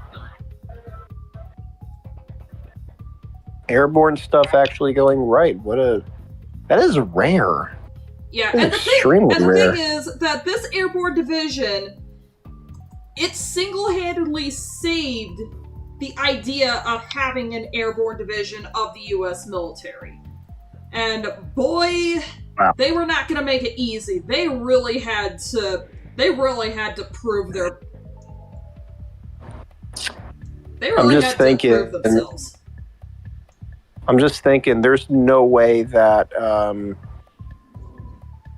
I'm not saying people in the server wouldn't be interested in these stories, but I feel like, we're always like spewing autistic shit and all that. But when we hear these stories, we're just like, damn, this is incredible.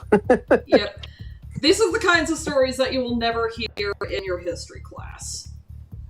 No, absolutely not. No, because it would take up about time and a half for that history class. Oh, busted. Yeah. Man. I remember a story. Yeah, or in the case of Sergeant Reckless, because she single-handedly helped keep everything going at Outpost Vegas, which would then result in, well, if it weren't for everything that happened at Outpost Vegas, the Korean Peninsula as we know it would not exist today. Wow. On the subject of horses, I had a story about. So we were watching a movie in, I believe it was 11th grade English class. It was about, I can't remember exactly the story's name, but it involved a horse during World War One. British horse during World War One on the British side. Okay. I can't remember the name, but it was about that. I remember. Was it? Well, wait. Was the I'm sure the movie wasn't War Horse, but did the movie? Was it a documentary or a narrative movie? It was a narrative movie. I think it might have been that movie. I think it was called War Horse. I think that's what it was called. I saw that a long time ago. But yeah. Anyway, funny enough, you want to know another movie I actually watched in 11th grade U.S. history? What's that? Believe it or not, was Titanic. Wow. Oh. Believe it or not, it was actually Titanic. And at that point was the first time I had ever sat through the entire movie through multiple days in class. I feel bad. I was cynical towards that movie when I was in college, but I was too as a child. But I need to give it a rewatch. It's because Titanic primarily focused on romance, wasn't it? Exactly. Yeah. Kind of what it is.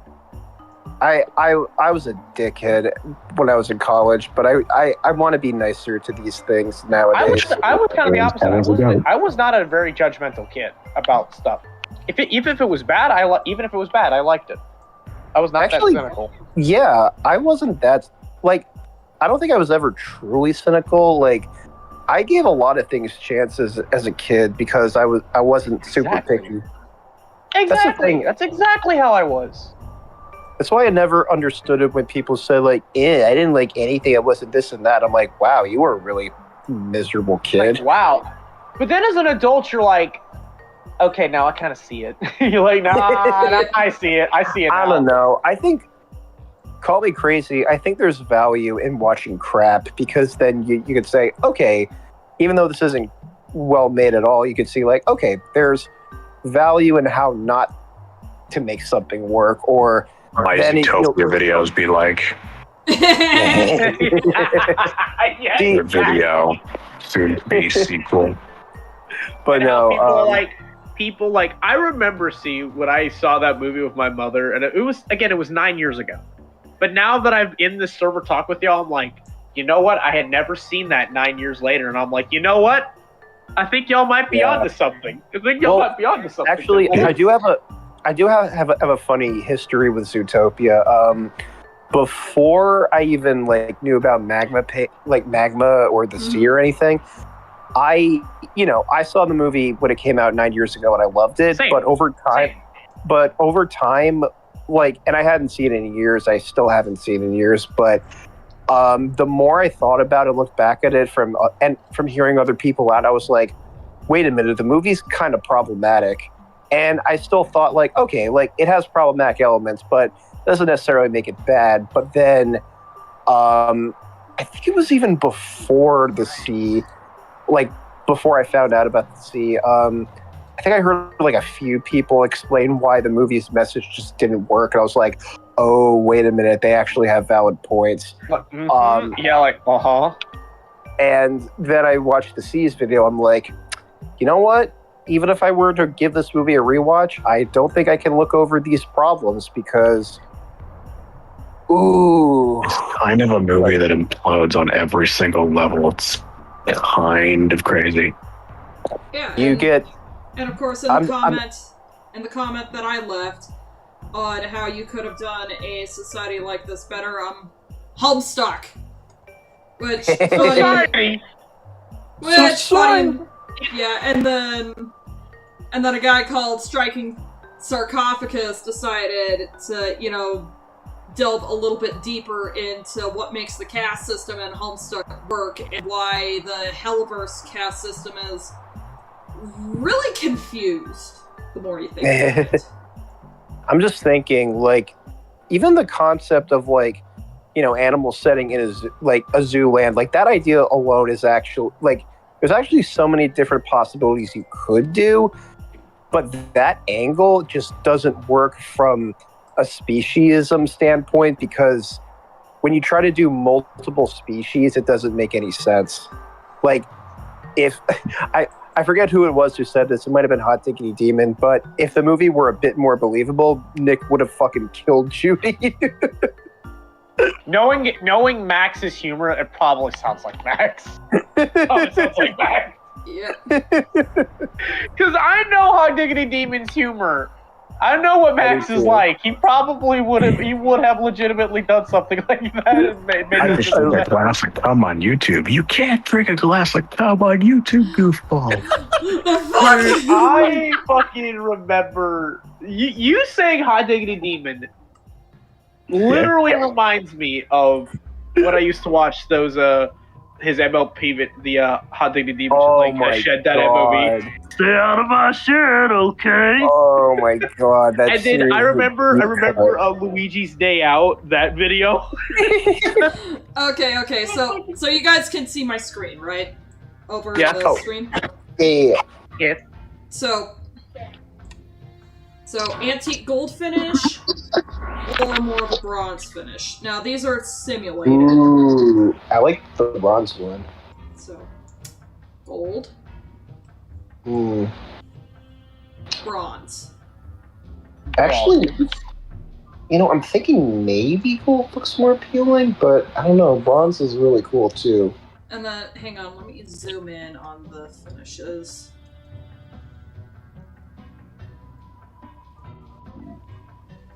I love how Gonto car in the hot hatch. I love how these streams work. We'll talk about something really phenomenal in terms of history, and then the next minute we'll be like, "Man, Hot Diggity Demon was funny." That's autism, baby. I thought that was ADHD. Man, it works. Well, hey, it's personal passions and interests. It works. I mean, in fairness, I've actually thought, like, what would be a better concept for Zootopia besides the racism allegory? And then I'm thinking, just started killing each other. An allegory for human existence, because it's just not possible to convey anything about, like, the interplay of culture or society with animals. Is just a complete fallacy. If you were to do anything, I think the closest you could possibly get to would be sort of the generic catch-all, like, our differences are what makes us special sort of deal, where it's like, instead of being based on, like, societal prejudice, it's like Judy is underestimated because she's a rabbit, and she succeeds in the case because she's a rabbit. And then it makes all of her coworkers think, wow, maybe rabbit cops can make a difference. You know what I mean? Like, it'd have to be really bereft of anything deep. But like, Just one the person only can way to make make that work would be to make it really fucking simple and basic. Yeah. You also just remove the police angle and have it be a society, like an individual. How do I put this? It could be like a society of like not like predators and prey, but let's say it's like a world full of animals within a certain habitat, I guess. Like rabbits can interact with other animals that aren't exactly predators, but they can still have some questionable views on rabbits, so to say. But then again, that would also lead into like, oh, does that mean that this is just an area? It takes place in an area that's more like akin to like North American forest versus like a desert landscape. So you can play around with something like that rather than a full blown zootopia landscape or whatever. But what do I know? Yeah. I think if the other thing too is if we're gonna stick with the cop angle, I just wouldn't have Nick be like a shifty crook who gets roped in to be a human shield. I would just have him as a private detective. Then it'd be like sort of the drama would be between like sort of a run-of-the-mill sort of by-the-books cop versus more of like a underhanded, just sort of conniving private op. And then it could be like how they both approach situations involving crime. I think you need one because then you could also have a two where like Nick is sort of an expert of going like deep undercover in different situations and stuff like that, right? Yeah. Oh yeah, absolutely. Him not being a cop from the get-go was kind of a missed opportunity, I guess. Yeah. Because you could also have it like, given that he was bullied in the past, it could be like, oh, okay, maybe he joined that force as like a way to get back at others initially. Well, maybe not initially, but maybe that kind of leans into his childhood trauma, so to say. Yeah. I just think it's interesting with movies and stories in general. I think it's wise to take the general concept or premise and then extrapolate the unique perspectives that people could have on a topic like that and turn that into a story. Zootopia is a story where they don't even do that. They kind of just thought, wouldn't it be funny if a cop and a crook went on a little adventure together, instead of like, why not have it where you have two characters with two very distinct views on how law enforcement should go? Yeah. You can even have it that maybe this is like kind of, this will probably be stretching it, but maybe if they want to go with like a crook angle, maybe Nick's parents could have been crooks and he wanted to go against that. Obviously, that's just a random idea. Andrew Miro from Andor. And ironically, I still haven't watched Andor. Watch it. It's fucking great. I will one of these days. Haven't we been giving him guff for not? Actually, I haven't even seen Andor myself either. I can't see shit. Hey, people make me sick.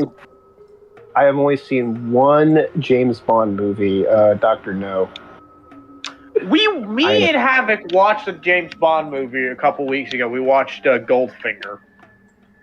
Funny enough, that's playing at one of my local theaters very soon. I'm gonna go see it eventually.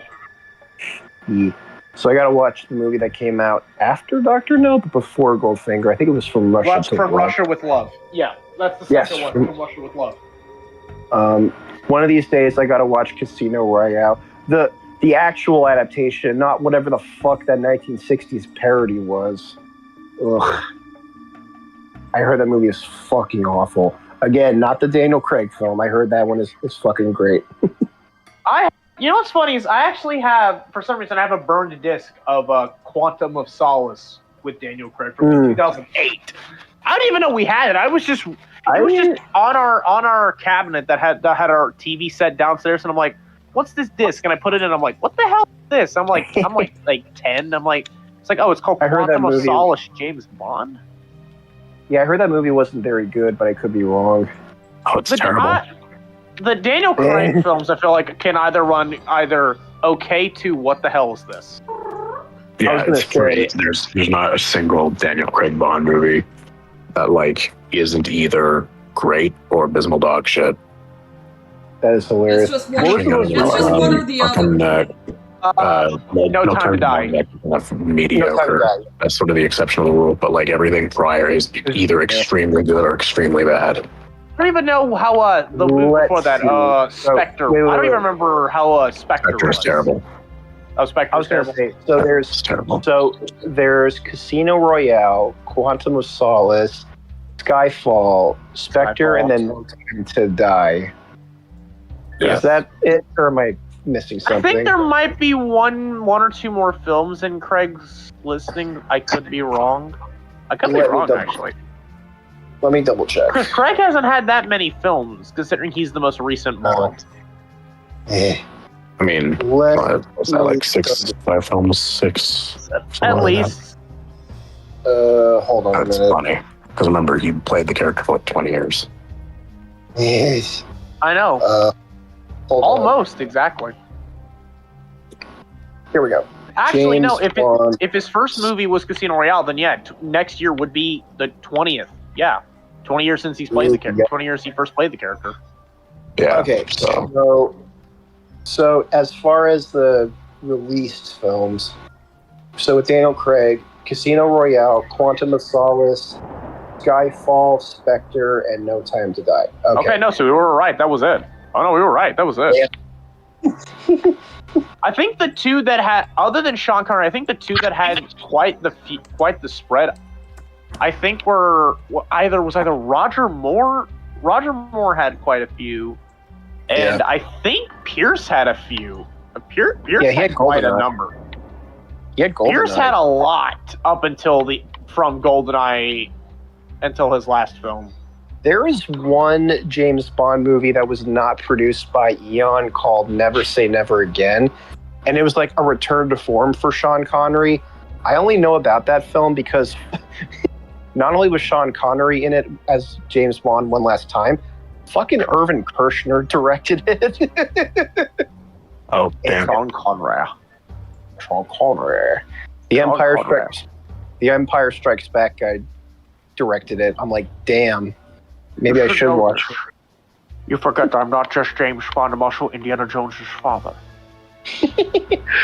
That was the most brilliant casting choice they ever did, was Sean Connery as Indy's father, as Henry. Yeah, That's one of my favorite acting role of all time. On a meta level, it's also really brilliant because basically what Spielberg said he wanted to do was he wanted to make a James Bond movie, but he couldn't get the rights to it. So George Lucas pitched an idea that he said was kind of like James Bond, but even better. Yeah. Oh, Indiana. If I never ever saw any James Bond films up until now, then yeah, Indiana Jones was like the closest I got to James Bond growing up. Yeah, pretty much. The idea was basically like, instead of spy, make him just like an adventurer, just a broad concept of an adventurer, and then also adventurer that is a professor out of college. They spun that into archaeology, and then through that, him being a professor, sort of living a double life, and then sort of from there, everything sort of fell into place. But the original concept was basically like an adventurer fighting bad guys in like sort of like an old school sort of adventure serial style. I got a hot take about Kingdom of the Crystal Skull, and it's a good hot take. All right. I don't see what the big deal about the nuked fridge scene was. I was like, oh, I suspended my disbelief. I was like, yeah, it's silly, but is it any sillier than anything else in the series? Like, oh, it's a stupid scene, but like when people defend Temple of Doom, but then think that's the line that's too far, I'm just like, no, Temple of Doom actually does a lot more egregious shit than that. Also, in King of Crystal Skull too. A fucking raft falling from the sky and they survive. And I'm like, no. But also in King of Crystal Skull, that's like one of the few moments where things actually kind of just are stupid. Like if you actually look at the whole of the movie, that one incident is not enough to destroy the entire quality It's really not. Like, it's a scene that happens in the beginning. Like, it's silly. And don't get me wrong. I'm not going to, like, necessarily defend it, but the reason I said, like, I never got, like, the big deal about it is because people made a mountain out of a fucking molehill. It's like, it's a stupid scene. Calm down. Exactly. Your kitties. Oh, absolutely. It's a silly scene. Calm down. I kind of jumped off the bandwagon of just continually hating Crystal Skull to the day I die, and I'm like, no, that's stupid. It's dumb. I don't like it. And then I rewatched Crystal Skull, and I'm like, I think the biggest problem is trying to compare it to the other two good films, and I'm like, it doesn't need to be comparative to them. I love it for it being a standout while still feeling totally in character. Yeah. And even then, like, if those two are, like, the two only good Indiana Jones films, it's not bad, right? You got a solid enough trilogy. It's completely fine. You have a would-be prequel that is just tonally inconsistent from everything. Off the fucking rails. Yeah. But is a little forgivable considering, never mind it's from the same people, but also just like, okay, they were going through some shit, so their heart wasn't entirely in the right place. I get it. But then you see all the other movies, it's like, you know what? They actually loved what they were doing. Unlike another movie that we're never going to speak about again. Fuck Please. that. No, I don't want to go back in the box. What's in I don't the want to box, go back in the box though. Like I spent my birthday watching that piece of shit. I don't want to do it again. If it's any consolation, if it's any consolation, I think that movie came out around my birthday too. So it's like, Mom, I don't want to do it. It's okay. It doesn't exist. It doesn't exist. It doesn't exist. It doesn't exist. No, I will happily say that movie is not canon because it's not. No, it's not. It's a Twilight Zone episode. It's a Twilight Zone episode, is what it is. James Mangold made a movie so bad that it made me entirely swear off the rest of his filmography. Like, I actually don't care what he's single-handedly. That movie's like, James Mangold's is a great director. Show him this and tell him otherwise. Show him that. I was gonna say, like, why the fuck would you make a movie like that, piece of shit, dickhead? I could see why. If you hate the character or hate your own life, I could see that. Or there's a third option. There's a third option. This is gonna be money. This is gonna sound really mean, but I look at his face and his mannerisms, and I go, I don't like you. You can say that about a lot of directors. Well, there are. I remember that. I'm glad I did. Hold on. Okay. I look at Mangold specifically, and I'm like, you represent the kind of person I do not like. Never mind film directors, just people in general who I do not like. And I don't like you. I don't care if you worked on Oliver Company. I don't like you. Oh wait, Oliver Company is not a good movie. Whatever. There are some good movies. There are some good movies he's worked on before, and I will acknowledge that they are good movies. That being said, I do not like him, and anything he makes going forward, I will not be watching because I do not care about him. His entire worldview I was able to deduce from Dial of Destiny, and it is the most miserable, pathetic, like, absolute fucking hateful shit I ever. It is one of the most spiteful movies I've seen in my life. Yeah. So no, I don't care whatever movie he makes because he is a spiteful man. He has no joy in himself. He just wants to make shellacking products for money, and he wants to destroy it. If he doesn't care about his own work, why should we care about him? It's as simple as that. To Lightning Ball Cookie, who just joined the YouTube chat, hello. Hey.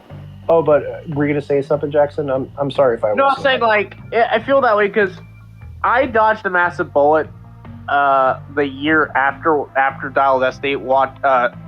I dodged a bullet not seeing the Borderlands movie. Because the problem was that I've heard apparently that Eli Roth, good director, made that piece of shit, and it's the worst video game adaptation I think we've ever seen. I'm not watching it. I don't care.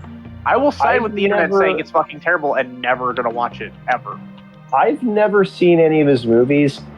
I'm not going to speak too much about him, but a colleague of mine actually met him at, I think it was New York Comic-Con, and she actually told him about a project we're working on. I am not going to say what the project is for confidentiality reasons, but let's just say that Eli Roth knows about this project. I'm like, oh, goated. But, yeah. Yeah, I don't think I've ever seen any movie from a director I love that it was like a giant steaming turd, because I'm like, why would I? Like, I love this person. Exactly. Oh, no, wait a minute. I did. It was Finding Dory. I'm never watching that movie ever again. I saw that movie when it came out. You want to say something again? You want to take that back? You want to take that back? I take it back. You want to take that back, Eli? No, I saw it once when it came out. I'm never seeing it ever again. I rewatched Finding Nemo because it was a childhood favorite. I'm like, I love this movie. Finding Dory can kiss my ass. Oh yeah, no, I agree. I did the same thing. I watched with Steve. We watched Finding Nemo.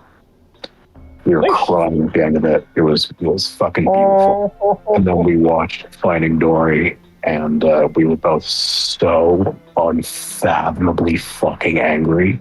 We ended up watching Monsters University as a palate cleanser, and that was also Let's go! a very great movie. I fucking love Monsters University. I fucking love that. Okay, that movie. A movie so bad. Okay, I'm going to make a hot take. Yeah, go ahead. Monsters University might be one of the best Pixar movies to come out after that era from 2011 to now. I'm going to give you an even hotter take. Yeah.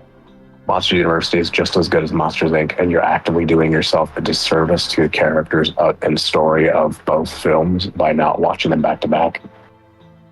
Oh, you know what? If you, I'm going to ask you this. You really think, and I'm saying this because I want to be in the same boat as you. You think that it is on the same level for a prequel to be as that of its original 12 years earlier? Yeah. I gotta commend you for that, because I feel like Monsters University of the 2012 to the 2011 to 2025, I think that's got to be one of the strongest movies of that era that is not utter dog shit. It's basically that and Coco.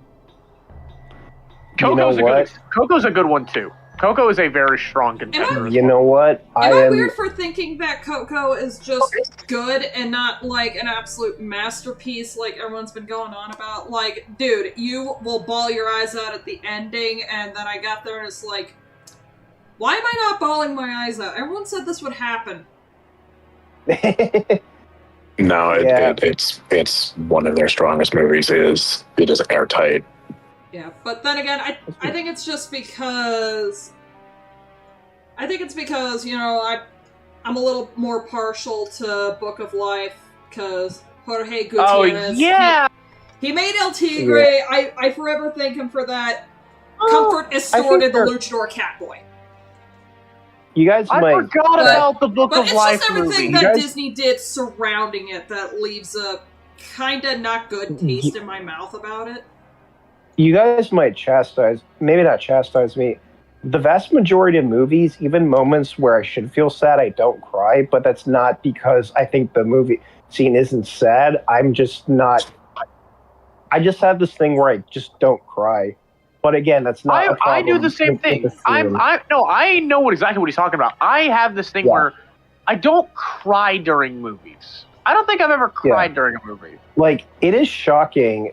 I'm actually shocked that I can't watch the baby mind scene from Dumbo without bawling like a fucking baby. I don't know how I can watch that scene and not break down crying, but most movies I just don't cry. Like, I don't know. I think it's I don't know if it's a thing of like, I'm a very emotional person, but when it comes to movies now as an adult, I think I can separate fact to fiction kind of thing. Well, Like, it's no. Like separated I from can that. I can feel sad watching a movie in a good way. Like I wouldn't say like I tear up, but I'm like, oh, this scene is so I sad. think okay. Let me ask you this one, Eli, and I think I might understand it better. Do you think that the emotions hit stronger when you play video games? Because that's how I do it. I don't play video games. Okay. Oh, so it's not okay. So if I was saying like, well, no, I think there are some films that really do hit the emotional scene really hard, but I think when people tell you like you're gonna cry watching this scene, and then I don't, and then it's like, but I thought the scene was great. Doesn't just because I didn't cry watching it doesn't mean I think it's a bad scene. If anything, I'm like, wow, this is really impactful. Like I remember, I actually did come very close to tearing up watching another Pixar movie, Luca, because of the queer themes in it and the societal themes as well. I'm like, damn, this film hits home, dog. I was actually close to tearing up there, but as far as like most movies, yeah, like I don't know, I just don't tear up. I don't know. no, I really don't. No, I agree with that. I agree. Oh well. I cry more when this is gonna sound really subjective and stupid, but I cry more when the Wi-Fi in my house isn't working. First world problems, am I right? I know, right? Actually, I cry thinking that James Mangold still has a career. Oh. Bird. Yeah, no, I fucking despise that man. I posted this in your server to see. It was like an interview of Mangold from a movie he made, and he like laughed at one point, like oh, and I just immediately like put the clip of Charlie from Smiling Friends going, "That's not even a real laugh." It's not even a real laugh. It's not even a real laugh. So TV doesn't matter what's hell. But yeah. Oh, Dude, I told you I was gonna hate you for doing that again. No. I got a much more positive note related to film directors. When me and my friends saw Jaws in the theater, there was like a quick interlude from Steven Spielberg, and like just saying like, yeah, 50 years later, and I thought with this film it was going to end my career, but no, it if anything launched my career, and I think it to this day I'm like, man, what a Chad, what a wholesome Chad. I want to pinch Spielberg's cheeks. And George is like, okay, thank you, Steven. Now we'll return to the movie. Even though he's like, you're not even in this movie. I'm like, I don't care. Okay, dude. Do you know what? Play. Speaking of George Lucas, I don't know how true this is, but even though Steven Spielberg did most of Jurassic Park, he had to go to Poland to shoot Schindler's List, so post-production was supervised by George Lucas, I think. I couldn't tell you that because I have not seen all of Schindler's List, so I really couldn't tell you. I really couldn't tell you, to be honest. Yeah. Well, no, post-production of Jurassic Park. Yeah. I could be wrong about that, but wouldn't surprise me. Honestly, yeah. One of these days, you know what? My history with Jurassic Park is weird. If memory serves correct, I think I saw a little bit of The Lost World when I was younger, but I watched the first Jurassic Park when I was a teenager. I was like, wow, this is really good. And then I don't know if as a kid I ever remember watching Jurassic Park. I don't think I ever did. That had to be when I was a teenager. It had to be as a teenager because I vividly remember watching the Jurassic World way before watching actual Jurassic Park the first. Because I was right around being a teenager. So that's my history, and as far as I know, outside of like a few clips here and there, I don't think I've ever seen any of the Jurassic World movies, and I don't think I ever will. They look so bad. I have seen World and Fallen Kingdom, but that was before I realized that they were. And Yeah, they Dominion look terrible. is. I've heard Dominion was fucking stupid. Oh yeah, like someone's gonna.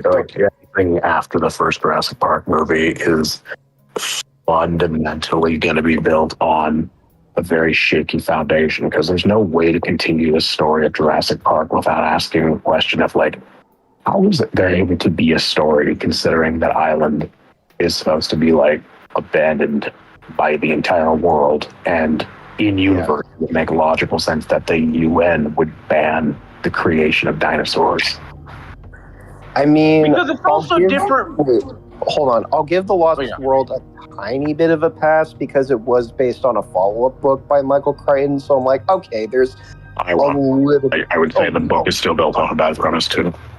Well, yeah, but like, I'm not necessarily excusing it, but I'm like, okay, there's like some bit of leeway in terms of following that, which, you know, it wasn't good leeway, but it's fair enough.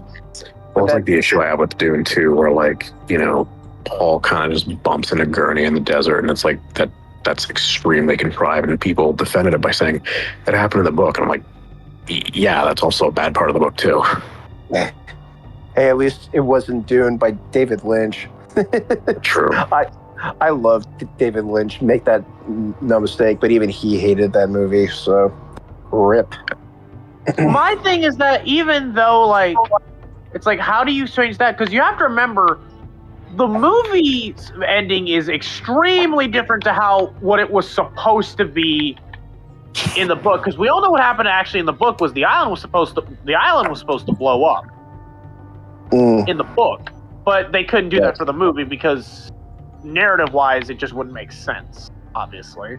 Also, if you were to try that in a movie, that would have been really contrived from a presentation standpoint. Like, how do you make that work in a movie? Exactly. Yeah.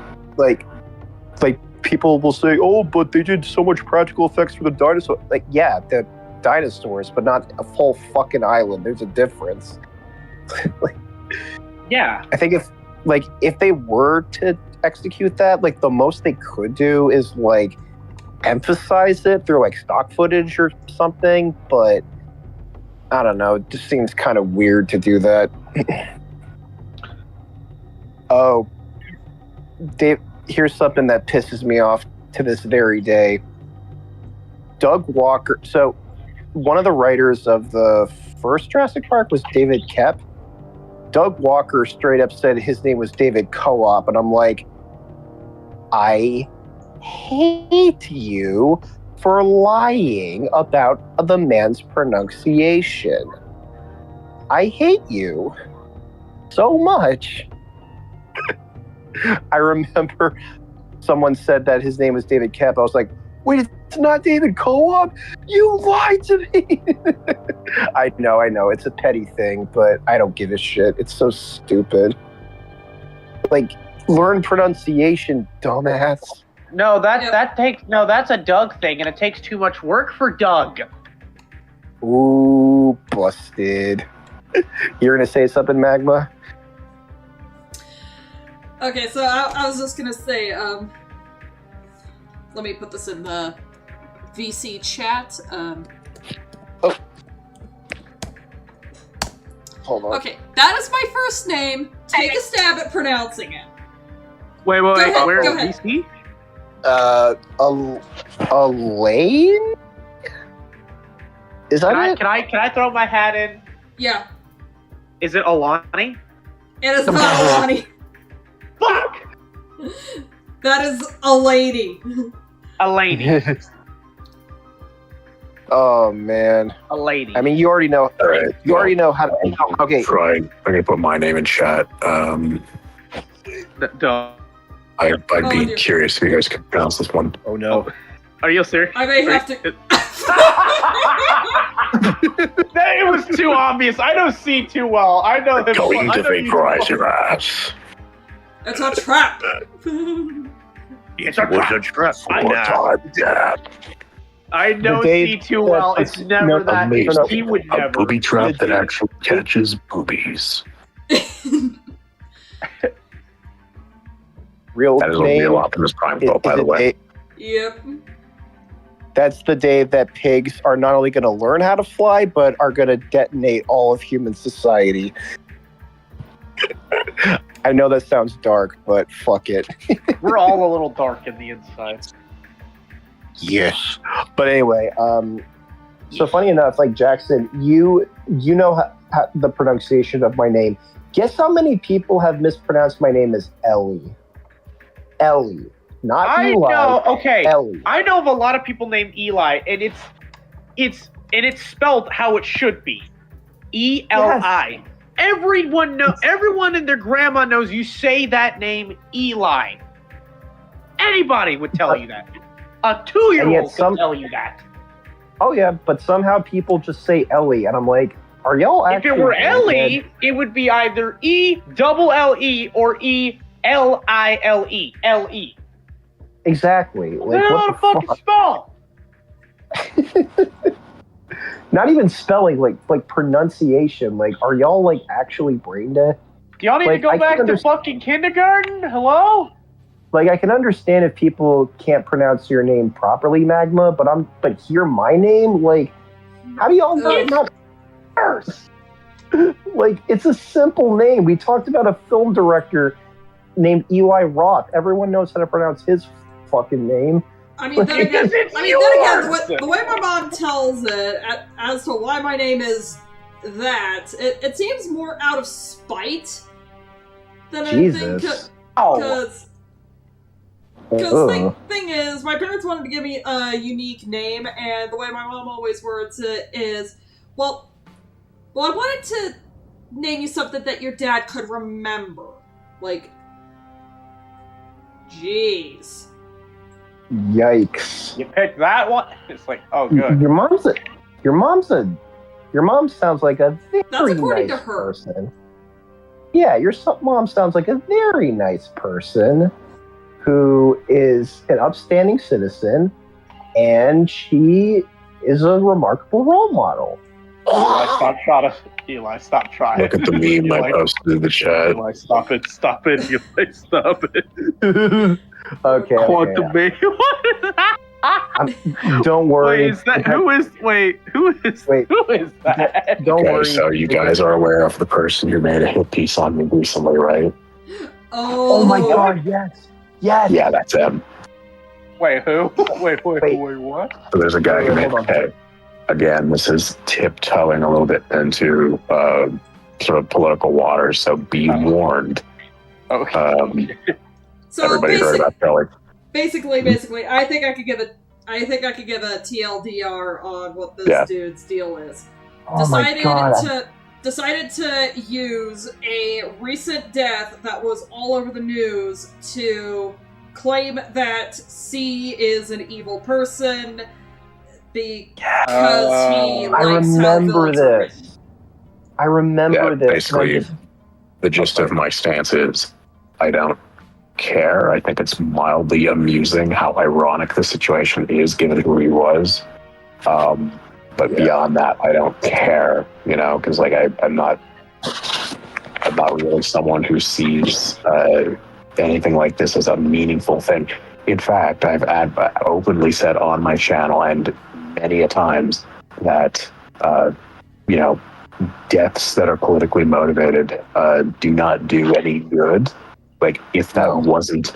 let's just completely ignore that's the entire fucking ethos of my many videos covering Megatron and Transformers 1 still objectively being the villain of that story. Because of what he did, completely destabilizing Cybertron. Let's just ignore that, and it's funny because I'd actually say the situation is similar to recent events in that movie, funny enough. But nonetheless, this person decided to take it to the point of slandering me. And I'm just like, all right. So I made that name. Oh my god. Once again, decided to go after the one member of my whole YouTube community that is the most mentally unstable. Like, if you went after Steve, it probably wouldn't have gone anywhere. With me, it's like, bro, you went for the one guy who kicks the nuts. Like, well, why would you do that? Yeah, you went for a guy that his entire life goal is to beat everyone in the nuts and say, Told you so. I fucking punch below the belt. Like, I don't give a shit. Dude, like... You don't play by the rules. You're gonna have to What? learn that about C. You don't play by the rules. No, you got Jackson, that. You know, they got the one guy in Raiders of the Lost Ark who swings around a sword, right? And Indy just pulls out a gun and shoots him. I'm Indy in that situation. I just pull the Yeah, gun you out like hold the other fucking shit. gun, dude. You are Indy with the gun just going, for God's sake, bang. Yeah, it's like, I don't give a This, shit. I love this dude also, didn't bring a. that. Also, that scene's gonna come up, C. You're gonna love that in Great Circle. You're gonna love that scene. No, wait, if you've already seen it, you already know it exists. No, but Jackson, you said it perfectly. The sea just brings out the worst type of people for no reason. Well, not for no reason. No, because but... I know how he is because ever since, I swear, I don't think it was the Megatron video, but that has to be the catalyst of C just seeing the dog shit of the internet just flop. Yeah.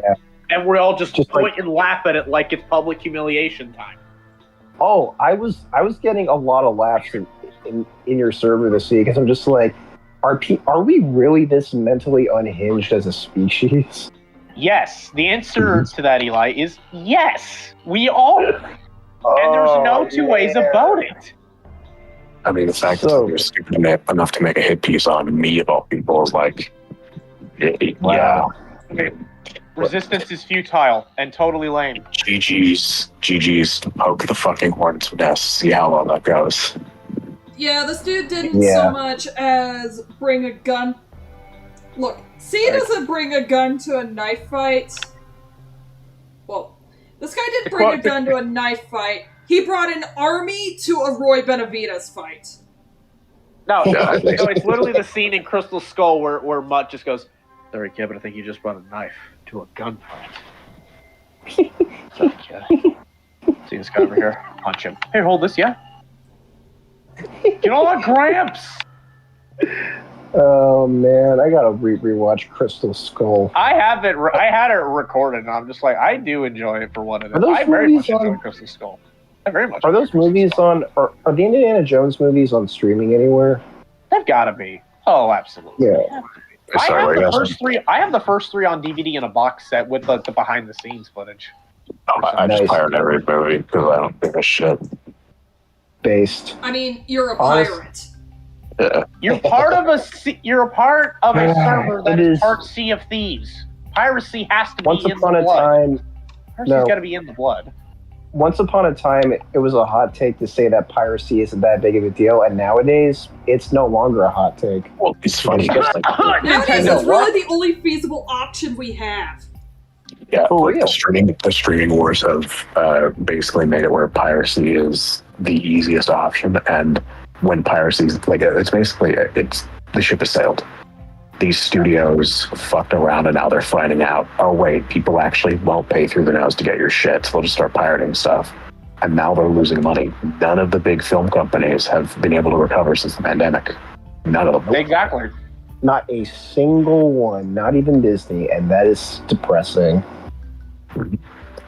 Well, it's just I'm looking at you, Nintendo. Yeah, when you make a business model around streaming and shit, good luck making that last. Yeah. Like, there's just no profit to be found in streaming, and it's only going to be a matter of time before streaming just I wouldn't say collapses, but is just made into a complete... Streaming is just going to evolve back into TV, like cable packages. It's just going to turn into that again. Oh, yeah. We're going to get live TV channels on streaming, and it's going to be like, choose your package, Disney or HBO, I guess. I don't know. Yeah, I've seen arguments that the way YouTube operates as of late, it's basically trying to be television 2.0. Because we continue YouTube in order to get away from television.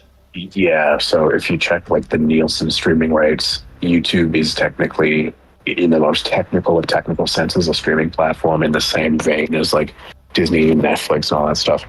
And if we look at the Nielsen viewership rates, it's not even comparable. Like YouTube is by far number one.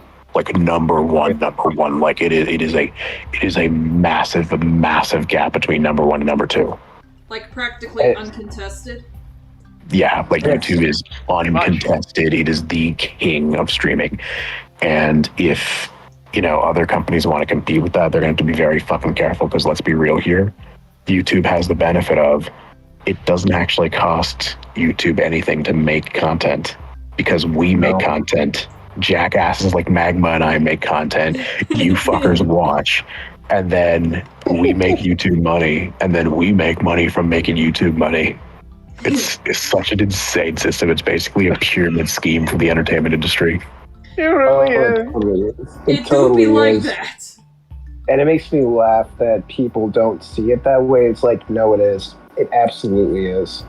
Yeah. And I think it's funny that it's also kind of become an archive for media that you couldn't find.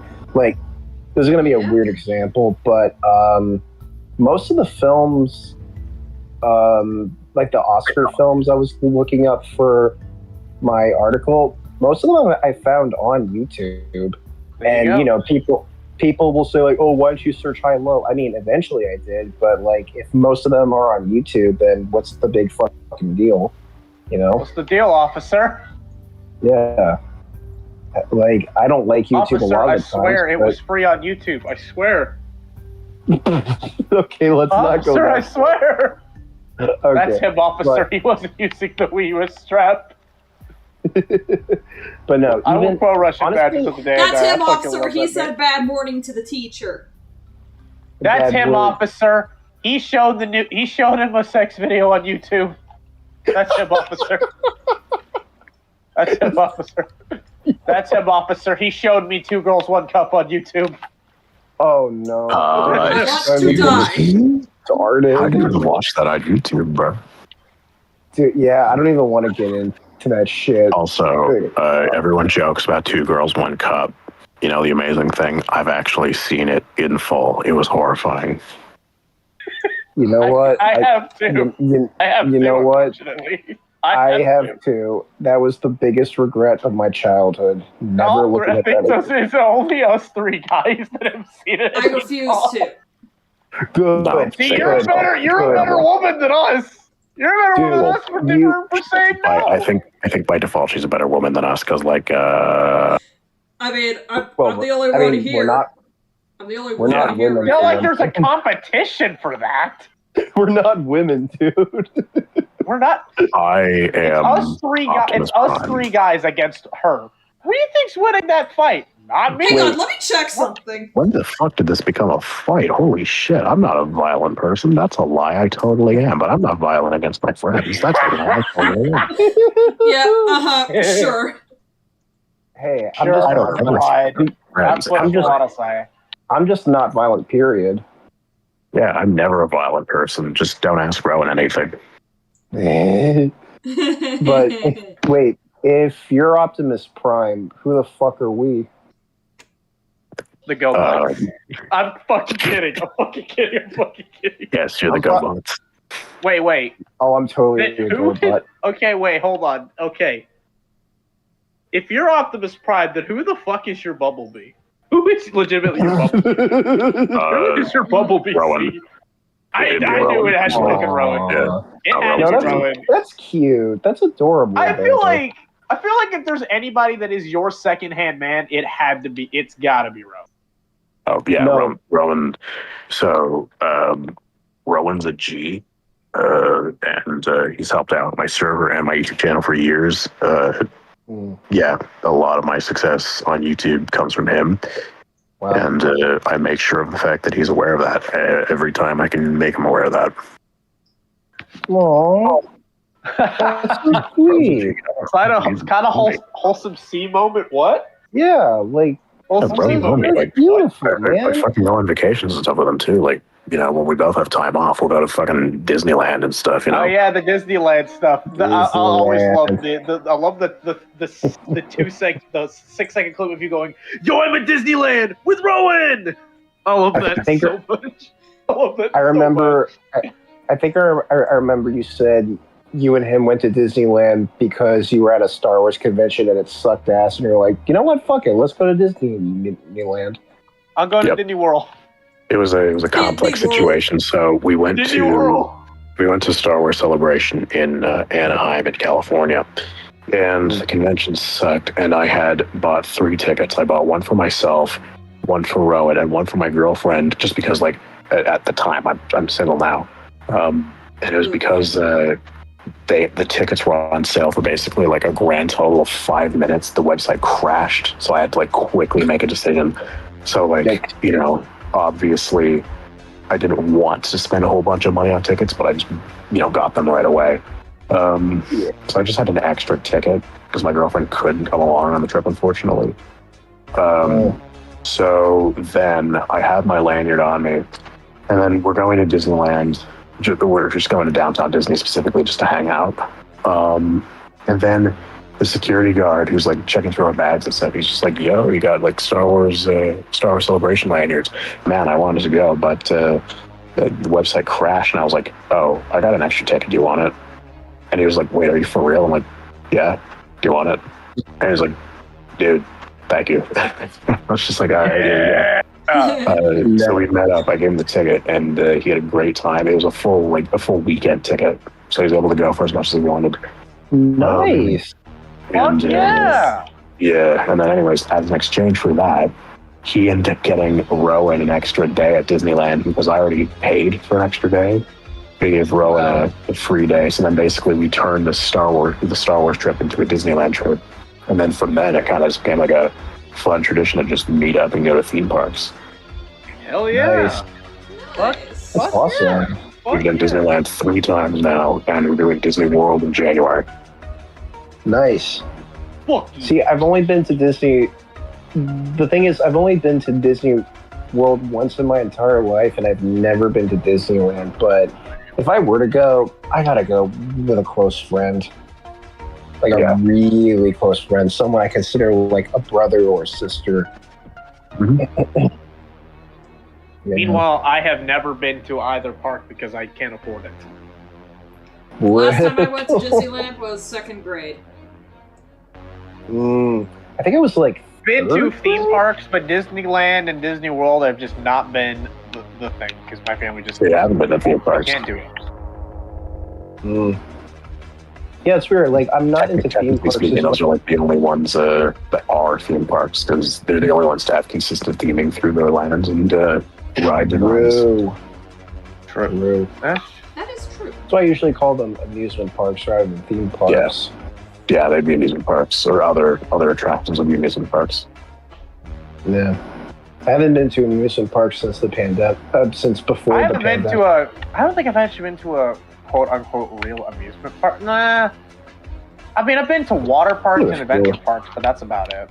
I think that's about it. Water parks are fun. Water parks, yes. Water parks, yes. Disney parks are fascinating in the sense that there's a reason I like them. I am so story-minded. I love storytelling. I love writing. I love worlds and all that stuff, right? I thought it was because you're quite infatuated with a particular ride about pirates. Well, see, that's the thing is, everything kind of stems back from my very, very young experiences. As a very little child, I remember going on Pirates of the Caribbean, and my mom said it was her favorite ride. And I was like, okay, let's see what this is like. And then I immediately realized why it was her favorite ride, because it was just like you got sent back in time to the world of pirates, and you got to see pirates attacking the fort, and then like the village on fire, and like there's like a whole bunch of treasure and stuff. And I was like, holy fuck. I'm in like a pirate world right now. And that, as a kid, for me, did a couple things. It made me fascinated with pirates. It made me fascinated with history. It made me fascinated with theme parks, but it also made me really kind of realize I like stories. And as a kid, I always admired Walt Disney, and I wanted to be an animator growing up. Really? Yeah, I loved cartoons. I loved Disney animation. I loved all that stuff. I loved everything they did. It was awesome. And then through that, over time, it kind of just evolved into further, like, you know, once I watched the Pirates of the Caribbean movies as a kid, then I watched fucking Indiana Jones and all these different movies, everything from Jaws and all this stuff, Batman, everything. I just, as I got older and older, I just kept on loving movies. The landscape of movies changed as well. You know, the revolution of CGI becoming more of a thing in movies, and Davy Jones and the Na'vi and Avatar, the Transformers and all that stuff. And just as things kept on evolving, and as sort of like grew up older and older, I kind of just realized, fuck man, I want to be a filmmaker. And then years ago, I did like film school and then became a visual effects artist for a little bit. And then now I'm trying to make a feature film. Now that's a whole other thing down the road, but it's a whole, everything ties back to my earliest experiences of just being exposed to stories that kind of just like blew my mind.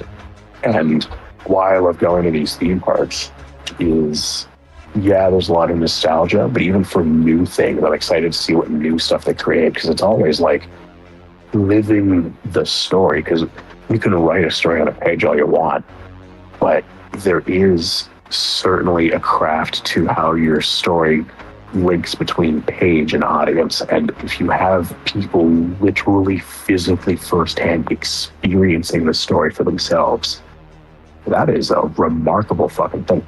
And theme parks are truly the only avenue where you can fully pull that off, because there's no other medium in which you can have a written story that you live. I mean, the closest thing to that would be video games, but... Yeah. There's also, like, virtual reality type stuff, and that's, like, an incredible feat in its own, but... Oh, yeah. I don't know. There's something kind of fascinating about seeing individual stories on a big screen, because in a weird way, you're entering a brand new world. So, let's say you go to a movie about, I don't know, like... okay, I'll just give a specific example. You go see a movie like Who Framed Roger Rabbit. On the surface, it's about a cartoon character who got framed for a crime they didn't commit. That's a fascinating concept. And then you watch the movie, it's not only a tribute to all these classic cartoons of the time, it's a fascinating film, like neo-noir. Like, it's a fascinating tribute to old Hollywood of the 40s. It's got a lot of captivating set pieces from that time period, and on top of that, surprisingly dark sort of allegory to minstrel performers as well. Oh, absolutely. Funny enough, tunes are pretty much kind of a maybe not a racial slur, but a derogatory term for the cartoon characters. There's literally a scene where Roger is standing on a soapbox telling Eddie, like, a laugh can be a powerful thing. Why, sometimes in life, it's the only weapon we have. I'm like, damn, Roger. But I think that film is fascinating in the sense that, on one hand, it's a really funny movie, but it's also a really dark movie, and just all the murder and corruption underneath everything. And also on top of that, like, Eddie Valiant isn't just an asshole who, like, you know, hates tunes for a bit. He loved comedy. He grew up in, like, a circus, and he and his late brother were total clowns, but one thing led to another, and he, you know, told himself that he hated something that he always loved, and as the adventure goes, it's like, no, he actually loves these things. He loves cartoons. He loves comedy, and despite his resentment towards Roger, no, he actually kind of admires Roger. It's like, that's good storytelling. Mm-hmm. And now I'm getting oogie gaga over that movie. As I always. You need to nerd out, lad. Another thing that as a kid blew my mind, and this is in a similar vein to theme parks. There was this one game I played. You guys might have heard of it. It involves a boy from the forest finding a magical instrument, and he ends up going to this temple, lifting a sword from the stone, being sent forward in time, and then saving the fucking world. Could this perhaps be a little-known gem called Legend of Zelda: Ocarina of Time? Little known, yes, it is. It is my favorite game ever. It is my absolute favorite game. Nothing comes even close, because obviously, like, nostalgia is bound in that. But like, I'm not gonna be obtuse in that regard. But I think the story of the game is one of the most brilliant pieces of writing ever to exist. Even looking back in full objective mode, the story is fucking crazy, especially with the limited technology of the time, how they managed to pull off something so narratively intricate and so thematically rich. It's just like, how the fuck did they do that? And especially do it so effortlessly. Yeah. Wow. It's an allegory for growing up just in general, like the utopian beauty of childhood, the whimsy and stuff. Your home growing up is this fun, exciting place of just pure childish glee.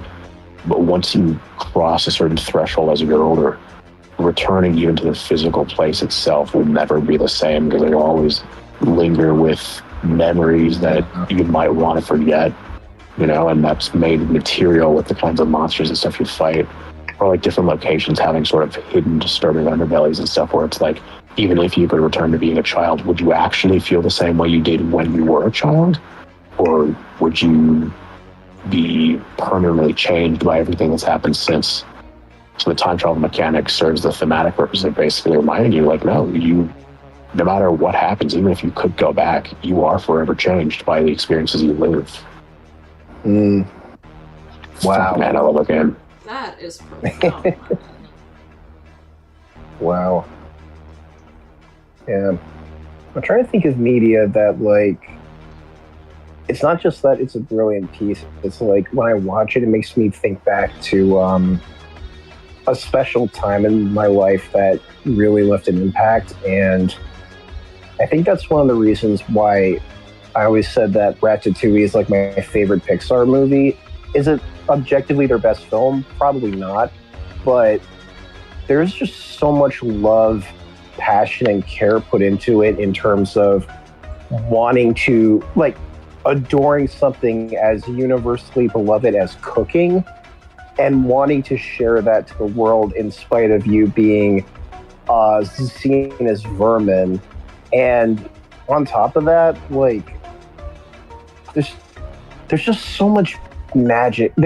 There's no other way to put it. There's magic in that film that you don't get from any other food about cooking, at least from a family film, so to say. And from something as simple as a nerdy, awkward guy befriending a rat who loves to cook, like one person who can't cook and one who can, but they're not a human. It's like genius. That's perfect. And just, man, every time I think of Ratatouille, it just makes me smile. And it makes me hungry. Yeah. You can't deny the food in Ratatouille looks absolutely delectable. What's that? I said you can't deny the food in Ratatouille looks absolutely delectable. Oh, absolutely. And that was at a time when CGI hadn't really, like, made food look that appetizing, at least not in, like, full-blown animation. But, no, the food in that is just incredible. By the way, I gotta mention this to see. It's so funny that you wanted to be an animator. I think that's another reason why your reviews are so goated, because I can tell, like, you view these things from someone who actually understands, like, how animation works as a medium within storytelling. Because I'm gonna be real with you, I don't think the vast majority of animation reviewers know how to review animated properties. They just don't. Yeah. I really don't. Try. The thing is, even though I wanted to be an animator, I can't speak in any level of confidence about animation because I don't have that expertise. I know visual effects stuff in a more broad and nebulous sense. My area of expertise is live action filmmaking. So, like, in terms of discussions like cinematography and stuff like that, I mean, fucking place.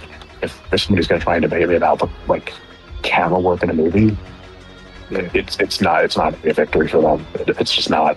But animation's one where, while I have a lot of respect for the medium, I also know that it's not really my place. So I like to keep, at least when it comes to just the visual presentation of animation, I keep a lot of that to myself, because it's like, unlike someone like Doug Walker, I'm not going to talk out of my ass, you know what I mean?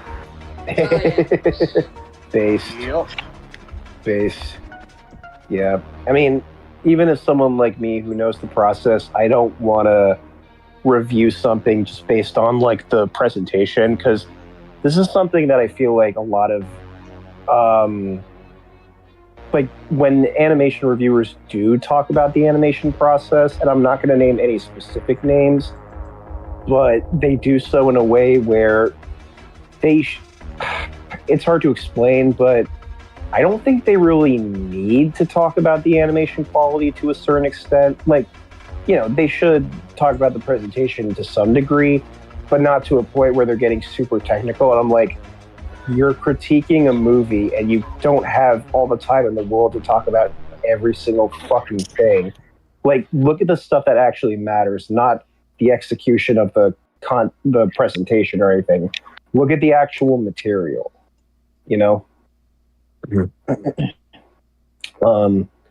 But then again, like, I might look at a presentation and be like, okay, I see how they did that, but I'm not going to like explicitly state that to people, because that's knowledge I'd rather keep to myself, and not even to myself, but like only a select group of people.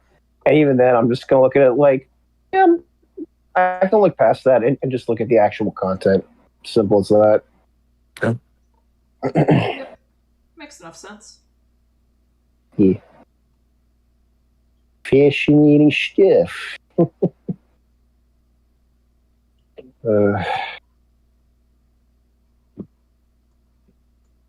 I own so many animation books, it's not even funny.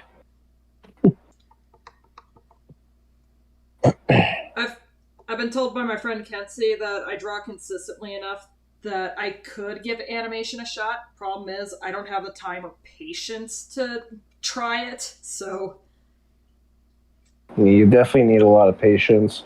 It's never too late, though. And don't sleep, ever, at all. Do not sleep. No.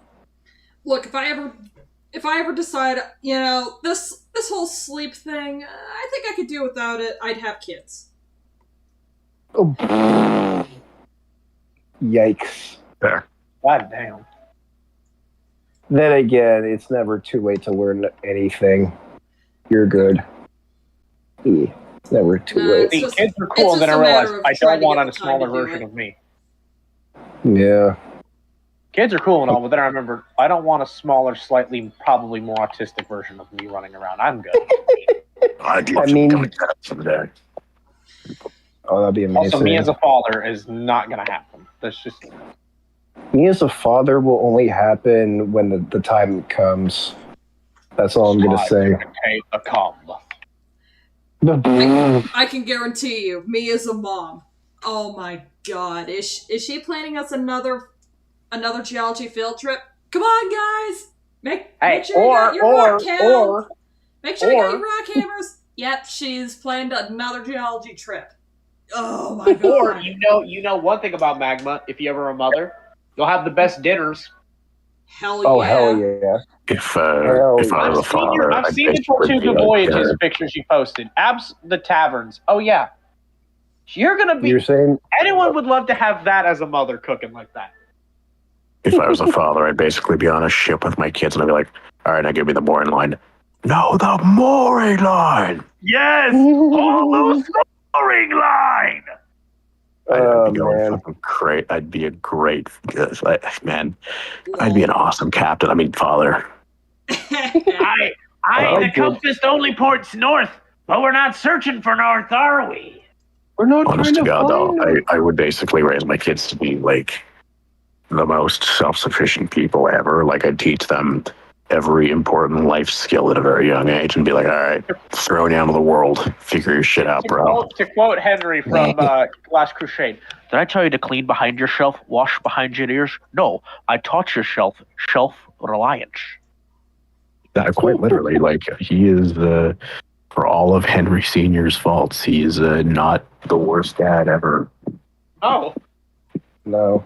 For all of Henry's faults, that does not outweigh what a truly spectacle of a dad he is. I mean, he thought it was right for his kid, and what really did him and Indy, what hurt their relationship wasn't even Henry being a bad father. It wasn't Indy being a bad kid. Is that they both dealt with the heartbreaking death of his mom.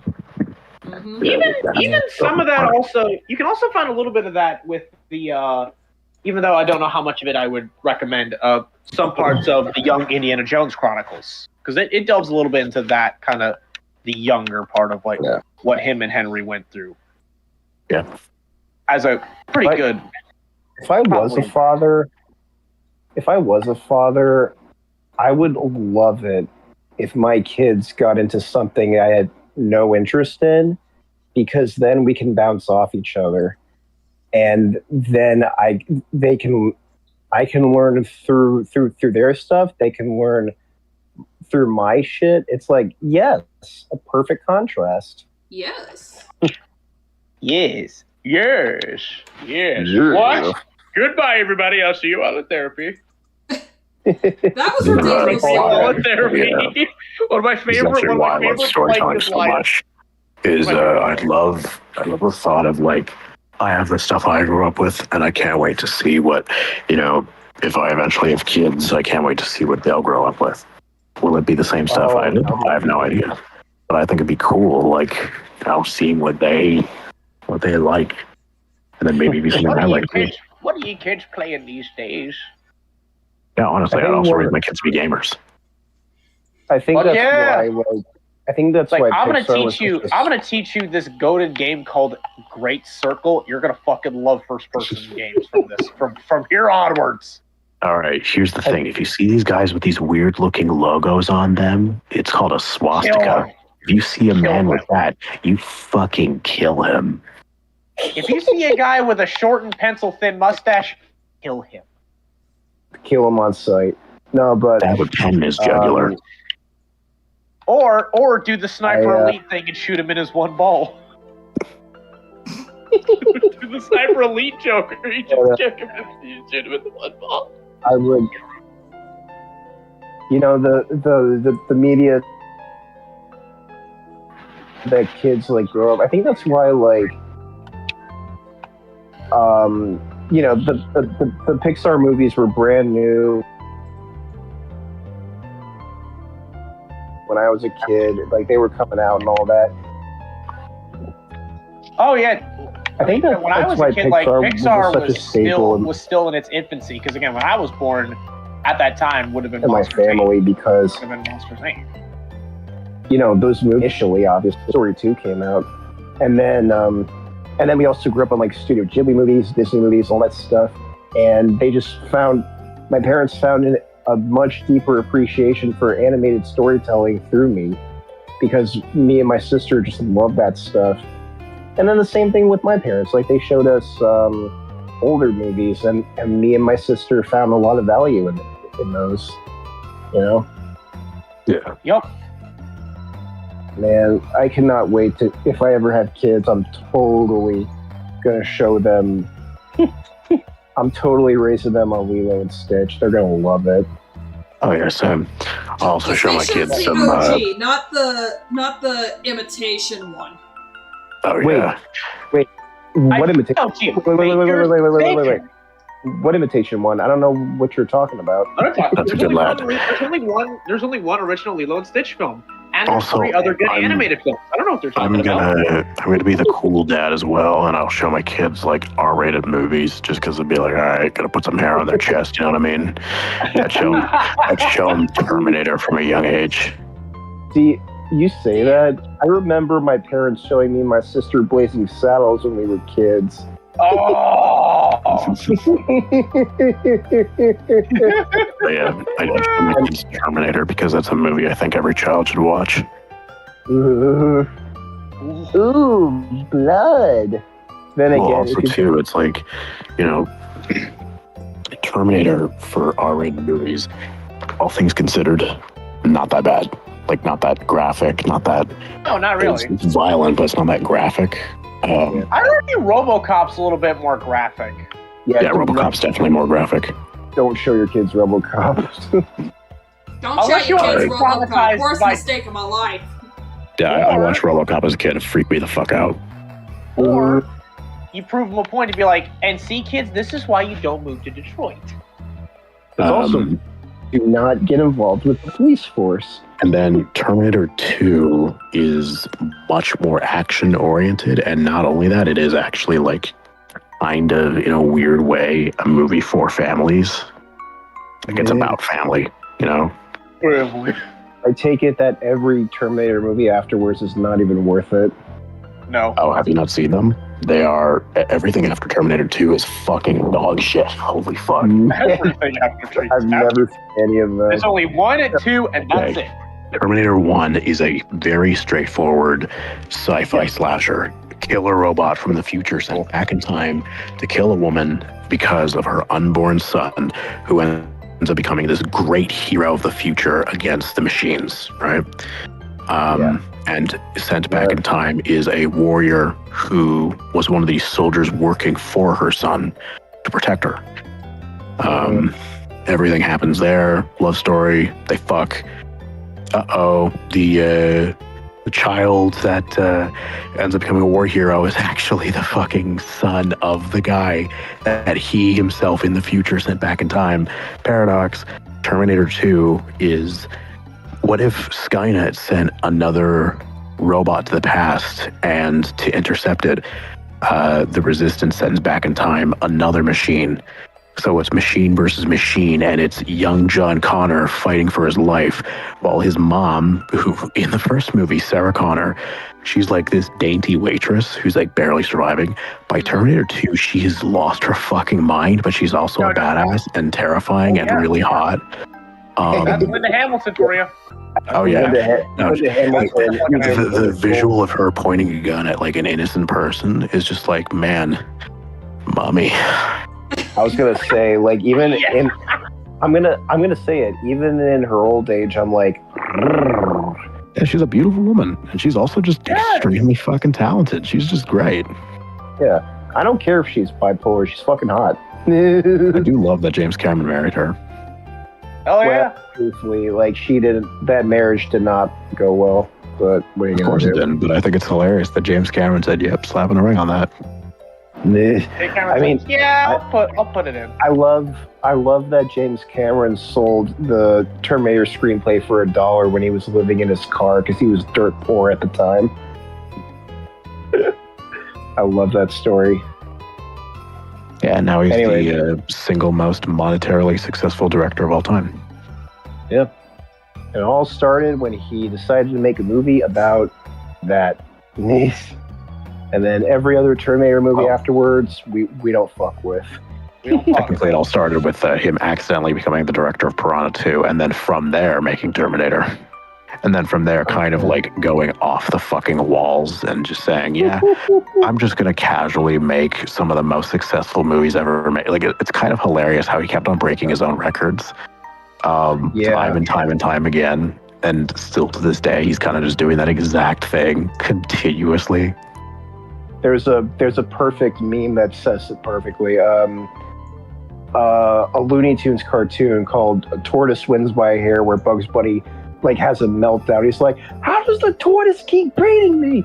So it's basically that scene, but everybody wondering how James Cameron keeps grossing $1 billion with like the new Avatar movies.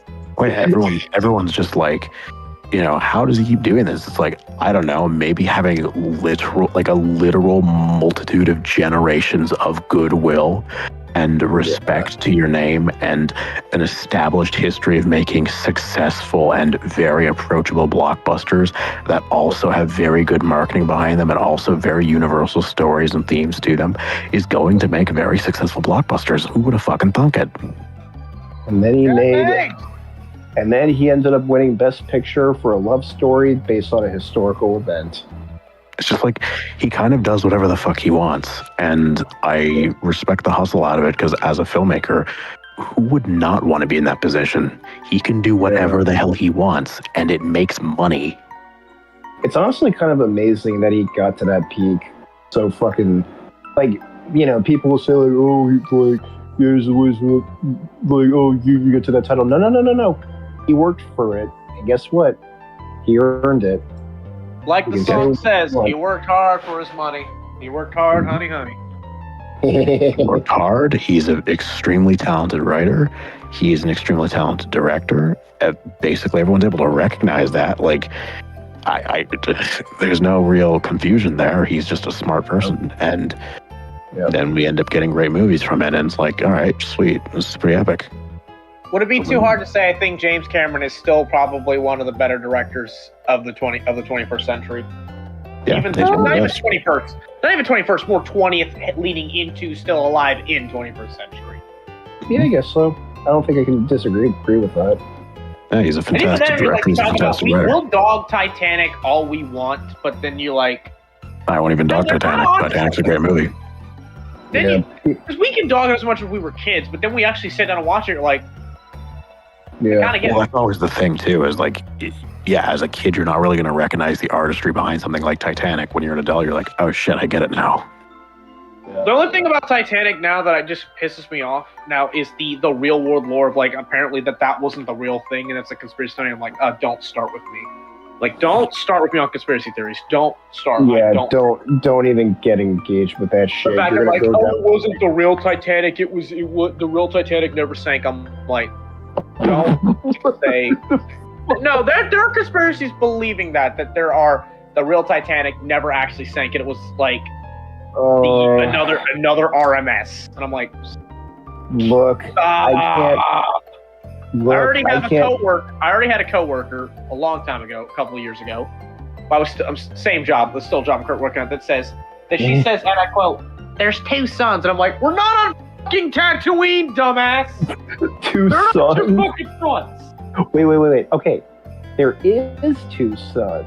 It's called Tucson, Arizona, dumbass. So the evidence behind the conspiracy for two suns is images where there appears to be two suns, as if those images weren't taken with, get this, long lenses in which there would be multiple suns within the lens because it's an optical illusion. It's funny when people try and use pictures and videos as evidence for something, and then they show that to me, and I'm just like, I know exactly what this is because I use cameras every fucking day.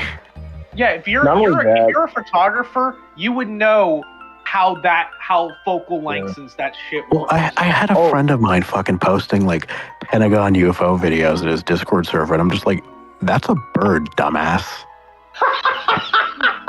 That is a camera that is on a military helicopter. It is flying in the opposite direction as a bird. It's flying over the ocean, and the tracking system is picking up the bird. That's all it is. It's just a fucking bird. Like, I can tell it's over the ocean because of the specular highlights on the ground that end up shifting. I can tell it's a bird, given the fact that it's not actually moving all that fast. It says it's moving really fast, but what it actually is that it's moving in the opposite direction as the fast-flying military vehicle. So it's not actually moving fast. It's just parallax. All I hear bird, and I cannot think of Stallone as King Shark going bird. I love Stallone as King Shark, even though I've never watched the other just hearing Stallone going bird. The Suicide Squad is actually almost good. I say almost good because storytelling wise, it's actually not that great, but the characters are fucking goated. So it's don't like, watch 2016. Please, would love your life. Spend your 2016. I actually rewatched Suicide Squad 2016 recently. It is fucking horrible. Oh my god. Yeah! And also, I need to ask C about this because how many of you in the server are like super hyped up for Tron Ares? I'm not. I am not. I am not even remotely. I will tell you this directed right by the now. guy who did Pirates 5. And not only And that, also, there was also Jared a thing of Leto- like, this is also taking away from you knowing that the sort of main villain is Jared frickin' Leto. I was gonna say I am not watching that. Fuck that. Fuck Yeah, Jared Leto. and there were a couple of Fuck people. him. I think there was a few people. I don't know if it was like Batman or someone else that were showing the stuff for Tron Ares, like getting the hype up, and I'm like, I was okay with that until you found out that the villain is Jared Leto. I'm like, can we stop typecasting him as a villain because he's just a piece of shit human?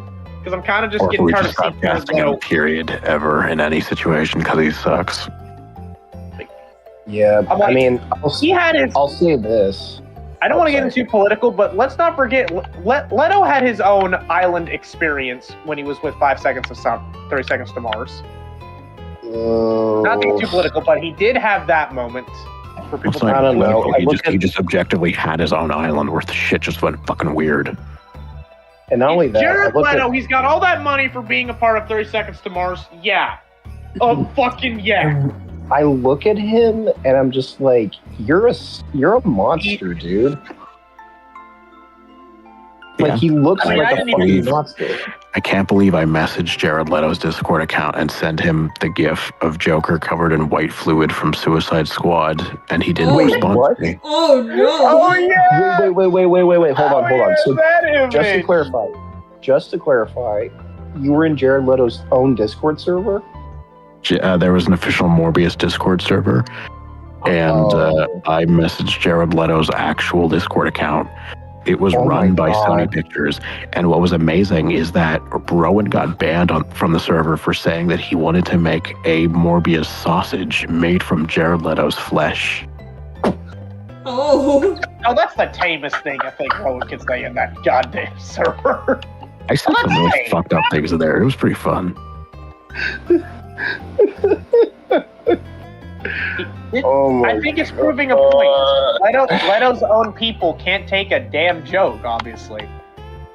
Not only that, but Jared Leto's a piece of shit for how he treated the actors of Suicide Squad. Like, oh, you send people dead. Oh yeah, the method acting? That's not method acting, that's meth head acting. That's not method acting, that's harassment. It's literal harassment. Sending Margot Robbie sending Margot Robbie and fucking everyone else to dead animals. What the fuck is wrong with you? Like people are going to complain about Heath Ledger. Heath Ledger's method was actually like, you can understand what he was trying to do. Jared Leto was just being a fucking scumbag. And I actually miss Heath Ledger for Heath Ledger was trying to play the Joker. Yes, he was actually... Heath Ledger was trying to play the Joker. Wait. Leto was trying to play an actual fucking serial killer. No, here's the difference. Heath Ledger was actually acting. Exactly. Heath Ledger was acting. I'm sorry, Jared Leto cannot act. I'm sorry. Jared Leto cannot fucking act. It's not even that he can't act. It's that he doesn't want to act. He wants to be taken seriously. And I'm just like, dude, you're a fucking idiot.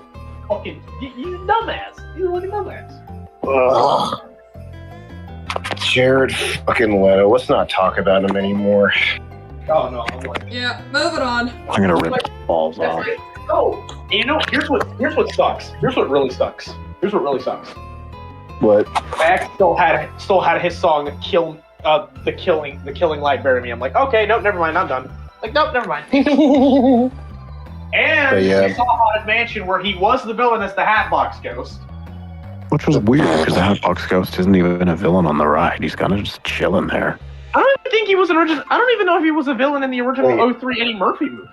Well, he wasn't. Okay, so it's weird. The Hatbox Ghost wasn't in the Haunted Mansion ride in 2003. So the Hatbox Ghost was a ghost they created for the Haunted Mansion when it originally opened in 1969, I want to say.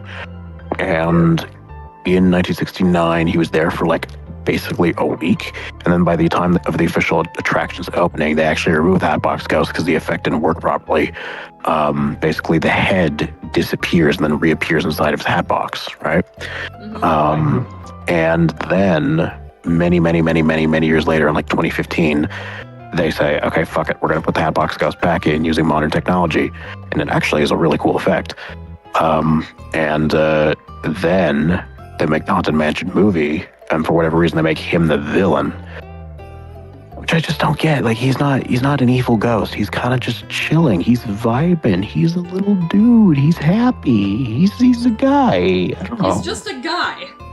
The more you go back and think about it, I realize 2023 movie is actually not that great. It's not that great. Not that great. It's not terrible or anything, but it's just kind of mid. It was a very like you watch it once and then you just don't think about it ever. Which I argue I can do that with a lot of movies. I've done that with a lot of movies. I'm just like, The release of the movie was a mess. Everything to do with the fucking movie was a mess. It's just sad because Guillermo del Toro wanted to do a Haunted Mansion. And honestly, to do your Haunted Mansion movie, I like Lakeith Stanfield as an actor. I think he's a good up and coming guy. yeah. So with Haunted Mansion, it's a similar thing to Pirates of the Caribbean, where it's like you actually kind of need to let the director cook and make something kind of creepy. I heard. Like,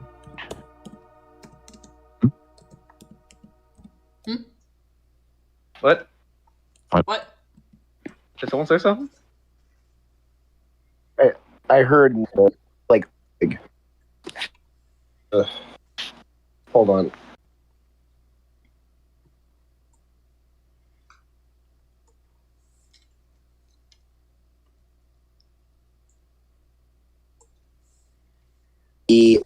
Not everybody knows that the 2003 Eddie Murphy film was directed by Rob Minkoff, the director of The Lion King.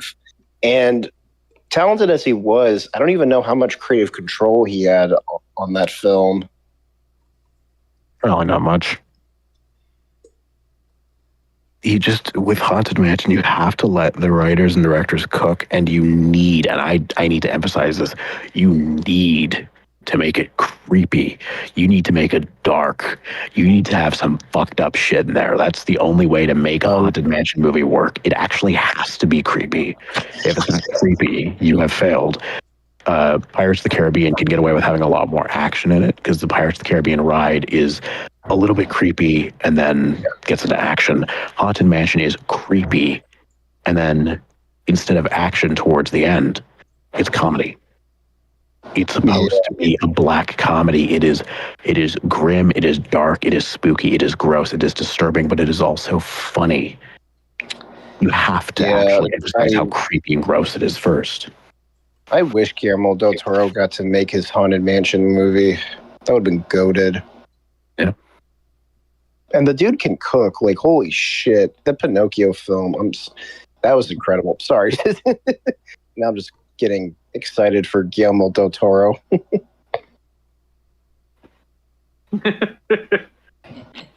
I'm looking forward to his Frankenstein adaptation.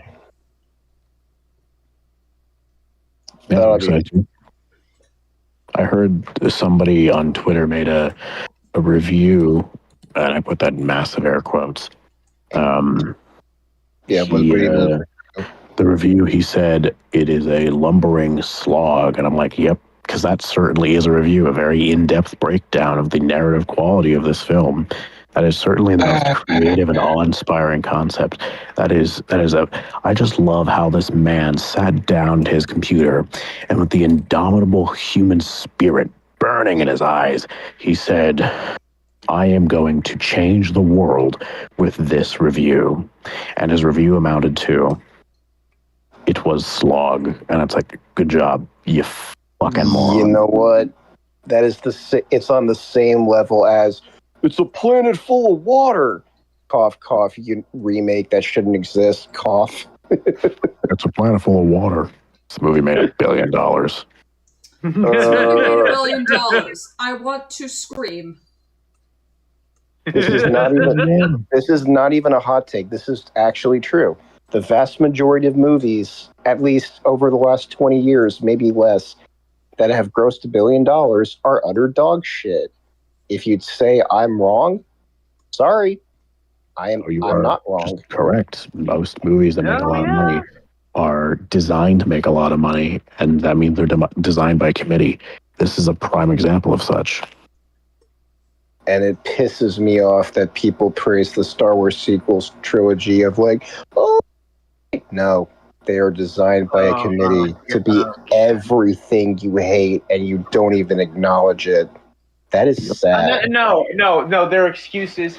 Oh, it's a good storytelling. No, first of all, Hollywood does not hate strong females. They hate dog shit writing of the said females. Yeah.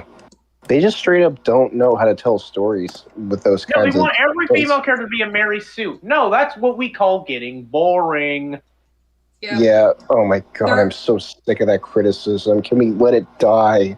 They're either a Mary Sue, an absolute asshole, or both. neither we of them just have are like like to often watch. coincides because they seem to think that being a strong woman also means being a fucking asshole when it's like, no, because in the same way that being a strong man doesn't mean being a fucking asshole. You know, the strongest man I could think of in any blockbuster ever? What? I think of one man named Aragorn from Lord of the Rings. He is the strongest man I can think of in any movie. And do you know why he's a strong man? Because he's not an asshole. He is a compassionate, gentle person who tries his best to make people's lives better. He has a destiny before him that he does not even want to fulfill, but he knows he has to for the sake of other people.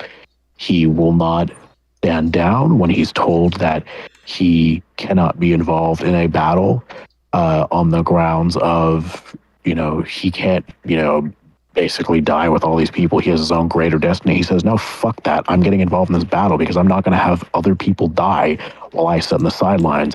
He is an honorable man. That is as compassionate of a person as you could possibly get in writing. That is what a strong man is. Writing a strong woman is no different.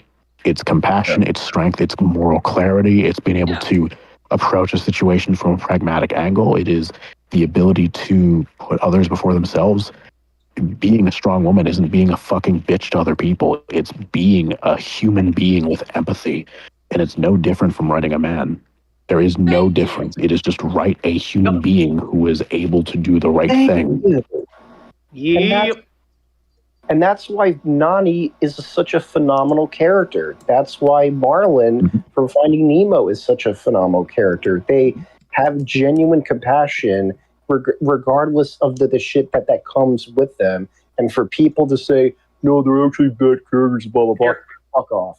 Just actually I've got one that's an actual strong man, but is a compassionate man. Bob from The Incredibles. Yeah, Mr. Incredible. Exactly, Mr. Incredible. Thank you. Funny enough. You know exactly where I was going to go with that. He's actually a fascinating character in the sense that he's effectively, narratively, he's basically just a man going through a midlife crisis. He's a man going through extreme mental health issues. And as someone who's gone through a lot of fucked up mental health issues, I actually personally relate to Bob a lot. But also, too, they have the solution of the movie not be he needs to just be a big tough man. The solution of the movie he needs to accept emotional vulnerability and let his family help him, which is, as a story for men, that's a very big thing, because obviously our culture sort of emphasizes men being sort of the machismo kind of guy who internalizes everything and fucks off and doesn't show any emotion. And it's like, no, this movie has a man be vulnerable with his family, and that should be normalized. He flat out. Kiara, are you ready to go to bed? Kiawa, but like the kitty cat I is think, demanding that I go to bed. Okay, well, I'll wrap this up very quick. That's why Syndrome is a perfect contrast to Bob, because while Bob was admittedly a bit too, like, even though he did try to relive the glory days, it wasn't necessarily because, like, he was all about being a superhero. I mean, part of it was to chase something that was no longer there, but he did eventually realize that doing this stuff, like he even said to his family, like he was so caught up with being undervalued that he ended up nearly undervaluing his entire family. Meanwhile, Syndrome is so caught up in his own personal anger and resentment that he could not fucking grow out of it. And as such, he is a much weaker character than Bob. And in seeing how he ended up dying by the same sword that he lived by, and Mr. Incredible was able to save the day with the help of those around him. Yeah, no. Culmination of someone who won by being compassionate and empathetic, and someone with no fucking regard or remorse for human value at all. Syndrome was okay to let Mirage nearly get crushed by Mr. Incredible. That tells you everything. So, yeah, no, seeing that in something like The Incredibles, it's something that we need to remind people, I think, not just men, just people as a whole. Anywho. I go sleepy. Good night, nerds. Alrighty. Good night, Captain. Night, y'all. I can't wait to hear the stream tomorrow. Yep. Alrighty. Well, y'all have a good night.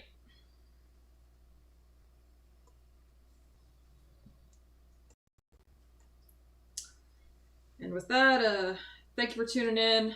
I'll probably have these done by this weekend. I really need to get them going, so make sure you do all the algorithm-friendly stuff, you know. Also, check out the second channel. That's where I do most of the streaming, though if you guys would rather I do more streams on main, yeah, just let me know. Alrighty. So, I don't know how to end this. Deuces.